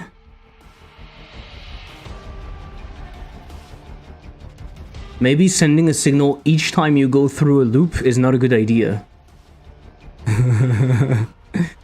Maybe calling deferred that fast is not a good idea. Can you sleep inside of something like that? Can you do os.sleep? Or the thread you can sleep it? I think this is not a good idea though. So it would do nothing, but it would still go through it in GDScript, right? It will still go through it in GDScript.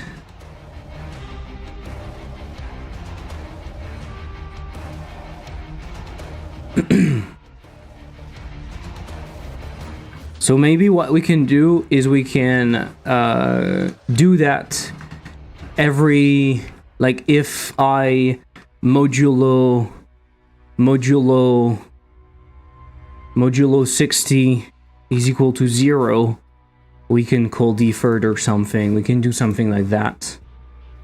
Maybe to do it less often. Is that enough? And you see it's smooth now. Also, it loaded incredibly fast, so maybe it was still not big enough.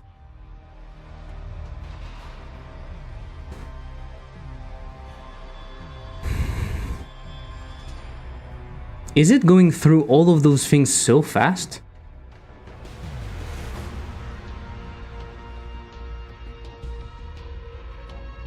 Is it going really that fast?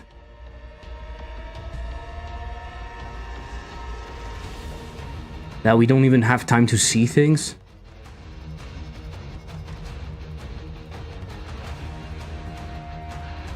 You don't think it's optimized? I don't think it is. I don't think it is. I don't think it is.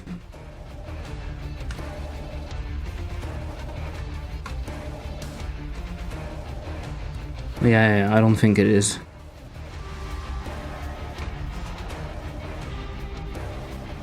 The problem is that it's still running incredibly slow. If it's too big, it simply doesn't do anything. For some reason. For some reason, it doesn't do anything.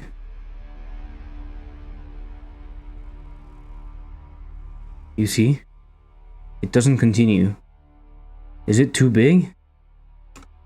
But then it's not doing anything. Maybe I could...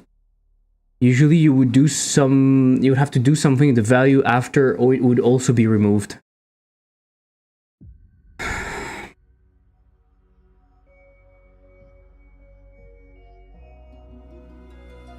I mean, I can show the progress. I can show the progress and send the value. And send the value at the end.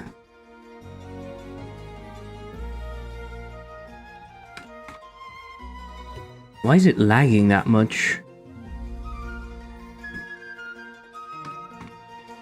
No, maybe I won't do that. var test. It's probably not doing anything. But is it really counting that fast? I don't believe it. Is it really counting that fast? Time to is the youngest one. Goodbye.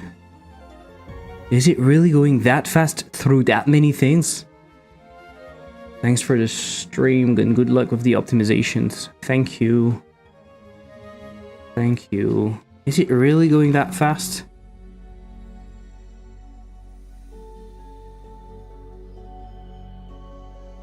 I don't believe it.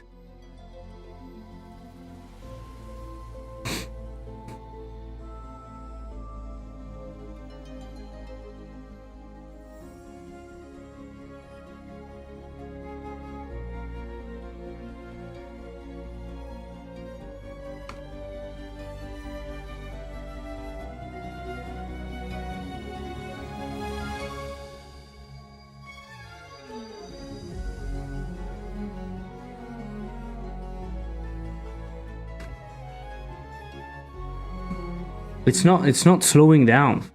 Nothing is slowing down. Okay, we saw it count. It was slightly slower, but it was still not that slow.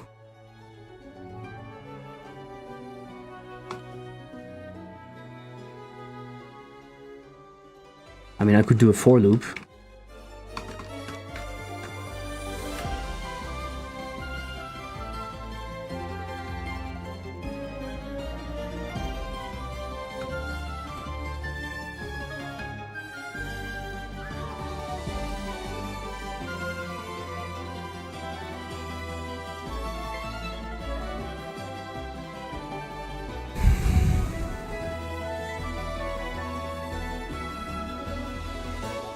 Okay, so you clearly see that the loading was much slower now, because we have 10 for loops, 20 for loops I'm going to put inside of million for loops. So you can see the loading is slower, but it's still incredibly smooth. So my point is the loading, emitting the signal and all of that is not the problem, I think. the problem is probably coming from the load itself. This function seems to not be loading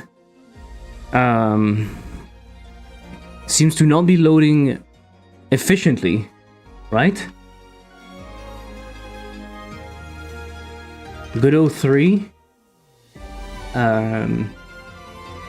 lag when loading in thread. But I think I researched that already. Multi-threaded resource loading. Inconsistent loading times are making me mad. Way to finish on a thread cause lag. When I call wait to finish on a thread causes lag, the problem occurs in version 3.3, what makes threading in this version unusable for me. Thread function, call thread wait to finish. That's the project experience. Specify. Sure, I'm using Windows 10. Before the threading rewrite, Windows threading was done in a way the OS was doing threading pulling under the hood.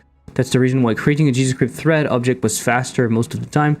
Windows will only have to create a thread once, which is the costly operation, and reuse it to submit the thread function work item for the next times. Whether it may be a good idea or not, relying on the OS auto pulling, I'll not judge here.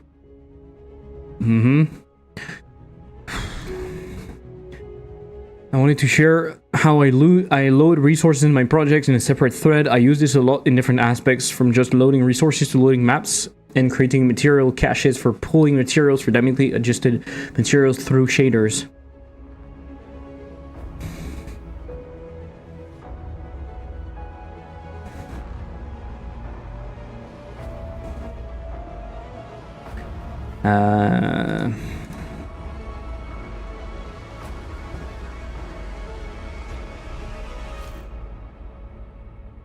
Load the resource. You're starting load resource parallel, thread data, priority high. A couple of things to note: clearing the resource is as simple as clearing the dictionary that holds a reference to them. Godot's reference counter system will hand.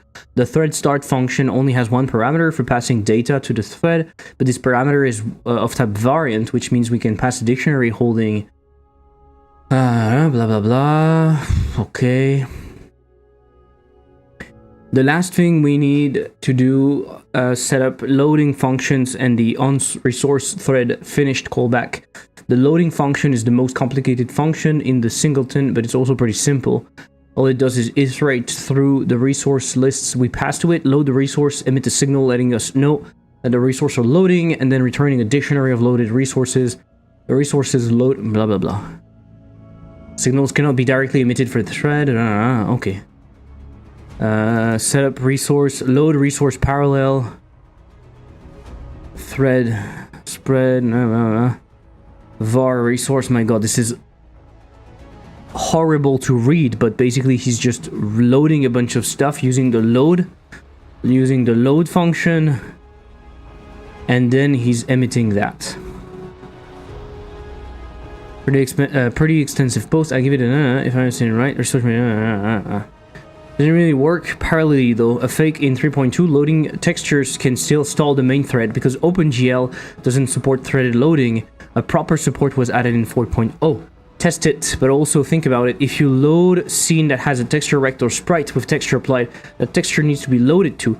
Your statement means that anything that contains texture will stall the main thread. Yep, that should be the case, although the small textures. I don't think you did something wrong. Adding large texture to the scene tree from thread creates noticeable frame drops.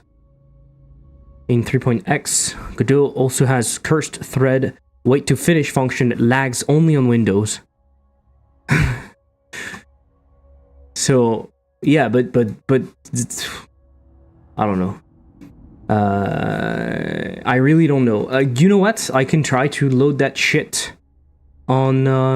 I can try to load that shit on. So okay, I'm gonna do something better. Let's say that this is here. I remove that. I remove that. I remove that. This is like a test. Test to see load is making us lag. Okay. I won't do that. In here I will do this. In here I will do that. In here I will do load. I will remove this shit. And I will uncache this. Blap blap. To load, emit signal, show progress. Blah blah bleep. Debug overlay. I don't care about that. Entry point. We load the maps. Let's try to run that on the Switch and let's see what it's doing. Like how an hour ago you just said just a moment because I gotta go. Yeah. I to be honest I should go. It's just that usually I get caught in doing something that is important, but I should have. I should go. When I say I should go, I should just go because I'm spending too much time in here. And the more time I spend, the less it's effective. Okay, let's see that loading. He has to work on some wood. Yeah, I need to finish my frame.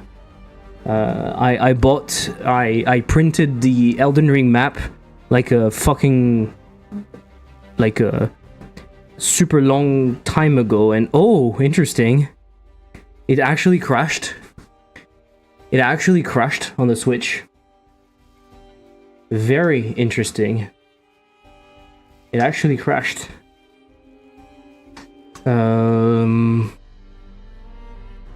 It actually crashed.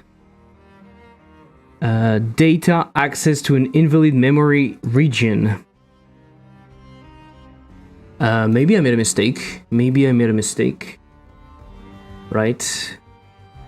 No, it seems to be loading. Ah, it's not loading anything. Am I sending the loading stuff in here? Or am I in before no threads on Switch? Is the Switch really that bad? Values. Ah, I'm loading. I'm putting value in here. No. Show progress. Show progress in here is not useful. So what is happening? Is there something that you need to do to launch a thread on the Switch? Is that a fucking joke? So what I'm afraid of is if loading threaded on a device actually lags like that, then it's useless because I prefer my game to take longer at the beginning, but then it doesn't lag, than being able to load fast, but then every time you load something in the background, it actually lags. That would be awful. I don't see any error, I don't see anything specific, so let's try to launch the application again.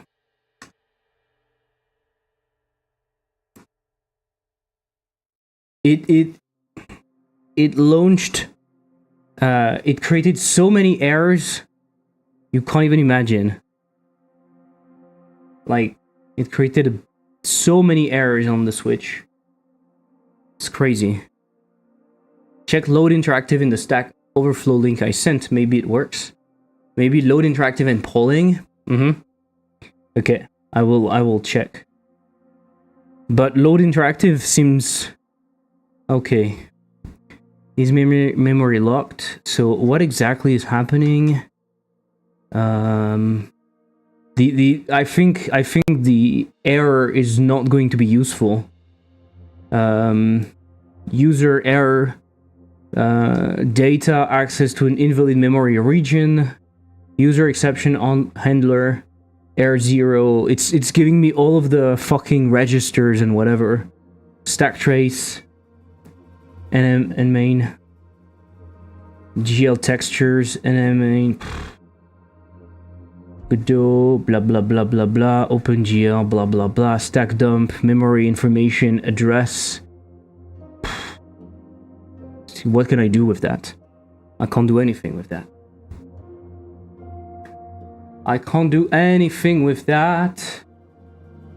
Let me just check on the Godot NX thingy if maybe I have some information about threads crashing. I think I've seen some stuff about that. Thread. Pulling a resource loader in a separate thread causes crash. Ha! Amazing. Hi, I'm using threads to avoid freezing while loading heavy scenes. When I try to load a scene in a thread, the game crashes. I shrinked the code to just this. So it's calling thread loader loader pull. This line causes crash. Call deferred, blah blah blah blah blah blah. Here's the stack trace. Okay, I have the exact same stack trace. Any ideas on how to fix that? Is it work in a PC build? Yes, sure. The code is very plain and simple, very similar to the example from the official docs. You may try it on the PC. Multi-threading must be enabled in the project settings. Multi-threading must be enabled in the project settings? Multi-threading. Is there really something about multi-threading in here? Is there really something about multi-threading? What? In the project settings. Physics. No, it would not be in here, right? Network, memory, GUI, input device, world. Where would it be? Quality, rendering, threads, thread model. Thread model for rendering. Rendering on a thread can vastly improve performance, but synchronizing to the main thread can cause a bit more jitter. Single safe, multi-threaded, single unsafe. Do I need to change that? I can confirm it now. I tried resourceq.gd in and it did crash. Here's my maybe the texture memory is locked. Unfortunately, I don't have enough expertise to figure this out and fix the problem. Maybe someone else can do that. The problem is major for a project bigger than a tic-tac-toe. It was. Listen to that. This issue was created in November 29. So far so good, right? 2022.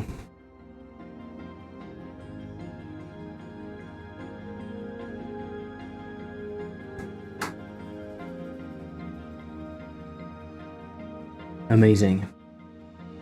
It's always like that. It's always like that. For fuck's sake.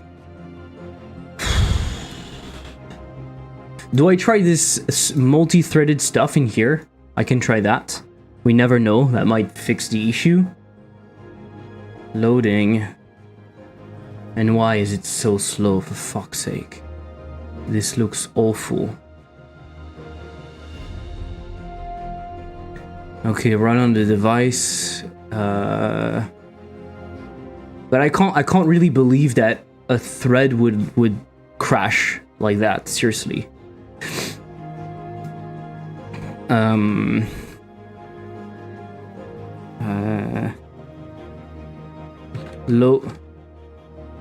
Load thread crash. Is there a project? Can we label? Where is it? Cherry pick 3.5. How do you check if it's only in 3.5? Like in 3.x? Importing mono exports signal. Oh my god, this is so awful. Multi-threading related crash during play. Let me know audio file. Crashed after splash screen.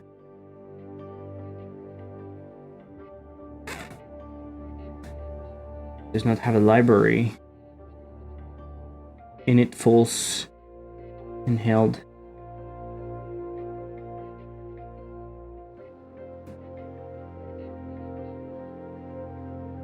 Caching shaders. And it crashed. And it crashed. Amazing. We love. Let's go back to single safe. We love all of that.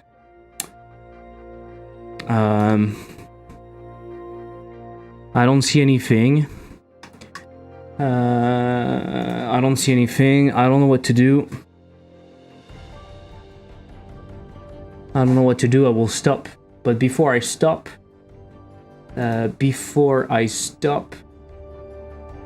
Godot 4-point export. I will take a look at that. And before I stop, I will take a look at what you sent. How to instantiate a scene from a list of possible scene. I am trying to create a game, blah, blah, blah. What suggests the Stack Overflow? Yeah, okay. You can instantiate a scene like that. However, the above code will stop the game while it's loading the scene. Instead, do a background loading with resource loader. First, you need to call load interactive, which will give you a resource interactive loader object. Then you need to call pull on the loader until it returns error end of file. Okay. Obviously, otherwise it means that the loader pull wasn't enough to finish loading. The idea is to spread the calls to pull across multiple frames, calling it in process. Yeah, but you see, this is when you don't want to use a thread. You use load interactive to have information about where you are in the loading process. This is interesting if you don't want to thread stuff. For example, if you're loading a game scene and you want to provide information, this interactive loader gives you more information. But he's not using that inside of a thread, right? He's not using that inside of a thread. I saw someone using it inside of a thread, but I don't think it's useful. I don't think it's useful to have that resource interactive. But you load it in a non-blocking way, though, right?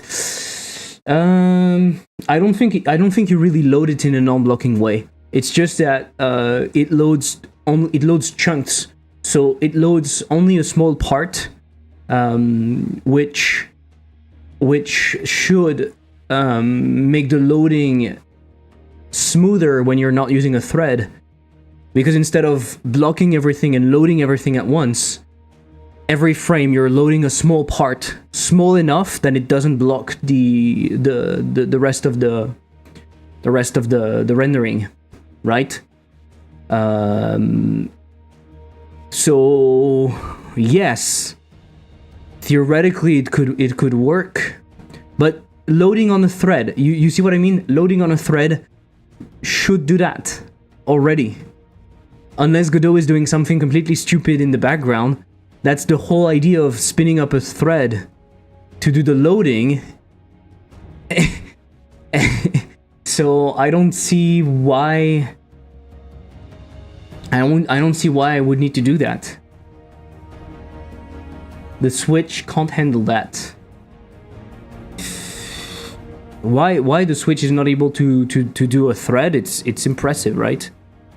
Maybe I can try to just do a thread on the Switch. I can try to do my stuff in here, right?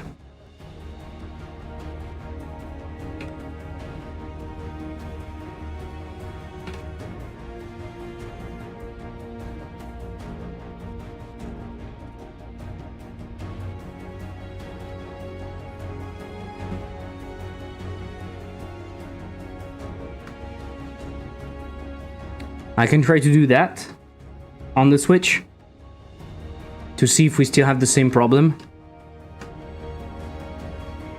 We never know. Maybe it was the loading that was wrong. Okay, I'm connected to the Switch. I'm launching the game. Also, you know what? The loading interactive is not the biggest problem. I don't know if Nintendo would cry about that loading, that initial loading, which is slow. I don't have experience with loading games on the Switch. Oh fuck, it works. Oh fuck, it works. It worked. It worked completely fine. It worked completely fine. Fuck. So it really was loading a resource that was causing the problem.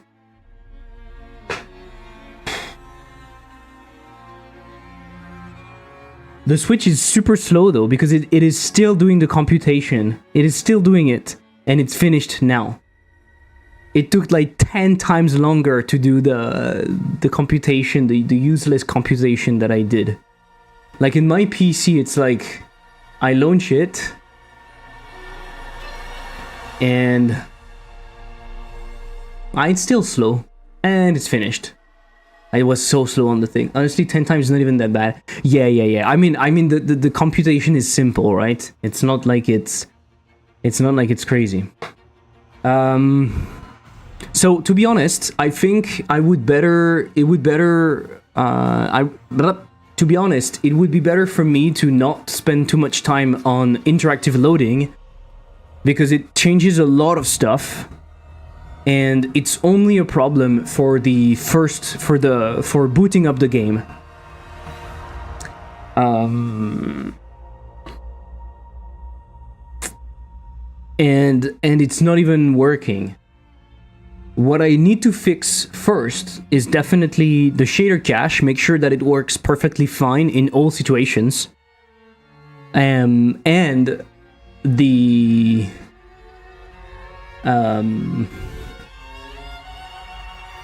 and what? Do I need to have it in the tree?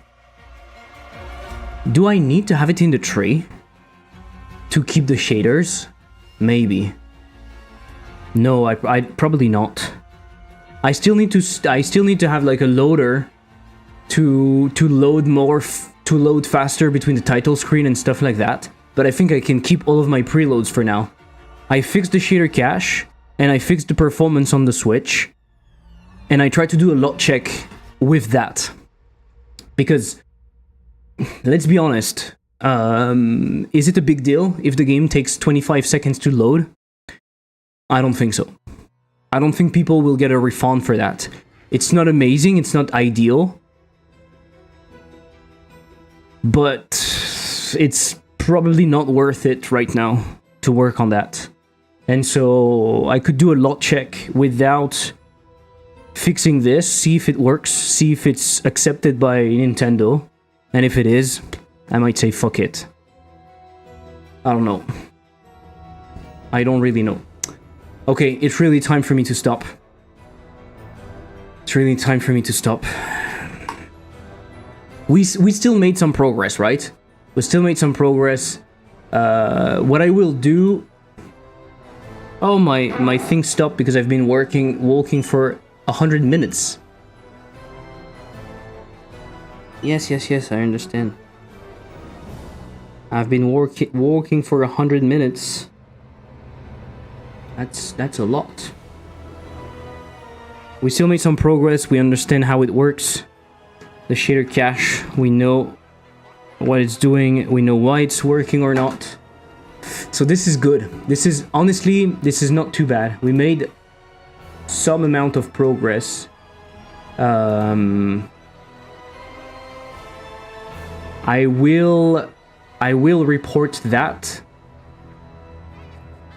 I will report that on the Godot NX thingy. Do I write down some notes about the stuff that I did? Maybe I write down some notes really quickly. Right? Really quickly. Shader cache compilation behind the loading screen. The caching works. We just have to not lose the reference to what we cached. Otherwise, we need to recache it again. We were losing the cache by going through the title screen as we are loading the game again. To fix to fix it temporarily, I kept the shader cache scene in the tree, and it worked fine. A better solution would be to have an autoload scene switcher that could keep a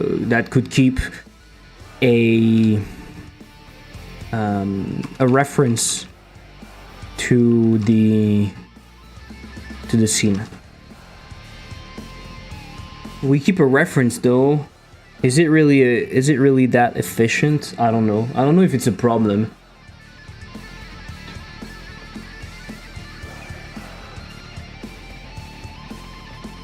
We just need to keep a reference of the preloaded scene, right? We don't need to keep it like inside of the tree.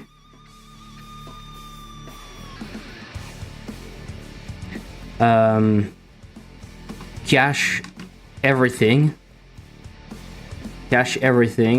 to make sure game and training are smooth, and I will say create a autoload scene switcher to handle keeping ref to scenes. Okay. And so the lazy loading, I can write some stuff. Lazy loading in a thread seems to create hiccups on Windows. I don't know if it's the case on other devices. I could try on my Steam Deck. On the Switch, trying to call load on a thread crashes the game. So that might not be a priority, to be honest. That might really not be a priority. That might not be a priority at all.